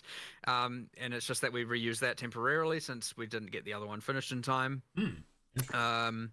And then a lot of the monsters in Sanctum and like encounters and the different, I guess the amount of randomness I would say is not high enough. Like, it gets a little bit repetitive after a while, and we need to extrapolate on all that. And honestly, I would say that we didn't get the monsters to the quality I wanted, especially probably just a number of the skills and the balance and a lot of what they're doing. I would say personally, structurally, overarching, I don't have a fundamental issue with them. I definitely have problems with the boss of Sanctum. Like, that whole hourglass mechanic is just absolute garbage and just needs to be redesigned. Like, there's nothing. Honestly, having had a bit more time beforehand would have changed that already, and I have every intention of fully just changing that whole mechanic, because like it is just like, oh, now there's these things on the ground that if you don't pick up, you're gonna die, and how do you know that? And it's just obviously bad, right? So they're changing that 100%. And then the way people got around that in 010 is effectively kill the boss before it can do anything, and then you're good. So yeah, there's certainly changes to the actual monsters and individual bosses that I have in mind, but I haven't really thought too much about changing everything across the, actually how the mechanics work necessarily. Fair enough. I remember me dying first time on that fight going in blind. It was because of that mechanic. And the speed of it scales with players as well. Like, if you have a party, it's just actually bad. Like, there's no excuse there or anything. It's just bad. Like, it needs changing 100%. So I have a little bit of a follow-up on something you said, which is the way that you get around that mechanic is effectively kill him, before he can actually do anything. And so my question is more about the state of bosses going into 0.2, because I know you guys are worried, and you've said multiple times one of the things that you were bummed to see was like people killing pinnacle bosses in like 14 seconds. So it's going into 0.2. Do you believe this is going to be different with the rebalancing that you currently have? What's your expectations? Because I know you also said you lowered the tier 0 of these bosses by, did I hear correctly, half HP? Correct. So my hope is that it will be fixed, because we fixed all the things we knew to fix. My worry is that more things will be discovered that mean that it is not fixed. But it's honestly incredibly difficult to actually find every single thing like that. What I would hope that happens is that people don't find anything too outrageous before the point when people get into the pinnacle bosses, so that it can actually be a reasonable challenge for the first people who get there. But yeah, I mean, look, people do tend to find stuff. Obviously, there's a new class as well, and so a bunch of new support gems and interactions and things that have been added. So there'll be things probably there that will just happen. So yeah, like I don't know that I can expect that. Like I'm certainly not going to sit here and say, oh yeah, like everything like that's not going to happen again, because it probably will happen again. But so we're just making every attempt to make sure that it doesn't. And yes, this was an exact thing that Mark said when he said, okay, we're lowering the life of these bosses. This might make this problem even worse. Because yeah, if people do find anything, I wanted to lower all difficulties, right? Because it's effectively the situation we have right now is that by not lowering it, we're effectively saying that if you're playing a more average build, then you are not capable of doing that content. Right. And by not changing it because there are a bunch of broken builds is just unnecessarily punishing average users, or more, I don't want to say necessarily casuals, because we're still at the end of endgame here, but like within that spectrum of players, casuals are not even able to do the difficulty 0 pinnacles because it's balanced around an extreme that is just way too high. And so I'd rather just have it be easier for broken builds and at least accessible to people who are playing more like average or our ideal DPS kind of builds. And yeah, sure. And then the broken builds can go up to difficulty 4. And again, now with at least all the uniques dropping from the pinnacles, you got more stuff to at least look forward to if you're killing difficulty 0. Sure, the chance to get it on difficulty 4 much higher, by the way, but it's still at least not just the good uniques are restricted from those players. And I mean, another thing as well, I know this is like technically unrelated, but talking more about that accessibility for players to that content, we have made all the pinnacles are now not only half the life, they're also twice as easy to access. So we had this whole like, you should have to do 60 maps of Breach or Delirium or whatever to access the pinnacles. That's just too much. It's way too high. Yes. It was a kind of conservative number, and we've changed that. We've now made that 1 in 30. I know that's not actually how it plays, because with juicing and all the mechanics and how well characters do. So it's just a rough number. But effectively, yeah, we've doubled the frequency in which you can access that content as well. Nice. And again, that's the same thing where it's like we're unnecessarily restricting that content, even trying that content, behind a bunch of not only lots and lots of hours of gameplay, but also character build requirements that are honestly too high. And really, it should just be you get more tickets at doing it. And if you can't do it, well, that's on you. That's your skill and that's your gear. But that should be the limiting factor more so than just like, holy shit, I have to play for 100 hours in order to even do this thing once, and then I just die and because I can't do it. Yeah. A couple of other points to just make about this is that when the hardest content is too hard, it actually restricts build diversity, because people don't see a build as viable if it can't defeat the hardest content, and therefore effectively reduces the set of builds that are even possible. So that's something that we have to be really careful of, and that's part of the reason you want to try and not have the top end be too high. But then the other issue is that, and I was just thinking about this, what it just slipped my mind now.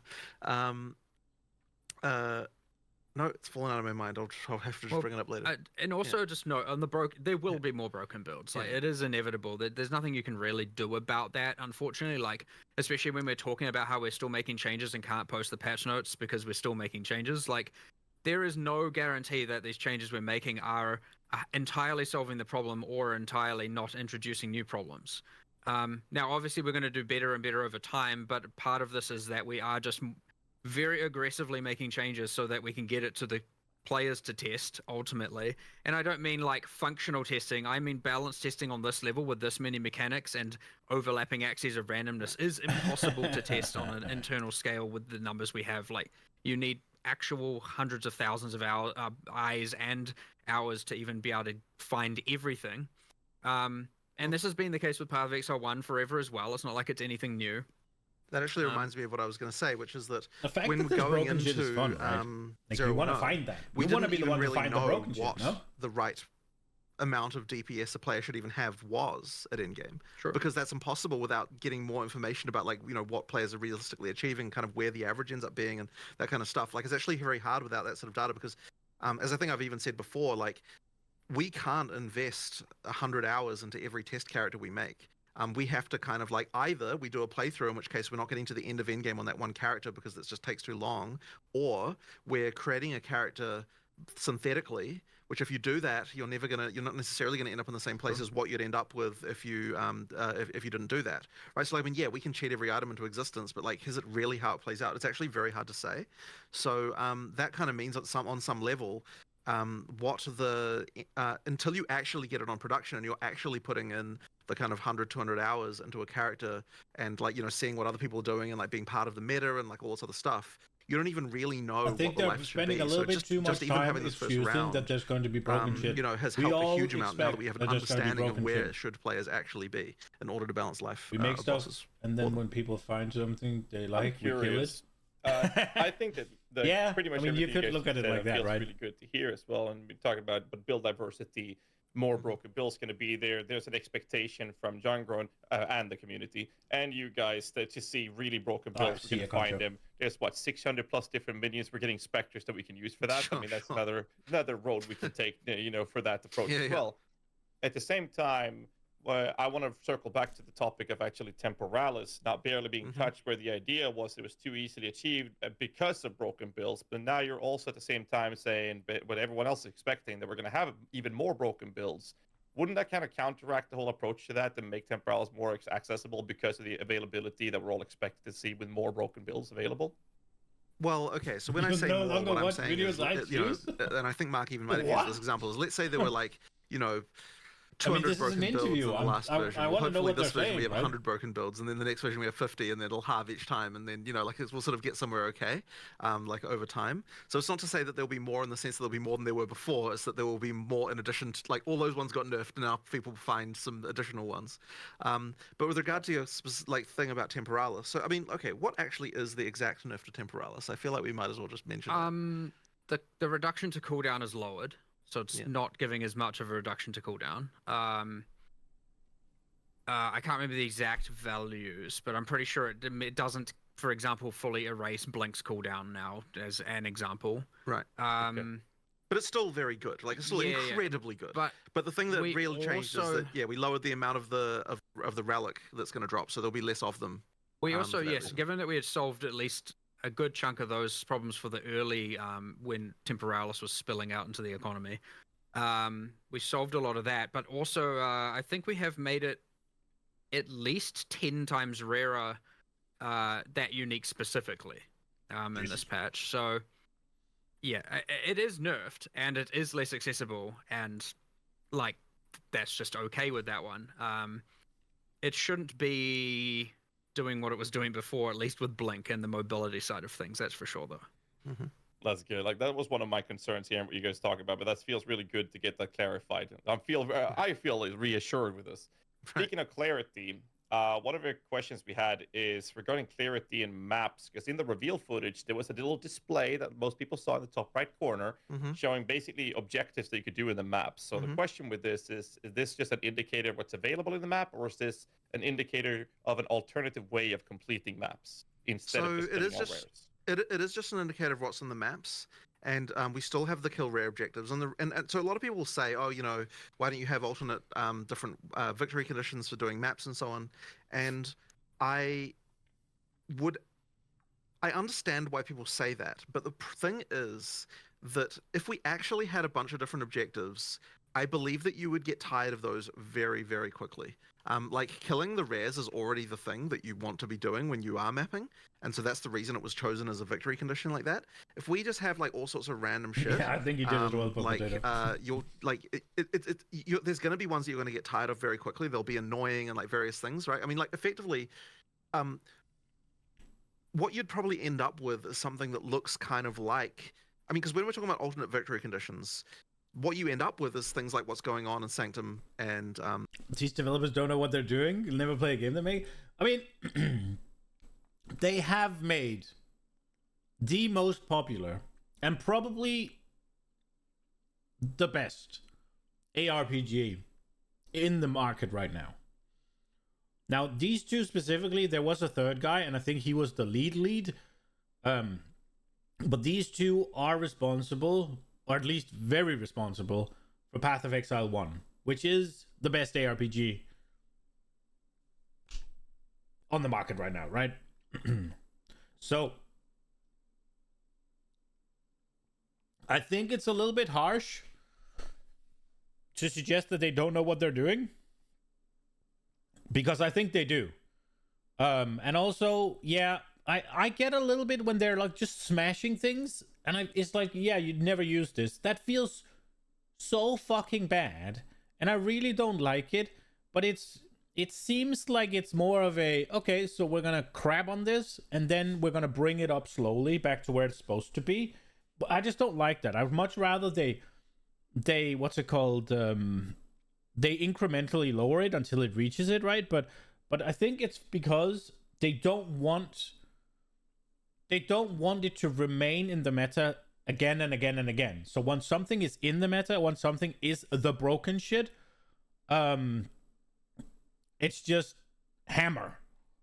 And then once it's hammered, it can be brought up, and it won't be there for the next season. So it's not like, oh, what are people playing? Oh, Archmage Spark again. Oh, okay.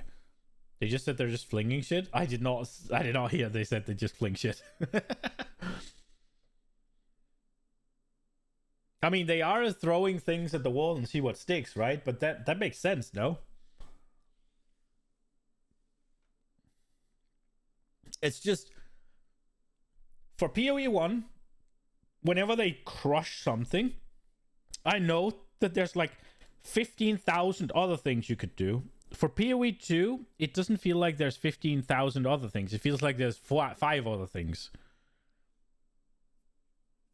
What I'm really scared about is that they are very focused about how much DPS a player should do, how fast they should do maps, all that shit. I don't like that, because I don't like my experience to be made in that way. I understand that they have to have, okay, so how much DPS is a player doing? Okay, the boss has this much HP.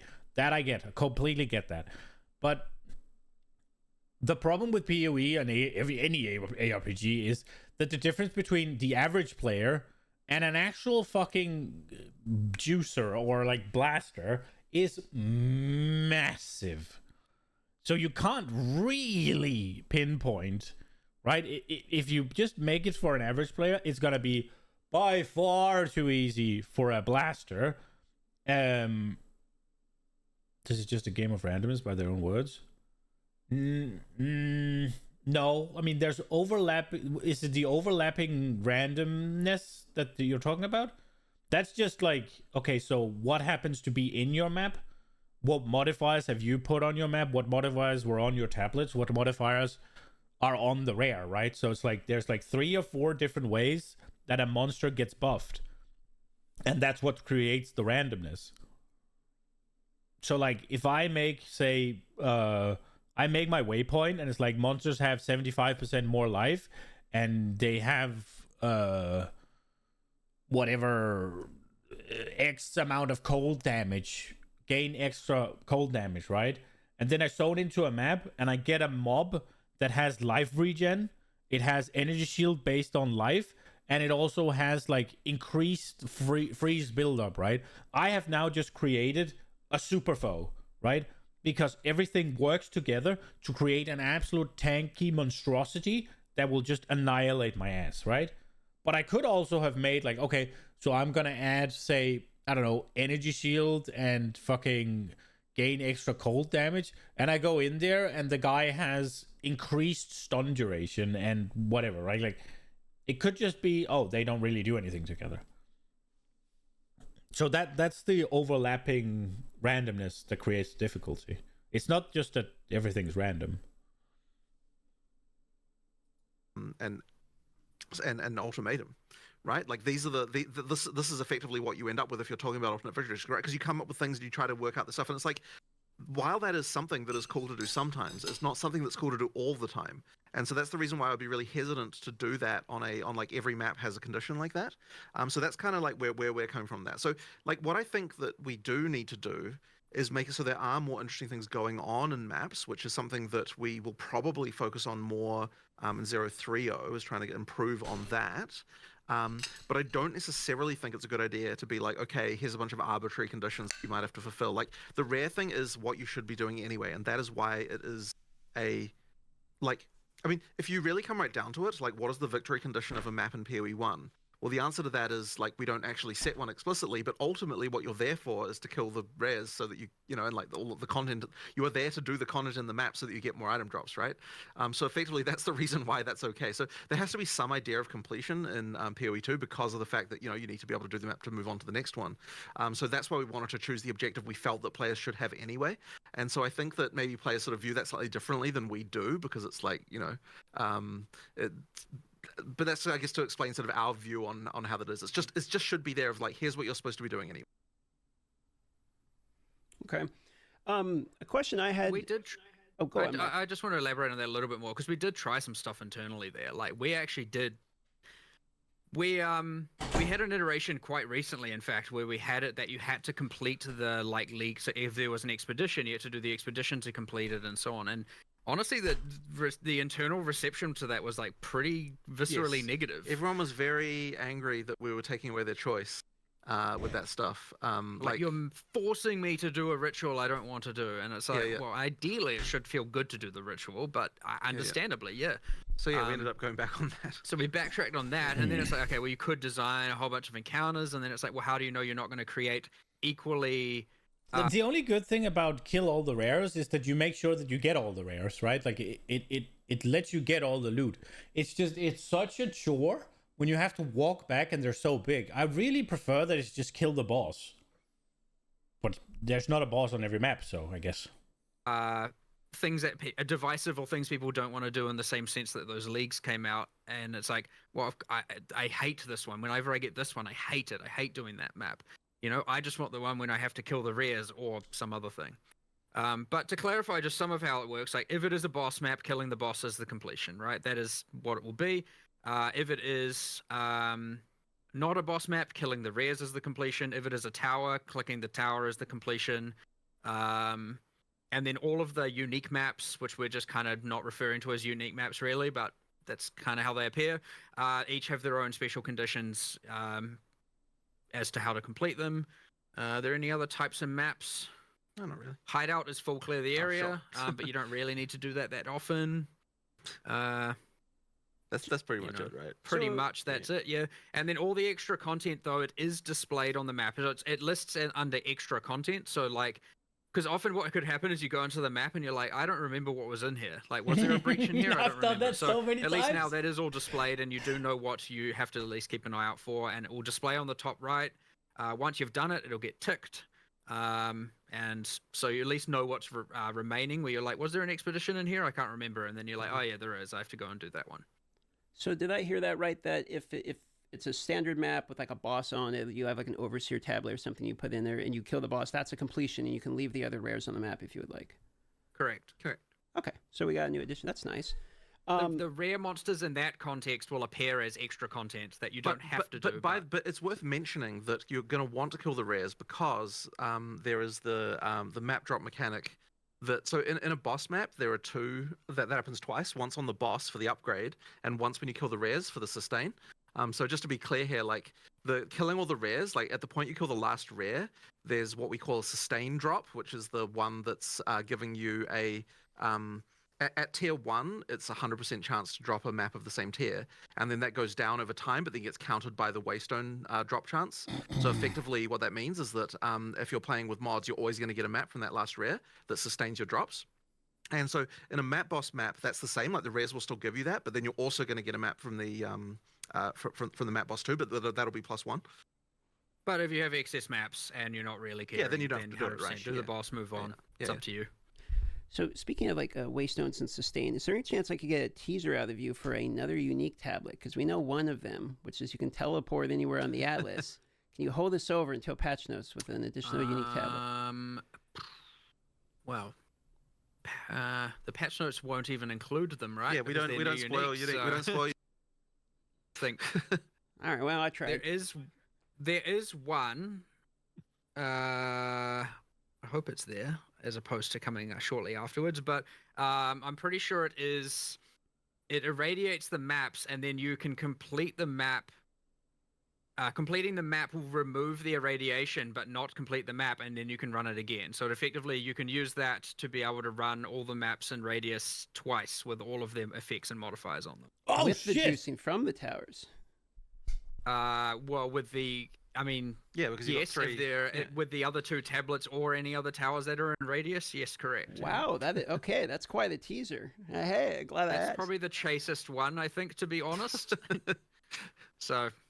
Okay, so speaking of maps, here's a balance related question for you. So what I heard in the Ziggy D interview is the Rogue Exiles can appear in any map, correct? Yep, they can. Mm-hmm. Okay, so are they scaled from tier 1 to 15? Of course you probably they get where are. I'm going at. When you log in, brand new character, your first map, are people going to RNG get blasted with the same Rogue Exile that can appear in the tier 1 or tier 15, or do they get stronger? They do scale. They do course scale they their, scale. their What the life fuck? and damage and stuff like Well, that. much like any monster. Yeah, much like any does. monster. will. So yeah, they like it'll be it's a hard fight, but it's like, you know, if you run into one on T1, it's just a T1. It's a T1 boss. They Okay. appear from part 2 onwards. Yeah. The reason we did it that late is because they have like the full set of fuck? player skills, and I Why didn't would want it be a tier them to be 15 using skills Rogue that you Exile? didn't have What the access fuck? to at the How? same level. Now we could have done a thing where we disabled those skills, but then you just end up with a thing where they're like not too interesting, but also it just like exponentially amplifies the amount of work to make now every version of them using different skills good, and that was maybe something that would have been cool and fun, but honestly probably too much work relative to what you get out of it. Right. But yeah, you'll see them in campaign as well. In the second half. And then they're in maps. It's 1 in 12 maps base-ish, but like, you know, we're still kind of iterating on the amount of content that is appearing in maps, so like we might even change this in the next few days. And then yeah, the Atlas tree to spec into the rest. Now they do scale in other ways, which is just, I mean, if you think about the uniques they have equipped, like if there is a like level 70 drop level unique item, obviously they're not going to have that before that level. So they'll unlock the uniques they'll have equipped, and this is for all uniques added for all time. They'll only be able to have ones up to the level that they're at, and then the uniques they'll be able to have, you know, if there's a level 80 unique, they won't be able to have that until they're level 80. And since they use the uniques actually do contribute to the difficulty of the fight. So or sometimes the ease, because they don't necessarily know if that unique is gimping their build. Curiosity from my end here regarding the uniques and the Rogue Exiles. Since the Rogue Exiles, it is possible that a Rogue Exile could have killed an in-game boss. Can they wear those type of uniques as well, or that's a no-go? No, we've kept that off because, again, it's simply because you are right, they could use it, but we're not going to drop them because we don't want boss uniques to come from non-boss sources. Yeah. Like that's fair. And we're much more strict about that now in PoE 2. Okay, that's fair. Next question we have is on death effects. Are you currently satisfied with the current state, and do you believe that on death effects are something that is needed? Well, what on death effects are you referring to? Yeah, what's even left that's egregious? I mean, that is my first question, is like, you tell me what's not good enough so I can go get it fixed. I mean, we could take a prime example being like the bloaty guys that explode. I mean, if you have an army of minions, even more so now with Spectres being introduced with bigger but that's minions, different. that's already hard to see. When you're talking about a specific monster, though, I feel very differently than how I feel about it on like rare mods, for example. Because rare mods you can run into any time and you're not necessarily expecting them. But if you're talking about the bloaters, I mean, you know, like those, you can see those bloaters coming a mile away. Like, you know about that particular one. Well, to some degree. I mean, it depends on the build you're playing, but I mean, there are multiple on-death effects and ground effects that it's exploding and like after death. Like the issue that is being brought up is how the players are getting punished from going up to loot, maybe not seeing because there's loot. I think the biggest problem with the bloaters is that you don't know how big the fucking radius is. It's like, yeah, you know it's exploding, but like, how big is it? It's like a quarter of the screen. It doesn't really make sense that it's that big. Loot windows popping up, covering wherever the explosion is, and you have minions or X-Factor. You're still fighting something, and you can't see it because there's too many effects going on the screen, and then you move to what you think is a safe spot, but you die. Yeah, I mean, I 100% don't disagree with the problem. I guess the thing is, I can probably improve like 90% of it. I just need to know exactly them all, and I mean, it should seem obvious. I understand, but there's a lot going on. I don't know. Give me a list. I'll go through and either remove, change, or make them less punitive. I guess in almost every case, or at least, sorry, I don't want to say punitive. Like they should just be fair. And I agree with you. The loot label situation, like, is a problem where all of a sudden now, you know, if it was a rare and it happened to drop 8 items, well, you don't even see the monster anymore.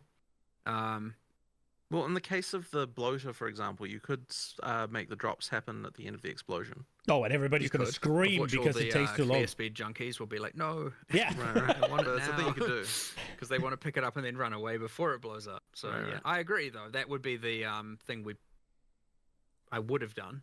But yeah, I mean, that's fair. Look, again, it's like I don't really have a problem with it as a general sense. I have more a problem of just if there is an unfair mechanic, I want to address that. Like, which is not restricted to on-death mechanics or not. It's just everything. If it is unfair, or there's no counterplay, which I guess are the same thing, then I would like to address it and do something about it. Similar to how I talked about that hourglass mechanic just being garbage. Like, I'm going to be the first to admit that there's a bunch of just unfair bad stuff out there, which is the consequence of designing so many bosses and so many monsters, like hundreds of monsters. You're going to get some bad out there for sure. So we'll get them all in due time, though, for sure.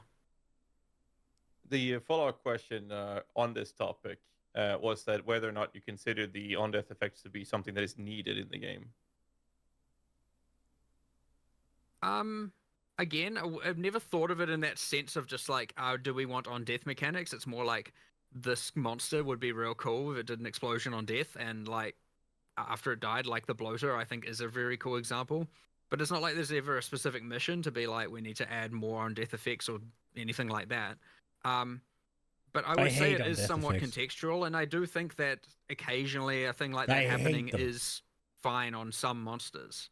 I would argue that again, like the things where it's hiding them, making them invisible, or that you can't see them, or again, because there are builds that are moving it way too fast with too many effects, is more of a thing that amplifies this problem, which is what we always see. Like these things are less problematic when you first encounter them in Act 3, and then they're far more problematic in Endgame when there's like a hell of a lot more going on. It's way faster. You can't really process what's going on as much, especially with probably summoner builds. So yeah, I mean, it really shouldn't be the case that you can't see a bloater explosion coming. Yes. Like, they're incredibly huge monsters. There's incredibly well telegraphed. It takes a very long time to build up. Like, that one really should be. It's not well telegraphed how far it hits, though. I mean, I don't personally have an issue with the bloater specifically. Like, we got some of these questions from the community and some of the questions brought up from other content creators. But that's what I'm saying. But it was the first one that came to your mind. Yeah. So I wonder if there's another one out there. What I'd like to do is at least do a pass to make it that there is never loot and a death spot contesting. And often the answer to that might be either change the effect or delay the loot. It just depends what that is. There were cases like, for example, Rattlecage, that the first boss of Sanctum, he used to explode on death, and yeah, it was bad, right? Like, how do you know until it happens? And then by the time it happens, you're dead. And of course, you kill the boss, you run in to get the loot. That's just what you do. So that one is an example of one where it were like, well, I mean, whether or not you could say it was telegraphed well enough, I don't know. It kind of just didn't really work. So there are clear examples where we've removed them because, yeah, it was kind of bullshit. And then there are probably a few examples that are in the gray right now, and probably even some that are still bullshit, and we still do need to address them 100%. That being said, again, not philosophically against them, just philosophically against unfair or like gameplay that's, again, I agree, if you're just covering the monster in loot labels, let alone anything else, and it's about to explode, that is a bad thing. Like 100% that needs to be addressed. Sorry, I think So yeah, I guess it's just more a matter of like, make sure that you continue to make us aware of the things that feel terrible to play against, and we'll do what we can to fix them. And if we can't get a good solution, then it probably will be removed. That is often what happens eventually. Fair enough. I have a kind of a different topic here. So there was a. They just said making bullshit. Nah, they said that they make something because it's cool, right? And then it ends up being bullshit because of various other factors, right? Like, how many of your don't you have a favorite game where there's something in there that's bullshit, right? Like, dude, Valheim, I just played it. I fucking love that game, but it's bullshit that I can't parry 2-star mobs. Right? Like, that's bullshit. It's bullshit that they hit so hard that defensive things are no longer usable. Right? Like, that is bullshit.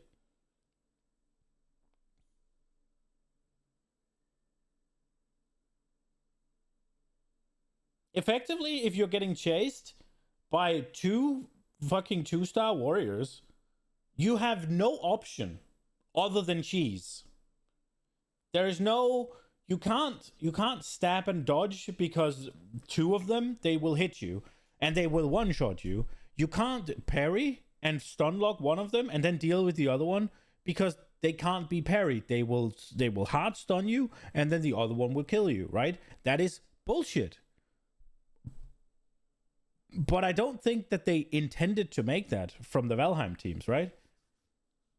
That is just, they made a mob.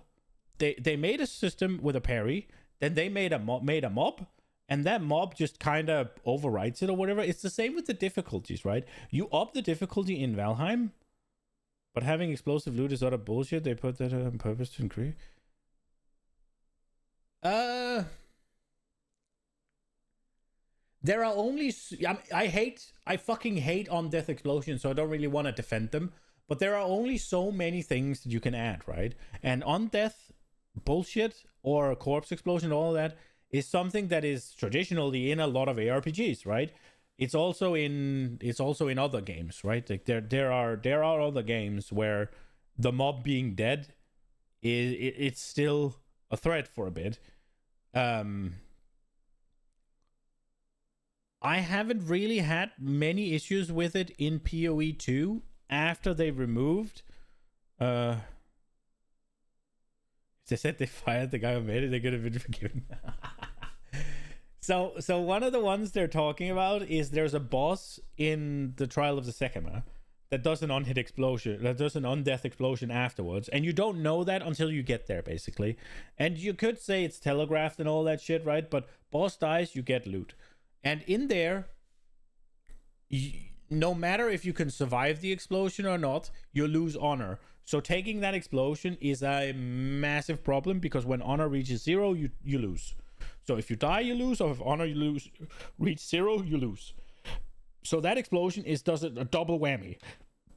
And it's one of those things where you have to find a key to go in there. So they made that and they removed it. Right? Because, okay, this was not good.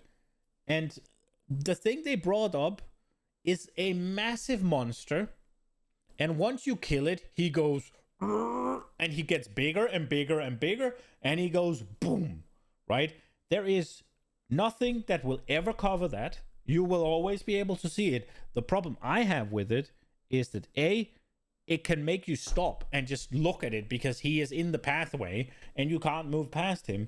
And 2, the radius of the explosion is not visible. So you don't know if you're safe. I died to it once because it took up like quarter of the screen. And maybe I had some area buff on there or not. I can't remember. But it's just because on-death effects are kind of frustrating. But they do serve a purpose in combat. They like restricts your movement. They cut off an area that you're not allowed to go to.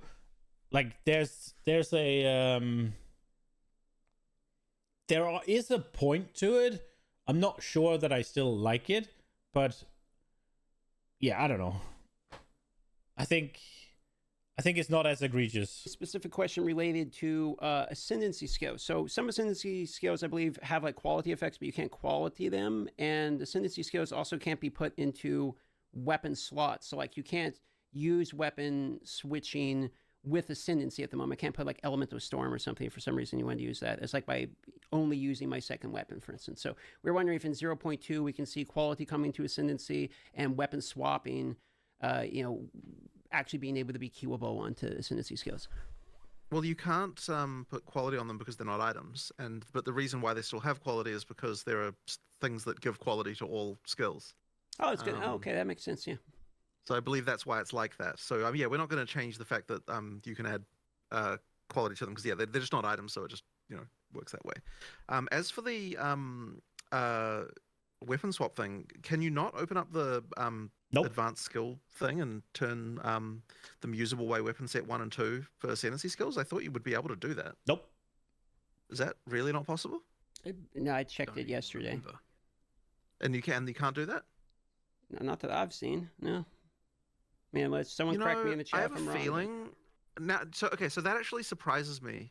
But now, upon thinking about it, I suspect I know why, and it will be a stupid technical limitation due to the way that information is stored, where there's no place in your character to store it. So I can actually probably get that fixed now that you've brought that to my attention. It just wasn't something that I was really aware of.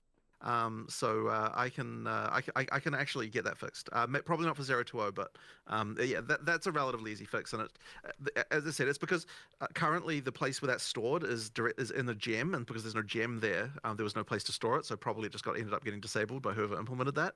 Yeah, that I can get them to fix it. Great. All right. We'll move over to some critical strike question.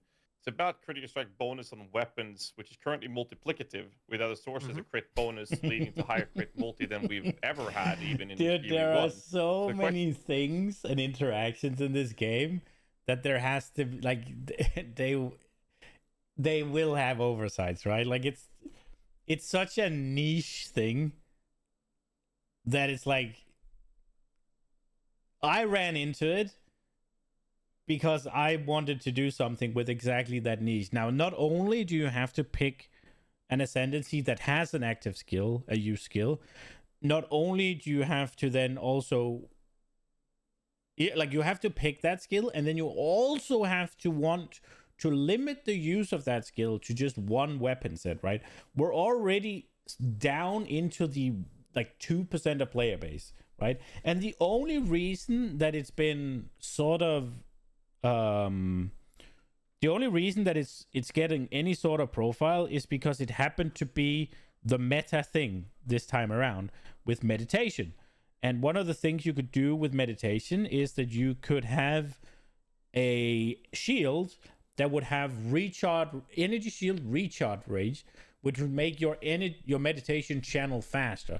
That is the only reason that people know of this problem, more or less. Not literally, but figuratively, it's the majority of the instances would be from exactly that. Question is if there's any changes or plans of changes to that, or is crit supposed to be that strong in the end game? I wouldn't say that crit has been first on our mind with regard to the changes we've been making on balance. Like, that isn't to say that there isn't something wrong with it, but it hasn't exactly been jumping out at us as like, oh, they've got this big problem with crit. The big problems have been other things. So yeah, like, I wouldn't say that we certainly haven't made any changes there. As for whether or not it should be like this, I think that'll be a question that will start to come up once we actually have that jumping out as a problem if it does. I mean, our intention was, okay, so just to be clear though about why we made that change, because we want it in general that items are always multiplicative with everything else. Like, it's supposed to be that your tree is multiplicative with your items. So therefore, whenever that's not the case, that's kind of a defeat. Like, we want it, yeah, that's just our general philosophy. So ideally, we have it that way for as long as we can. If we then run into an issue, maybe we'd change it. But we haven't noticed any particular issues yet. That's a cool with that. So we'll just leave it that way for the time being. The concern would be, of course, is if every weapon build is playing crit characters, which, I mean, like, I don't know if it's the case right now. It possibly is the case, but I don't know if you've got any feeling about that. Every, I mean, a lot. Right. I mean, this is ironically just like the eternal battle we had in PoE 1 of crit versus non-crit. Right. And we did like 1 million changes over time, and we're effectively just starting that battle again. The good thing is, because we've done that, we know exactly what we would have to do, which is there is almost certainly just an imbalance in the ease of getting chance relative to the amount of crit damage you can get. There's no way that is just right on the get-go. So, but however, it's not on the certainly the current. I wouldn't say it's not on the radar. It's more that it's not the most imminent thing for us to be fixing, given how much we have to be addressing right now, and which we're actively doing as we speak. So, well, other people are actively doing as we speak. We are other people. So yes, I would expect changes, but I don't know if that will necessarily change for 020. That being said, everything's changing at like a base level, or a lot is changing at a base level, such that this will obviously. It's not like these builds are going to be identical in power after this, right? Because at the end of the day, it is a multiplier. What it does allow you to do is get so much burst glass cannony that, again, you're just evaporating the bosses in such an insanely small amount of time that you can turn that battle into not a battle, and that is a problem that might still remain. And if so, we'll fix it. But isn't crit multiplicative on the weapon and not on the necklace? Things that are pre-crit multiplier are also addressed to enough of a degree. At least the boss fight will last long enough that all of a sudden your glass cannon nature might reveal itself as a weakness. We'll have to kind of just see how that plays out, but I would say there's a 99% chance that we're going to have to change something, but I don't know if we can do it in 020. At least specifically to do with the disproportionate amount of crit damage you're getting. And we might still, question. By the way, I won't say that we're not. I'm just going to say that there is still technically 2 or 3 days left. So, and past us for Thursday in New Zealand time, so a little bit time left. Another question we have is actually again about scaling, and it's about de-leveling of skill gems. If this is something you'll reconsider allowing us to have that tool. Yeah, that would be nice. So you don't have to go fucking find a bullshit gem. Top Gun's question. A lot of current builds will currently use a low-level spirit gem because the attribute requirements level 20 can be too high. An example provided was Deadeye using a low-level cast on Shock as an example. Well, a couple of things about this. One of them is that in general, we don't want people to want to use lower-level gems. Now, well, then you have to make the difference on levels bigger. For that to be that they want to do it lower, or mana or spirit cost, or whatever it is, or whatever it is. So that's I suppose that's reasonable, but. I guess the way we initially thought that was solved, the reason why we were okay to remove down leveling is because you could just get a new, level 19 gem at any time. It's just that it's the quality that doesn't move over, so I guess that's the reason for the request. It's more that people want, level 8, and they don't want to have to go back to some random... You don't have a level 8 gem just lying around? Not always. I assumed it was the quality. Certain levels that are just you want that exact thing, and then they're ultra annoying to get. But the intention was that every gem is worth... you should want to level up every gem no matter what, and the fact that some aren't, the fact that you're getting so much power out of using lower level ones is an error, and one that I would address rather by saying that having such a low level version of it at in-game should make the gem way worse. It shouldn't be good. It's just that a lot of these things don't have scaling over the levels. Right. There's a lot of problems that have. I mean, you even see this in things like curses, where it's the mana cost skyrockets and the attributes, but the power it doesn't go up too much. Which is so weird because they just nerfed all the curses. They just brought them down at the top end. It's they were 36 or something, and now they're 25. It's if you want the quality, if you want the level to matter, you need the fucking range, no? End up with a bunch of low-level stuff everywhere, and I would say all of those are failures in that regard, and we should be making the level of them way more significant. You shouldn't want a low-level gem, but in the case, I do have some sympathy in the case where I leveled this to 20 and I actually wanted it at 19, right? I totally understand that that desire, and it's really only the quality that would be a barrier there for that particular case. But if you're telling me that people are wanting actually level 8 or something, then that's not right. There are some valid reasons, and then there are some things where it's been designed or balanced poorly. And there's going to be a combination of fixing as to whether or not we need to revisit, I guess, whether or not we want to allow people to de-level uncuts or something like that. I don't know. But I mean, neither do I. But it is definitely a design consideration for every skill we design of making sure that the levels matter enough. And there was quite a lot of work in this direction because that was a big problem in PoE 1 that you had with quite a lot of things. So yeah, we do try and make the levels matter more. I think one of the the primary concerns, and you touched on it a bit there, and it was a topic for later, but I suppose this is a good segue into it, is mana cost on abilities. Like for instance, 1 mana left at 22,000 mana, Spark costs 700, but then you had Hammer of the Gods, and it costs 1,180. So I suppose some of the questions would be like, how do you guys feel about mana costs of certain abilities and how it deprioritizes the suffix of like bonus levels specifically in classes like Warrior that already have reduced max mana on the tree for some reason. So what are your guys' feelings on the current state of like mana costs in relation to that? Well, the few rules or things that we had before discussing what some stuff we've changed is that it was intended that obviously the cast time of this, the lower the cast time, the faster the cast time, the lower the cost. Yo, Pablo, I appreciate the follow. Hence why something like Spark is relatively low. And nice game. Then there was like something. How frequently should you be using this, which is understandably somewhat subjective by us, but it is our design goal of how frequent. Now, not every skill fell into that correctly. So a good skill there, for example, is like Toxic Growth, was meant to be way more of a like, occasionally you use this and then you work a little bit to blow up the pods. Now, in reality, at endgame, it's you use it inside a gas arrow and the pods explode it literally in 0.1 seconds. Right? So you end up just doing gas cloud spam, spam, spam, spam, spam. That's just like one example where it's like, this skill is now being used as a spammable and not being used as the infrequent thing that we wanted it to be used at. Now, when it was infrequent, by our design, it had a it's not you. multiply the mana by 1.4 because that's how we expect to use it, and ideally it would be balanced around that. And then, so yeah, the goal here is now, okay, do we either change Toxic Growth's role or do we make it more into what we intended for it to be? Obviously, we're going to start with that direction, and then hopefully we can achieve that. And then if that fails, obviously, who knows? Whatever happens afterwards. That being said, that just explains why something like Hammer of the Gods has a much higher cost multiplier, so to speak, as the frequency in which you use it is much lower, and Spark's cast time is much higher. However, there's a few things that happened in the mana cost balancing. So, for example, when you were a spellcaster, there was a level of assumed plus gem level you had, because if you didn't have that, then all of a sudden you get +4 gem level and your mana cost skyrockets and you're like, what the heck, I can't even use my weapon or my skills because I'm running out of mana because I got some plus gem level. So we assumed at certain intervals of the game you had, say, up to +4 or something like that.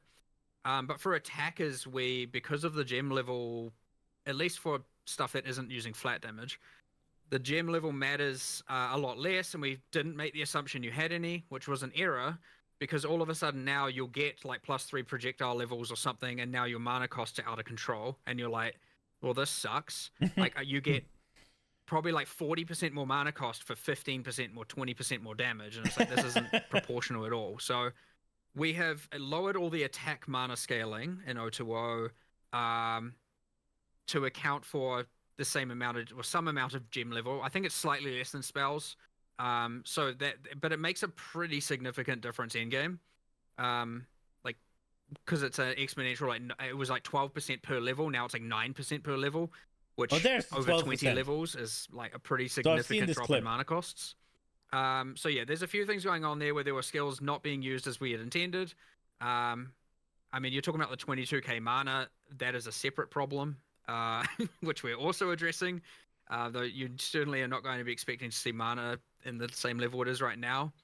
Given you had Mind Over Matter, people were getting way too much mana, whatever, whole different thing. Ingenuity, breach rings, and all that. And then, yes, you have... So anyway, what am I saying? Attack mana cost down at endgame, and then just explaining some of the philosophy and how some skills aren't used as intended. And ideally, over time, we'd be either adjusting their mana costs because the role they now play is spammables, or more spammables, or we would change the skill of the design or the build or the archetype to have it that the skill is actually being used at our intended frequency. Got it. Okay. Well, I heard that attack skills cost less mana, and that makes me a happy warrior. So. Yeah, that's the actual takeaway, and also nerfed mana and nerfed ingenuity. Every other sentence from them is admitting they don't know what they're doing. But isn't that what's it called? Very refreshing though, because it's like, okay, all of the questions are things that people have problems with, right? It's like mana costs are too high. All of the questions that are coming in is from the community, and it's things that they have problems with in the game. And the devs are like, yeah, this is a problem. We intended this. It didn't work out. Now we're doing this, right? Is that not refreshing? Because whenever it's like Blizzard or whatever, it's just like, it's always a hand dismissal. You're wrong. We're right. It's no problem, right? Like, it's more often than not, I feel like that they will not take accountability for the issues. They will not actually change them. If you take something like that, it's one of the straws that broke the camel's back with me for WoW, which is all the way back to Shadowlands, right? Whenever Shadowlands were coming out, they're like, you're gonna pick your allegiance to the Shadowlands factions, whatever it's called. I can't remember what it was called. You're gonna pick it, and you're gonna stick with it, and you won't be able to change it. It's permanent choice. It is what it is. This is what you have ability. This is what you've picked. And the entire community fucking hated it before it even launched. And Blizzard were like, nope, this is what we're doing. This is good for the game. And it took them 2 or 3 seasons of being bashed about it, that you should be able to swap as you pleased, until they caved and gave you the ability to swap. Here is like, we have this problem. For the most part, they are saying, yeah, this is a problem. Or they're saying, look, this is what we're intending. This is why it is like this. We will do X, Y, Z to alleviate X problems, right? I think it's super refreshing. You can never have your character in the game. They will always take it away. You have no identity in the game. In PoE? So I get what you're saying there, but that is, I think, and this is going to be sound a little bit harsh, but I think you're playing ARPGs wrong. They will not take your character away ever if you played the right way. Because what ARPGs do is, right, they play on these like seasonal content, right? They play on the seasonal rotation. So it's like 3 or 4 times a year, depending on the game, depending on the release schedule, but like 3 to 4 times a year, everything resets, right? And in those 3 to 4 months of time, like 3 to 4 months of the league, your character is fucking safe. It's not being touched. It's not being removed.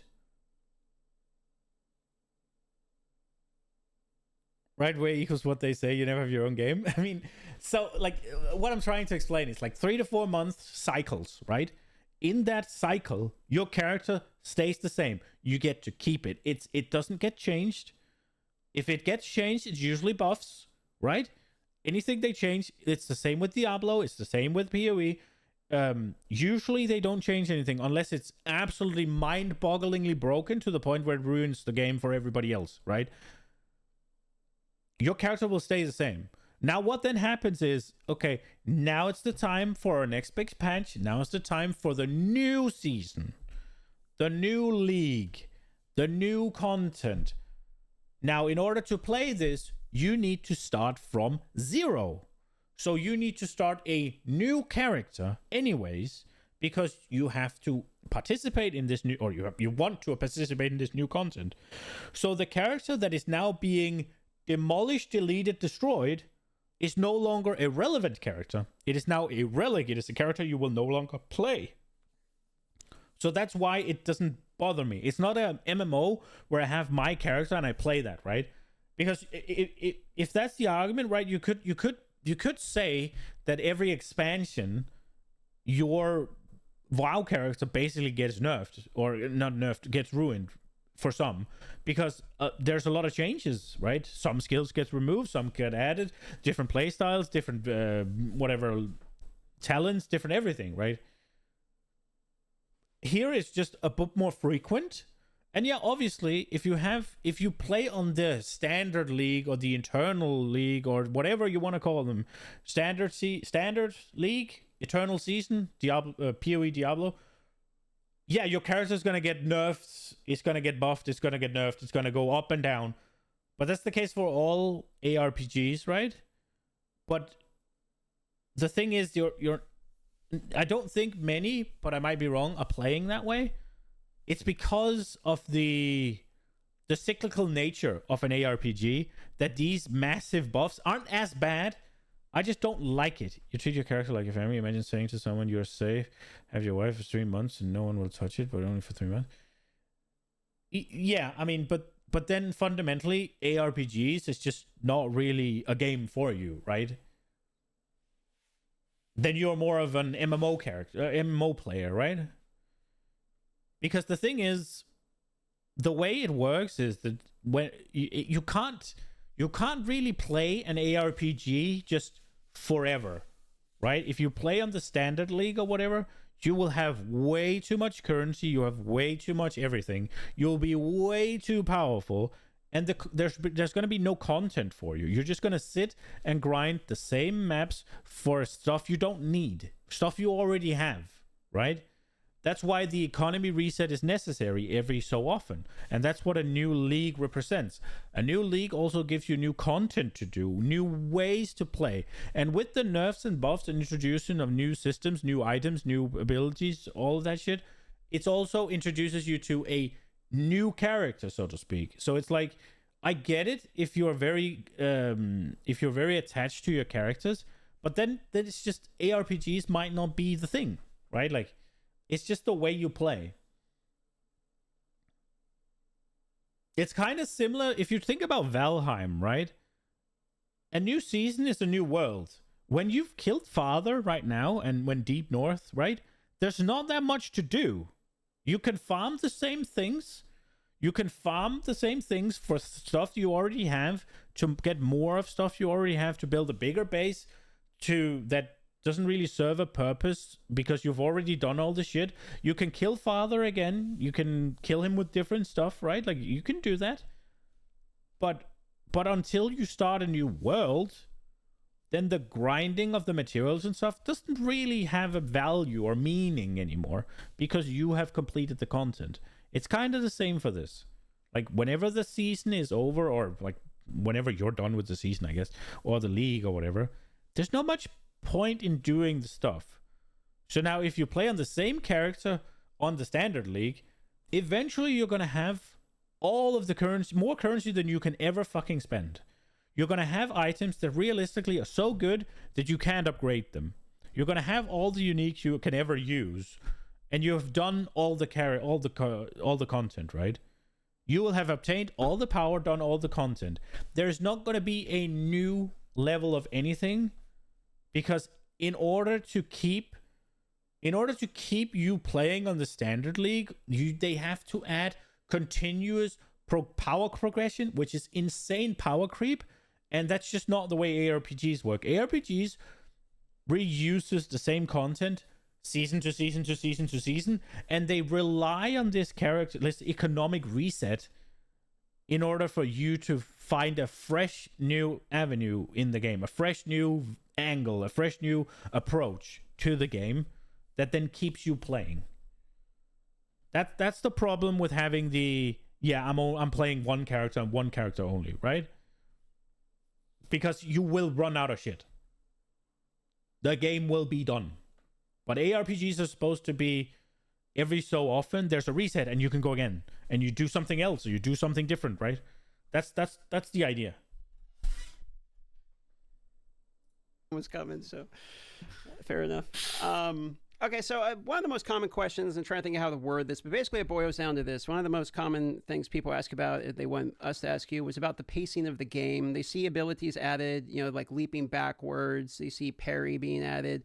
We see monsters that have, exceptionally high movement speed and some slower cast animations from the player side of things, and mobs being able to push you around, etc. So I think kind of where people are going with this is, where do you guys see, in your perfect world, the in-game pacing of Path of Exile at? Obviously, it's not going to be the Gem Lean stat stacker, stuff like that's getting destroyed, right? That's not the intended pacing of the game. But how much faster than campaign? What's your philosophy behind the pacing when you're developing abilities, like we see with the Huntress with leaping backwards and stuff like the pushing of the mobs and the fastness of the mobs seem to outscale your pacing of the player? How the fuck do you answer this? Well, I always this is sort of one of those questions that we get all the time and asked in different ways and so on, and it's like it's always very hard for me to answer because I'm not sure what like I can't exactly give you the speed and miles an hour, right? Like it's sort of hard to it's hard to sort of quantify exactly what we're talking about, and I guess that's why I always tend to fall back on the feeling of like, okay, well, we want you to feel like you're always getting power growth. But we still want combos to matter, like these kinds of things. Like it's all those really design philosophy things.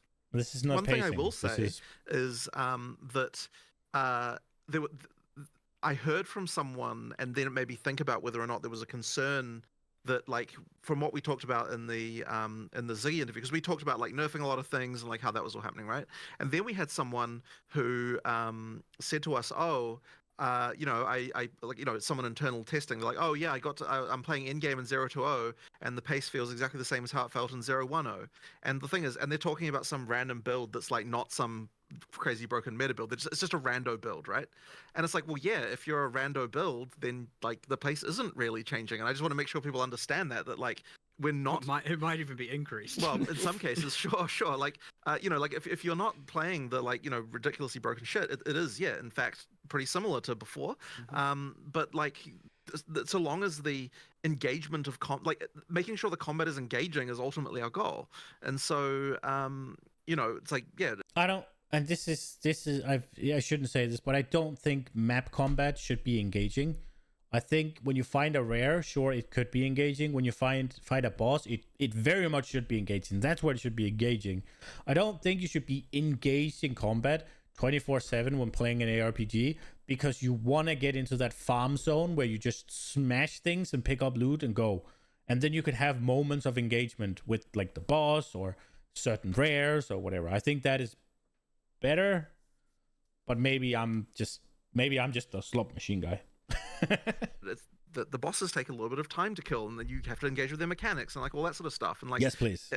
That's the only way that we would ever look at it, right? Though. So I can hit you with a little bit more of a specific to make it a little easier to answer. Then, so I think it's kind of two questions mixed together, and the more specific side of it is mobs being able to push you as a player. Sure. It's kind of a new addition. You got the rolling mobs that can hit you and move you halfway across the map.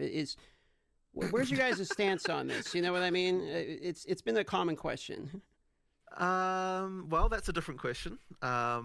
Yes, that's a completely different question. Well, there are specific issues with the old roly-poly monsters because they're not meant to just take you freaking for the ride all the way along. They're meant to just like shunt you to the side.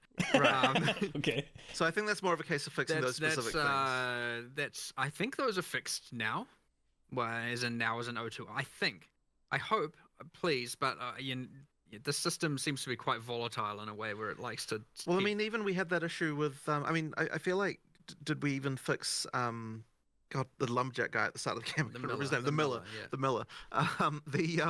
Because that for a while in 0-2-0, that was just like randomly taking you for a ride. Yeah. I think that is a volatile system. Yeah. You change nothing, and for some reason now the monsters are taking you for rides across the level, and then sure. Yeah, I don't know. Yeah, I mean, look, we don't want it to feel like you're just, as I said, getting taken for a ride when you're not supposed to be. And so that one, ideally we're fixing cases where that occurs. Now, the reason you want a little bit of impact from monsters is just because it, makes you actually feel the abilities. And there are monsters that feel if they don't have a push on their abilities, they feel just terrible. Like, I mean, there's things like the Devourer where like until we added the like pushback on the hit, it just felt like it wasn't even hitting you really. So there's something like that's just really important just from a physical nature. I do remember feeling like it didn't do anything. We're trying to just make it so it feels physically physically correct. But yeah, we don't want it like pushing you half across the map, as you said. But yeah, and then the other part I guess you were talking about maybe was to do with the abilities, that kind of like where the character's moving. Oh, the other part of it, your characters get shoved a lot. And it feels like the pushing is a new concept for a lot of players, and where is its placement in maps? I get the Devourer argument, where it's like, okay, it's a Devourer, it's a big impactful hit earlier on, I get it. But then when you get to like in-game mapping, it starts to feel a little weird when you got these little mobs that are way faster. They're also like, kind of shoving you around a little bit. Right.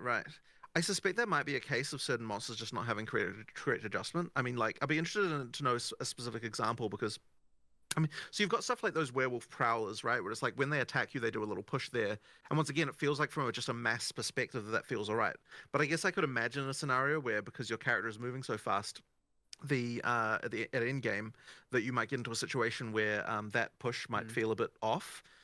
So like I can kind of see where you're coming from in some of those cases. So I mean, maybe we do need to do some adjustment to some of those monsters based on level or something like that. I don't know. I think also when there will be monsters that are wrong that don't appear as much in single player as well. I mean, this is just on top of that, because you won't know they're wrong until they're not only trying to attack you, they're trying to attack something behind you. And all of a sudden you're getting moved by something that you don't like. Probably, again, it could occur in minion cases, kind of a summoning cases. Right. Or in multiplayer, it certainly happens. So yeah, I mean, there's no way that all the monsters have the correct pushiness value, so to speak. So right. That's but I mean, it's good. It's good to get that as a thing to specifically focus on, because like it's something that probably would need some attention. We just need to get someone to like do an audit specifically thinking about that. It requires, for some reason, a quite difficult eye for detail, because again, you want it to feel physically correct and make sense from a physical perspective. And I don't know, I found it quite hard to find someone who can actually assess what would happen if this werewolf jumped on you. There is stuff like that, which, I mean, sure, maybe it is kind of difficult, but yeah, we need to go over it with a fine-tooth comb. I do think the context, though, of like when you're, because I mean, normally when a monster is being set up, it's being tested in isolation, and you're not necessarily using like a crazy fast build on it, right? You're just like playing it in the context of the era originally appeared in, like that is to say during campaign, when you don't necessarily have like some this like crazy move speed and all that stuff. So I suspect that the interpretation actually probably would change a little bit in the presence of having that sort of faster play that you get as your stats increase. I appreciate I think it is something we should look into and like do it and recontextualize it with the idea that we should be looking at it from with high level builds in mind. There's some. Sure. Yeah. That's good. So I suspect there might be something. Ideas, I think there might be something there. Yeah. That works. We can move on. Okay, so the next portion here is kind of around ailments. So ailments in particular scale off of on hit, which means that ailments very often ends up feeling not so much as a build in and of itself, but as additional damage to a build. So the question would be, and I have a couple of specific questions as follow-ups here, is where do you guys see ailments placed in Path of Exile? Do you want to see, like, I'm doing a bleed build, or do you want to more see it as bleed as additional damage to a build I'm already doing? Well, I personally, when I'm designing, I'm looking more about the combo potential of ailments and what they can do for other abilities. But that being said, that ideally we're in a situation where both of these things can be true, where it can be that you're playing a bleed build, but also then someone else might... I'm gonna be honest, every time he says combo, I just get less and less interested. It's like, I just see my maps being slower and slower and slower. I'm all good for all this combo and interesting combat for the bosses, but I don't want to have to apply an ailment and then apply and do a thing to prime them for something, then apply the ailment, then use another thing to do X, and then now I do damage. No, I don't want to. I just want to do damage. Might be playing a build that's relying more on consuming the bleed to do something else. There's like a few different approaches you can take with it. Ideally, it's like, we can get all of these situations to be true depending on how you speak your character. It was intentional to make it so that the ailments depend more on the original hit, and I guess...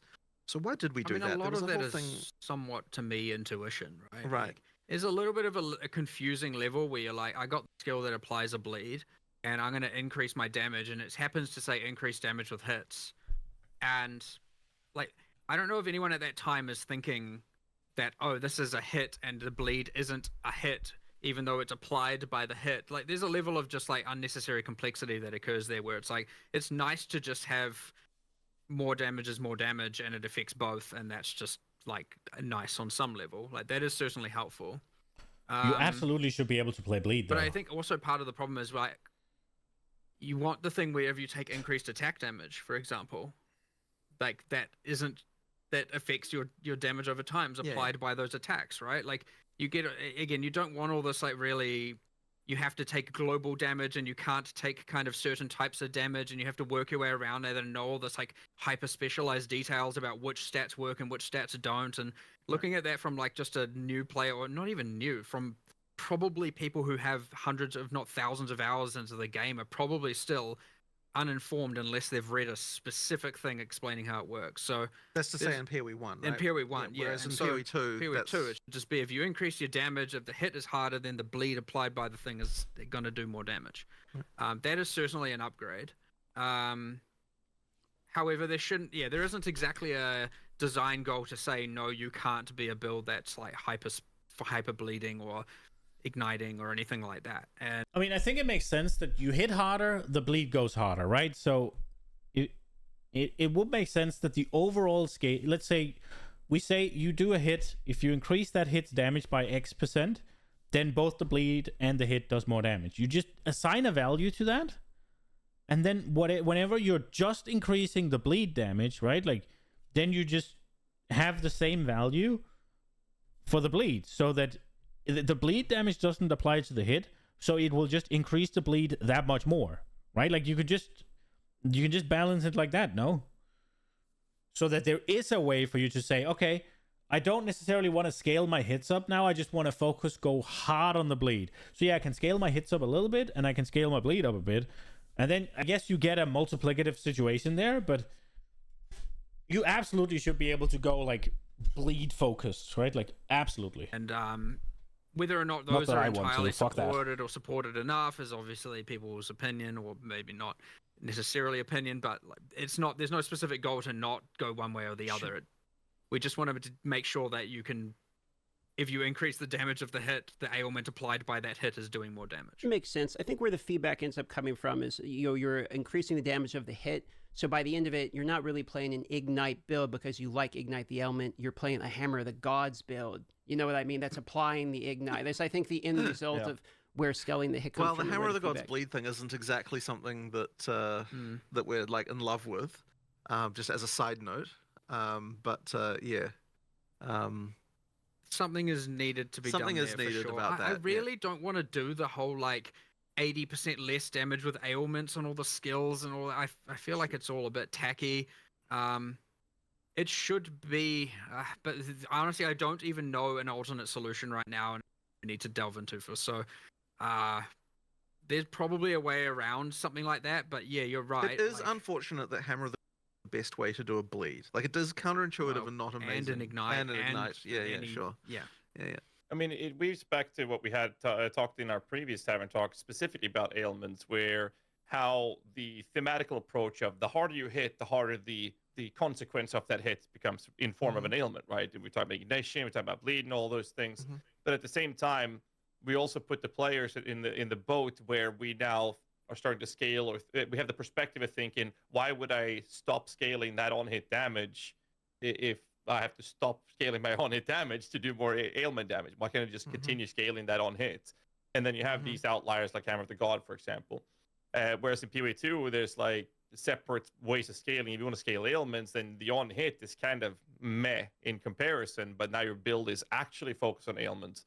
So like you guys want to get to that point where there's actual that full might just focus. be a matter of making sure that the increases to ailments are more effective than the increases to hits. In that case, I think in general, I mean, it is the case, but they might need to further do that. I don't think in a way that would mathematically make it more beneficial overall. Right. Like we might just need to fix that. Yes. I can't remember So basically what you guys were talking about. Basically what you guys were talking about was that you wanted hard hits to apply this. It's the same thing we talked about in the last Tavern Talk. I was just curious to see if the plans are to find another venue to actually make ailment builds possible contenders in the game, because they feel kind of lackluster outside of what we just talked about. Part of the issue is, as well as the goal, and an achievable goal at that, where it's like, well, why do anything else? Why not do the ailment if you can have that? You start the fight, you drop your Hammer of the Gods, and now the fight's over, because it plus the ailment is enough to kill the boss from full life. All of a sudden, the cooldown of the skill is irrelevant, which is meant to be the major downside as to why it's allowed to deal so much damage.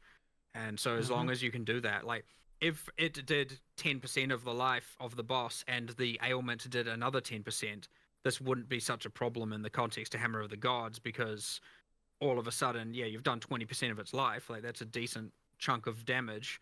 But just because of the fact that there is the capability to get it to be so high damage that it will just one-shot them again, and crit is part of this problem as well. Yeah, then why would you not do that? You don't need to spec into any defense or anything else at all, right? You don't have to care. True. So yes, there's like part of a problem where this is where I'm just like, how much of this is just nerf Hammer of the Gods because that's how it's played? Well, I mean, it isn't even. I mean, I feel like at some point you just want to put cannot create ailments on Hammer of the Gods. Well, yeah, but we always try. I know. We try not. At some point. But the more we have this conversation, I'm just kind of becoming more convinced. Well, that's what I was saying before. As opposed to cannot apply, you put 80% less, and I feel like cannot apply is just cleaner, right? They both suck. They do, but at least cannot apply is just like it's just a clean rule. This is what it is, and then kind of done. You know, like as soon as you start getting, I don't know. I feel like the 80% thing. I know it's on the list right now of things we still have to discuss in more detail. So right, and I mean the today/tomorrow list. So, well, speaking of the list and ailments, I am curious because we also had this conversation in the last Tavern Talk podcast, and that was bleed on ES, and it was the contradicting line. We were wrong. Idea, yeah. Okay. We were wrong. Every action developers do is have well, there was a few things we did change around that. No. So the things they're talking about here is things that are broken, right?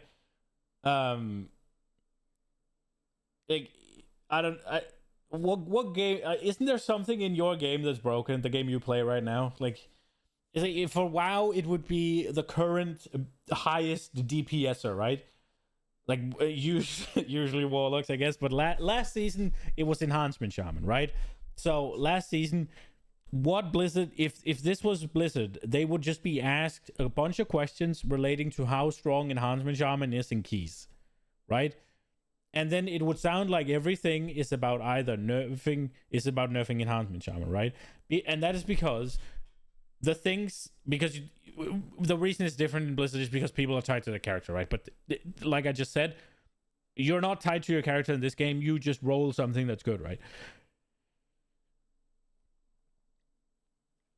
The reason they're not talking about buffing something is because those some things are not really being played, because you might as well play the things that are strong, right? They are buffing a bunch of the things that are weak, right? Crossbows, for instance, they get more damage, and they're being contextualized as two-handed, meaning that all of their explicits are being more powerful, right? That is happening in the patch. We read that earlier. So crossbows are being buffed, but they're not talking about that because nobody's fucking using crossbows because they're not viable, right? Like, that's where we're at. So yeah, it seems like everything is nerfing, and to a certain extent it is, but the thing they're nerfing is those 2-3 builds that everybody is just blasting, right? Like, the things that are being nerfed is Archmage, because every single spell build used it. Spark, because I think,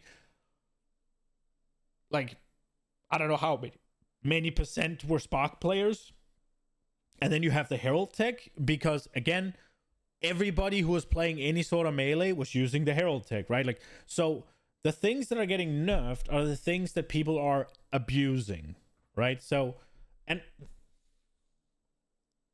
I don't like that they're nerfing it as hard, and the things that you are abusing, I will admit, to a certain extent, made the game better. Like, the Herald tech just made the game so much more enjoyable. But the question is there going to be a new thing that then does the same, right? And there is usually that thing that does that.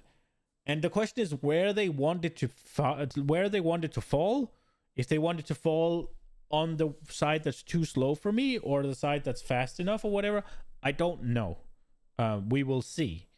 But I'm not entirely happy. It's not just everything's getting nerfed, but it's the things they're talking about. I remember being like, okay, you can't bleed things with ES, which actually is the case. You can't bleed things with Energy Shield. Right. It has to be damage to life that causes the bleed. Yes. And there's some reason for that. I can't remember why. Was it a dumb technical reason or like an actual design reason? I don't remember. Yeah.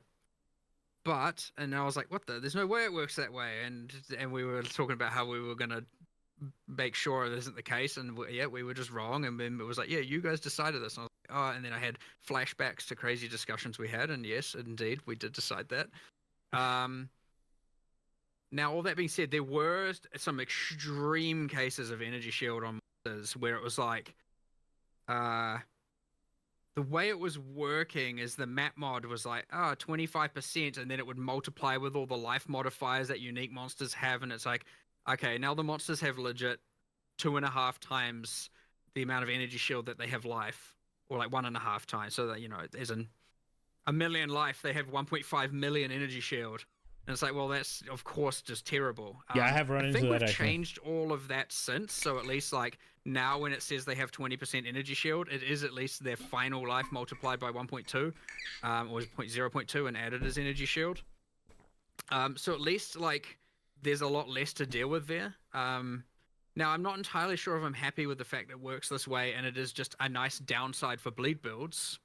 Or if it's like, well, this is just annoying because of, I don't know. I don't quite know how I feel. I like it in some regards, and then in others I can see why it's frustrating is the thing. But at least we've fixed the freaking energy shield problem, which is just things having all of the energy shield. But I do like the idea that monsters with energy shield have it is a weakness to a bleed build. Now, whether or not it is a balance warranted weakness is a different story, because you could argue that that isn't factored into bleed's power. But yeah, I'm not quite sure where I sit on this one, to be honest now. But we did address the energy shield problem, at least to the major degree. All right, so one more last question regarding ailments before we move on, and that is actually regarding Ignite proliferation. It feels very short. The radius isn't very long. Are you guys happy with the current state of proliferation effects of ailments such as Ignite? I don't even remember the radius. Too many numbers. I honestly can't say I have enough familiarity with this to even be able to give you an answer as to whether or not I am happy. So I guess the real thing is, if players are unhappy, then there's probably a change that needs to be made, right? So if that is the case, I'd have to look into it, honestly. Which wouldn't take me long. It would take me like 10 minutes. I just need to refamiliarize myself with it. But obviously not in this moment. I believe the radius is nearby, so that would be, in this case, 1.2 meters. I think it is, or 2 meters or something. It's very, very short. That's why I had to bring it up. Well, let's move on from ailments. And one of the questions we have was cross-weapon skills. Are there any intentions in making skills be able to be used with multiple weapon types? Yes, please. Fuck yes, please. Generally speaking, no, because we see the skills that you use with your weapon as being like innate to what it means to use that weapon, and that was like a major difference between PoE 1 and PoE 2. So yeah, the plan is to keep that. I mean, that being said, there's still a few skills. I mean, you know, things like marks and stuff like that. You know, we just have them work across things. But generally speaking, no, the skills are supposed to be associated with the weapons. There'll be like unique item territory that might bend the rules there a bit, but sure. Otherwise, yeah, wanting the skills and the weapons to be quite linked was one of the main design goals of PoE 2, and having that different weapons feel different from one another when they can be quite melded into the same concept in PoE 1, where it's almost like it doesn't really matter if you're using one or the other necessarily. It's just a matter of what gives you the highest DPS. Mm-hmm. So next question on the list, which we touched on just briefly here previously, about boss spawn rates. So you said that you've increased also the rate that you're going to see monsters, or I should say bosses, be accessible. Does that include things like Audience for a King and their drop rates in like Ritual? That is explicitly what I'm talking about. So that is the Twisted Domain, is that what it's still called? The rate of which Olroth appears, the Audience with the King frequency, and Simulacrum frequency. Let's go. Big W then. Okay. But we read that. So. We'll follow that question up with the current boss drops. There's going to be 100 uniques being added to the game. Will some end up being boss-specific ones? And are there any changes to what items the endgame bosses can drop currently? So we're not adding new boss-specific drops to bosses that already existed, but there are some of those uniques are boss-specific for new content that we're adding. But the intention though with the uniques is not to be add a bunch of boss specific stuff. Mostly it's to add a bunch of stuff to the core drop pool, which is what needs it, I think. So yeah, that's most of them are core drop pool. Cool. So with the addition of 7 new maps, I believe is what you said, is coming to the game as well. Has there been any retuning or touching of the previous maps? And the follow-up to that would be, are there any plans to have something like a Horizon Orb, or potentially you could change one map into another? So if you see one that's like an Augury, you can change to a Vow Factory or what have you. So we haven't done that. There's been probably a few touch-up to maps, but I would say it hasn't been the major focus of 020. But I do think it's going to be a much more of a focus in 030, that we want to try and improve the mapping experience of just the core maps by quite a lot. Yeah, like that'll be more of a thing we do then. We had a huge discussion about this the other day. Yeah. I think we did briefly talk about it in the Q&A with Ziggy, but like effectively there are just some maps that are just like, very mundane. There's not a lot going on, and so part of this was also, okay, well, at least adding all this new content like the Exiles and the Wisps and stuff will alleviate the level of things not going on in certain bad maps. But yeah, we had a pretty massive discussion about how we could improve it. We just need to do it, and there's no way we were going to do that in time. So 030, I guess, is our current objective there. Fair. Another Atlas question regarding maps. Sometimes they're broken. Like there are map nodes that are 100% out of reach. Is this addressed in 0.2? There's been we told the person who works on that to fix it. They said that there was improvements. So as far as I know, it should be fixed. There are improvements to the full, like, I can't exit at all. Like you're in this block and you're like, I literally can't escape this island. Okay. I don't think I think there will still be just like very rarely random disconnected maps that you can't get to. Because that is technically less problematic than the people who are literally unable to play the end game because they're trapped. Really? The other thing that we've done, a very recent, which I checked yesterday, was a pretty drastic improvement, is just there's like bits that are just improving the general connectivity between blocks. The concept of a block is probably not very observable to a player, but effectively you'd get these like kind of lines where it's like, I can't map across this entire section. There's 0 connections. That's like kind of because it's a gap between what we call blocks, and we've increased the connectivity between those like dramatically. That's neat. There is one bug left, which I don't think we're going to fix in time, which is currently a node is only meant to have a total of 4 in and out connections. And I think once they get more than 4, one of them, they look like they have 5, but only one of them will just straight up not work. This is a bug. We are going to fix it. I just think it might go out with that bug. It's already on live, that problem, where sometimes you're like, I've completed this map and it connects to this one, but I can't get there. And I have had that once. More than 4 total lines. We just need to fix that. So it's just that person has been excruciatingly busy. So if it's not there immediately, it'll be there shortly after. Good to hear. A more sought-after topic, it was regarding trade improvements, which was mentioned in the Destin interview. My question I don't have anything extra to say about this. More details. I don't have anything extra to say about this. Okay. All right, so then moving on to crafting here. So we're hoping you could walk us through the process of coming upon the solution as Recombinators to be the next addition you guys wanted into the game.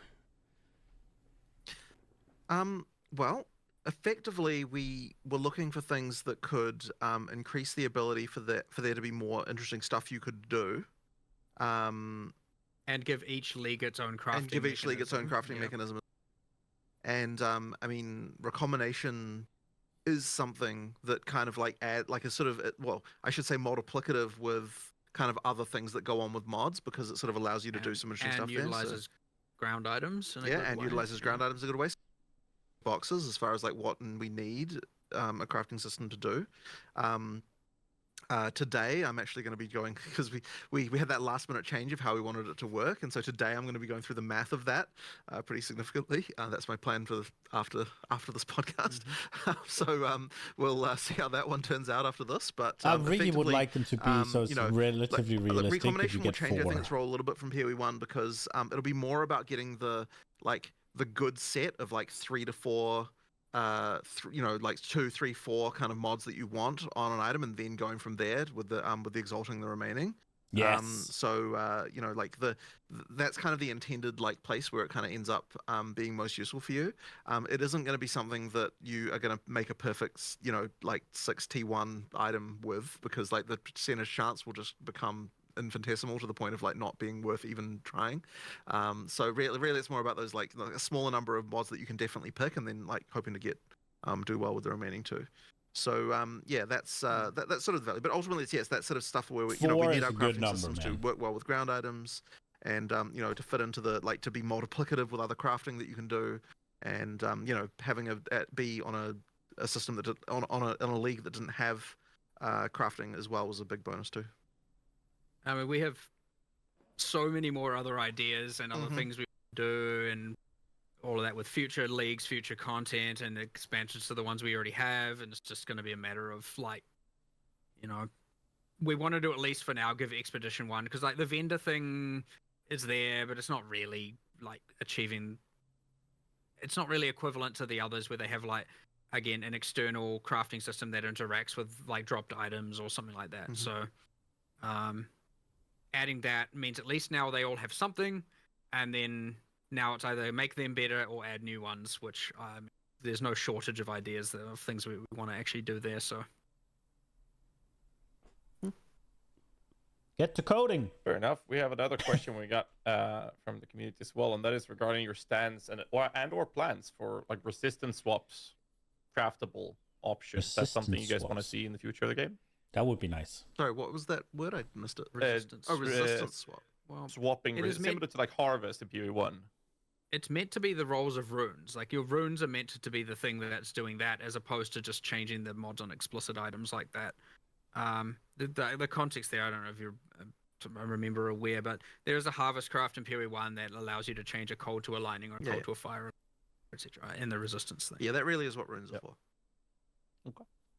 Next question we have is actually starting to touch on Ascendancy specifically, and we have starting with the Amazon, and there's a node called Critical Strike, and it's referring to additional crit strike chance from 25% of excess chance to hit.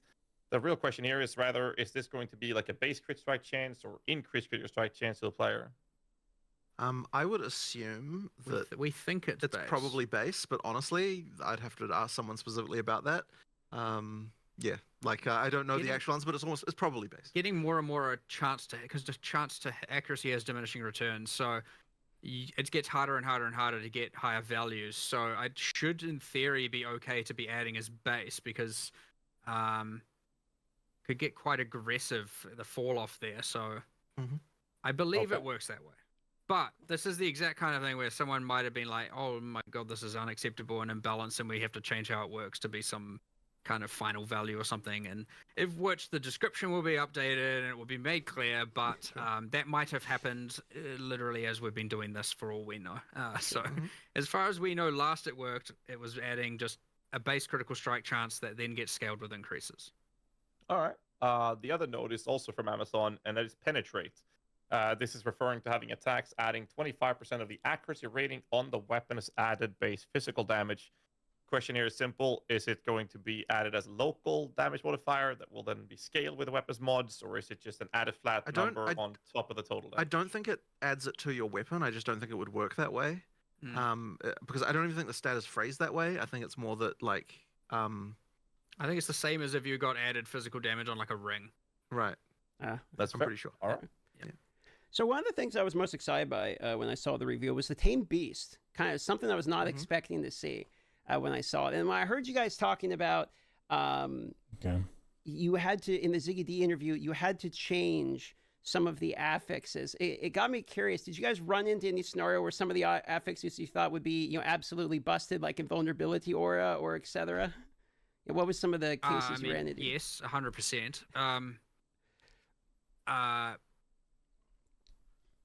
What are the ones? There is definitely some that were. But I sure think the temporal bubble that was one in another particular is pretty crazy. Yeah, I mean we've had to do things where we had to reduce the uptime on some of them and like, change how frequently they use them. But on the other end, we've also taken the mods that would have been really, really bad at killing monsters and made them a lot better as well. So it should be a bit more uniform. But yeah, it's certainly a kind of... Well, on top of that, I mean, aside from being a difficult balance task, there's also like just making sure it's not annoying when you're like AK or looting. It's not like, doing things too... I mean, one problem you're gonna face, which I want to address, I just don't know how to do it imminently, is the fact that you might often see those things coming out. Like, for example, if your rare monster has periodic fire explosions mod, you can't distinguish those from enemy ones, and you might all of a sudden be avoiding your beast's mods all the time. Now, a lot of people are probably just going to be like, oh my god, don't tame a beast with that mod. Fair enough. I do want to actually alleviate that and do like Asmerian versions of all those effects so that you can at least distinguish them apart. Yes, please. Put some wispy stuff or change the color of it a little bit. But for now, that's kind of a lot, and we didn't get time to do that. So that will happen, just as a forewarning. So bad. That being said, it obviously doesn't damage you. Well, actually, it did at one point. It won't damage you. We had that with specters as well, where there are some monsters like the ones in the Ziggurat, where they like create they send forward like a little sun orb, and it's like, oh yeah, that's just a normal projectile, right? And then the specters are using it, and all of a sudden it's killing you. And one of our audio guys found that the other day and was like, I'm getting killed by my own specters. I'm like, oh, no. This is not the point in the pipeline. We should be finding this out. So hopefully there's no more of those going on. But, that's so good. Be careful. The funny, because the reason why the audio team is because the audio team have to do a whole pass on every monster for the case where it's your minion, because otherwise you get really annoying audio that's like 5 minutes a monster, but when they're next to you all the time, it's like really irritating. So it's like that's actually one of the things we had to do to make specters work was do a redo of the entire audio pass for that. So it's kind of a funny one. I mean, these are like, look, they're just, this is good. I think this is good. I can assure you that every fucking game makes issues like this, maybe the same issues or something similar. They all have them, but these guys are not afraid to share them. It's like, dude, the specters is you take an enemy monster that you've killed and you raise it as a minion that follows you. Of course there's going to be shit with that. It makes a lot of sense that some of them would kill you for no reason. Beast for you then is so it's a spear scale. Obviously, it shows up on the spear scale screenshot you got there. Mm-hmm. Is it locked behind having the spear equipped? Is it the type? No, it's not. So you can just use it on any class. It's just there because it's associated with the huntress. You can use it as any character. Okay, that's pretty awesome. Then. Amazing. Moving over to Ritualist, we have a couple of quick questions here, and I'll start with the first one. The extra ring slots, we saw the answer to this regarding Calandra's touch ring, not being able to copy it, but how will the extra ring slot interact with Ingenuity? It just works with its nice new nerfed version. It just works. Yeah. Okay. Thank you. Gotcha. There was a list of unique rings that we had to do specific implementation for, like Thief's Torment and random stuff. I don't know what state these are all in, and the can't use other ring slots stat, I should say. I can't remember the exact decisions that were made on all, but ideally they should just be the most intuitive thing. It's just they all needed pretty specific handling. Mm-hmm. All right, so then the other question I had is a common question people were having was on the screenshot where you were showing the ritual sacrifice where you got the mods from the monster. It was stated as you get one of them, but then in the video you got you actually get all, yeah. Okay. Yeah, that's gone through a whole bunch of balance. I don't know if you get all. I think you get four if you stab them and something if you stab yourself. There's some I can't remember the numbers, but I want to see it again. It might change tomorrow. We do these live streams and it's not like we've stopped developing on the game. So yeah, you get little inaccuracies like that are just wrong, or that change in the last week or 2 weeks kind of thing. And it's not like we've written that thing literally 5 minutes before we did it. We're like preparing that thing for like a month. And so, yeah, sometimes across that time, you've recorded a thing and you don't want to have to re-record every single little thing, or you just miss a thing. And so, yeah, you get little inaccuracies like that. But yes, it is certainly not what it was represented as. So. All right. We can move over to the tactician. And the first one is regarding the focus fire notable, basically where you attack, your totem starts attacking. We've seen this as it exists in Period 1. It's not been very popular in Period 1, so I wanted to ask what the differences are from the Period 1 versions to the new version in Period 2, if any. I don't think it is different. I don't think it is different, and I don't disagree with you that it might have even been adjusted since, because I also, I mean, I'll go check that out after this, because I also don't disagree that it is on my list of I don't think this is actually very good. So, okay.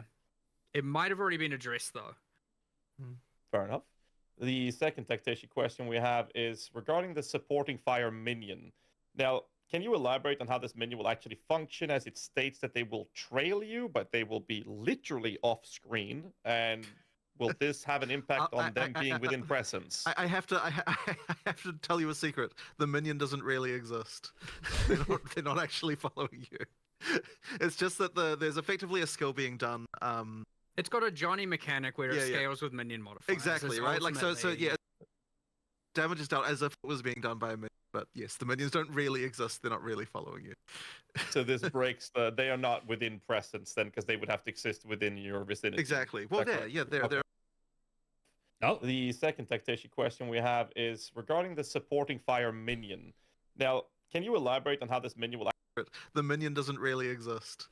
They're not actually. The time period, it looks like he hits. So yeah, damage is dealt as if it was being done by a minion. But yes, the minions don't really exist. They're not really following you. So this breaks they are not within presence then, because they would have to exist within your vicinity. Exactly. Well, they're off screen, right? They're not. They're outside the borders of the map. Exactly. Artillery. All right. No, we ruined the illusion. Exactly. Okay, so Smith of Catava, Temper Weapon. This one looks really interesting because based upon the way it works is depending on how much people are really going to use it. So we were kind of curious about how the Temper Weapon actually works, if there's more details. Is it a time period? It looks like he hits it 4 times and gets multiple attacks. So is it, do you want to give us more information about how Temper Weapon is going to work with that ascendancy? I can't remember all the exact numbers because they probably have been changed. But effectively, yeah, it is. I believe it's a number of attacks, isn't it? Yeah, I mean, it was meant to fill a role similar to Meditate, where it's like you do certain things, and in this case, it's meant to be not like you should be able to hit a few times and then get to use it for quite some time. Sure. Like it shouldn't be just like a really annoying where it's like literally between every pack I got to be sitting there hitting my weapon and right. But I believe, some number of hits of the weapon gives you a much greater number of actual fire explosions going off. So without all the numbers in mind, I can't really explain exactly what that balance is because they would have changed since I last saw it anyway. That works. There were some guesses on whether or not it was going to be duration or on hit. How many hits you get. It's on hit though. It is on hit. Okay, that answers that then. All right. Another note from the Smith of Kitava is Manifest Weapon, personal favorite of mine with Animate Weapon from PoE1. Now, the question would be, how will this ability work? Is it reserving spirit? Is it copying your weapon? Could you elaborate on this? It copies your weapon.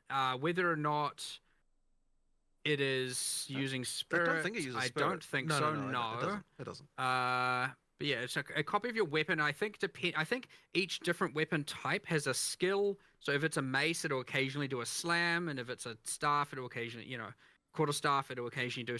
I don't remember what all the skills are, but the idea is that it doesn't just melee attack only. It has like an extra ability it uses on periodically. That's cool. If you're dual wielding, do you get both weapons? I don't remember. I think no. You probably just get your main hand. It's probably that'd be cool though. I mean, it would be, but technically that is way more damage. Unless you're saying it's one minion that attacks with both, in which case that would be cool. I'd have to have a look. In fact, it could. Maybe it is doing that. I actually, I don't know. I don't know. Last question. Often what happens there, just for context, we're involved in their like initial design. We have it at hands off. That level of detail we won't necessarily figure out. You hand it off to a designer will come back a few times asking intermittent questions about it, and then sometimes you don't see it again, and that's fine. You test it on live, or you play it on live. Like, other people have seen it, you trust the process, it works. It's just that, like, it's hard to retain literally details about every single ascendancy node and all of that when you have so much going on. So sure. I have one question I have to bring up, my friend Pox here. Since everyone's referring to Smith Okitava as the chieftain of PoE 2, are we getting RF soon? Not you'll have to wait until the class that's most associated with is ready to come out. Unfortunately, Fair so enough. yeah, it won't be the unfortunately it won't be the next class either. Maybe the one a little bit further down the line, I think. I had to ask. Mm-hmm. All right, so last question we have for Smith of Katava is a pretty basic one. The Heat of the Forge skill looks kind of interesting, and there's some debate. Does it work on, like, every hit your Castia skill, or is it basically energy gain, sort of like the Cast on Ignites, Cast on Shock? I guess Mjolnir isn't out to talk about that right now. So, I mean, I believe it's energy build up, very similar to how the Arrest will work as well. You say it works the same as Mjolnir. Yeah, but I don't think that had been released. Yes, I know. So, I'm just joking. Well, Mjolnir will work the same way, but lightning. That I know.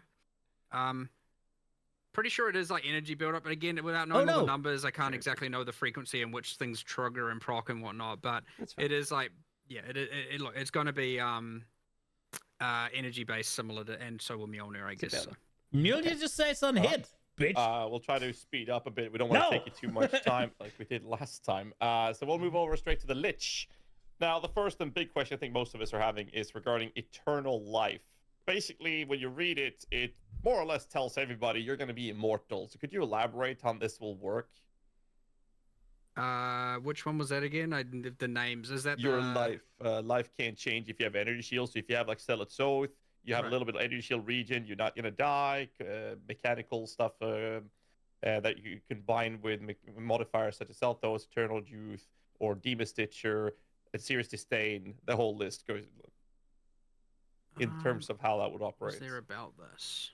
I mean, we acknowledged it was powerful. That's for damn sure. So many mechanics around this. I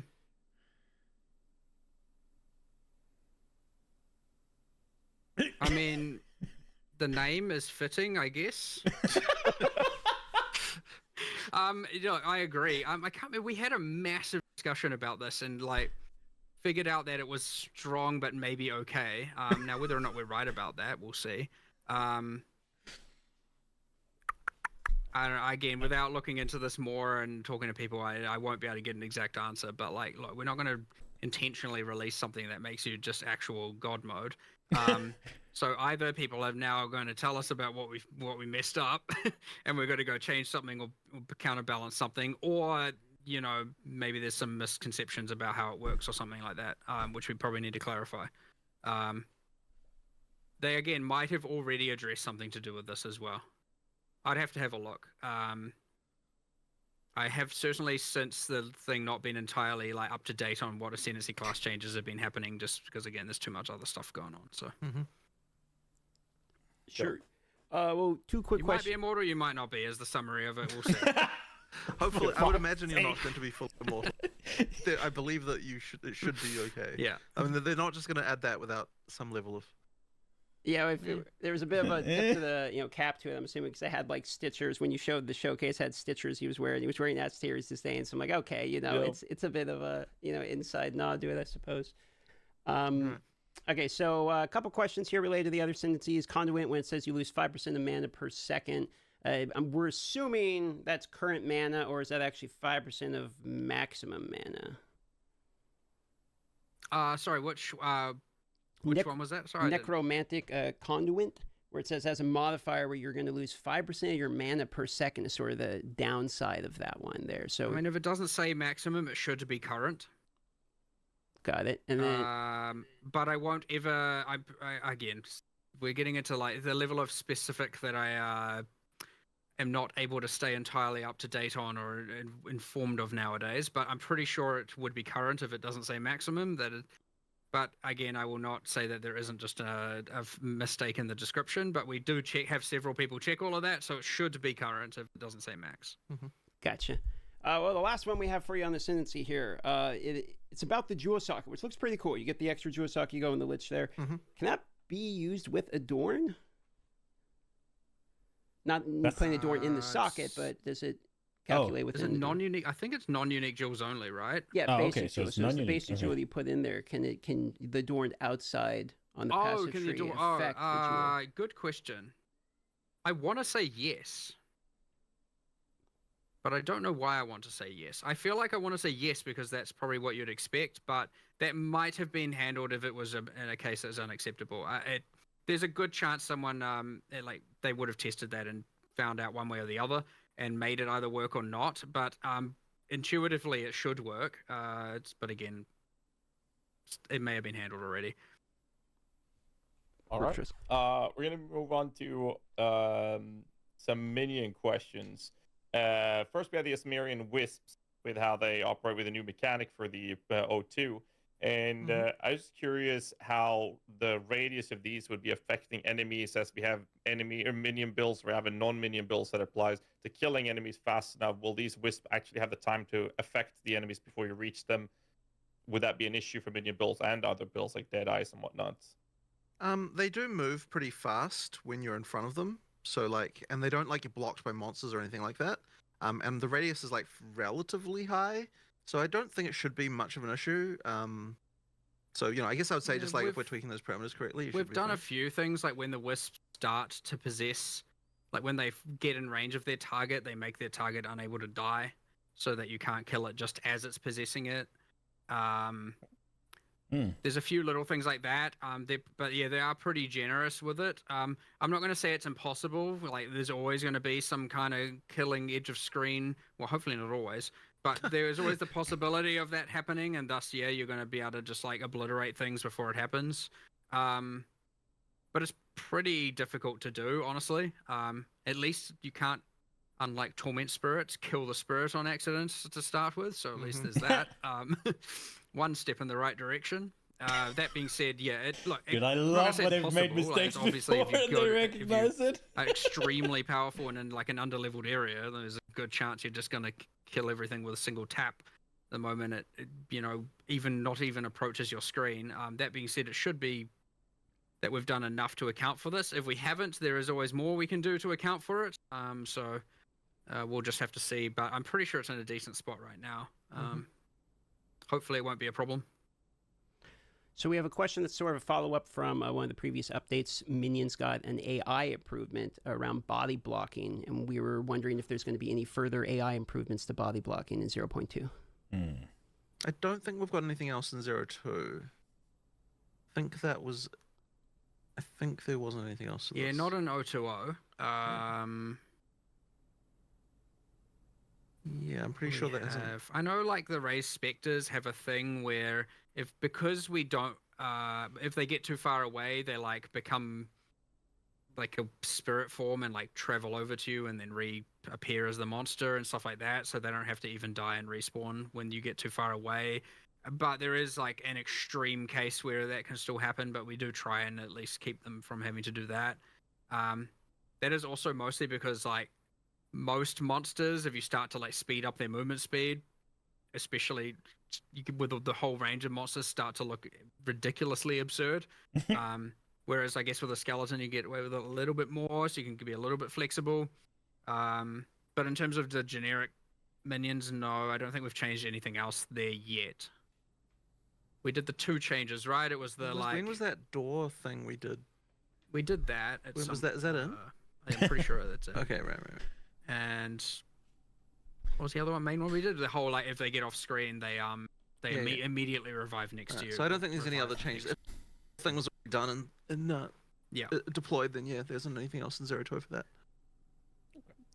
A quick question is regarding minions in the early game, mostly referring to first 20 levels or so.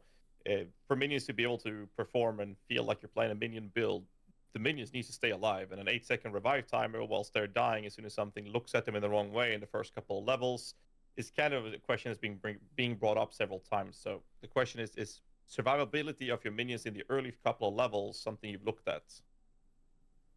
I don't know that I see it currently as too much of a problem. I was actually playtesting minions last night, and I mean, one thing I will say is that the Witch probably has one of the easiest times in the early levels compared to many of the other classes overall. That's fair. At least in my opinion. So I don't know that I'm looking hugely to buff anything there right now. Yeah. I don't know. I sort of think it's sort of in an alright place in that regard. Well, somebody wants it a little easier, huh, Gassy? There's certainly nothing on the radar because it is true that the class doesn't exactly feel underpowered. Right. The question is whether or not there's maybe like a couple of bosses here and there that are maybe too punitive, or a couple of monsters, that are too punitive to minions. Well, the one that I noticed as I was playing in the very early game was just the ground, the on-death ground poisons. Are pretty mushroom. Yeah, the mushroom things are pretty ruthless against minions. Yeah. Well, that is a. We do need to address a lot of those. Yeah, because again, I mean, in an ideal world, you'd have, like not just stand in it. Yeah. But yeah, that's exactly the kind of case to do something about that specific, and there'll be a few more of those trickled throughout, and a few like there'll be one specific boss with one specific skill that is just like unfair, and 100% we need to keep adjusting all of those. So the next one is sort of a report from the previous update, where it was a controller update for offering skills to make the targeting a little bit easier. All right, kind of now the result we're getting to the point where I don't care. Right. This is going to be it. I am going to hop off. I will be streaming tomorrow. I'm doing an additional stream tomorrow. We're going to play PoE. We're going to play the new league, whatever. We're going to play it. Yeah. Hopefully it'll be good. I don't know how long it'll last me. I'm not... A bunch of the things they're adding... I would have looked at the ascendancies today, but we just ran out of time. But yeah. We'll see.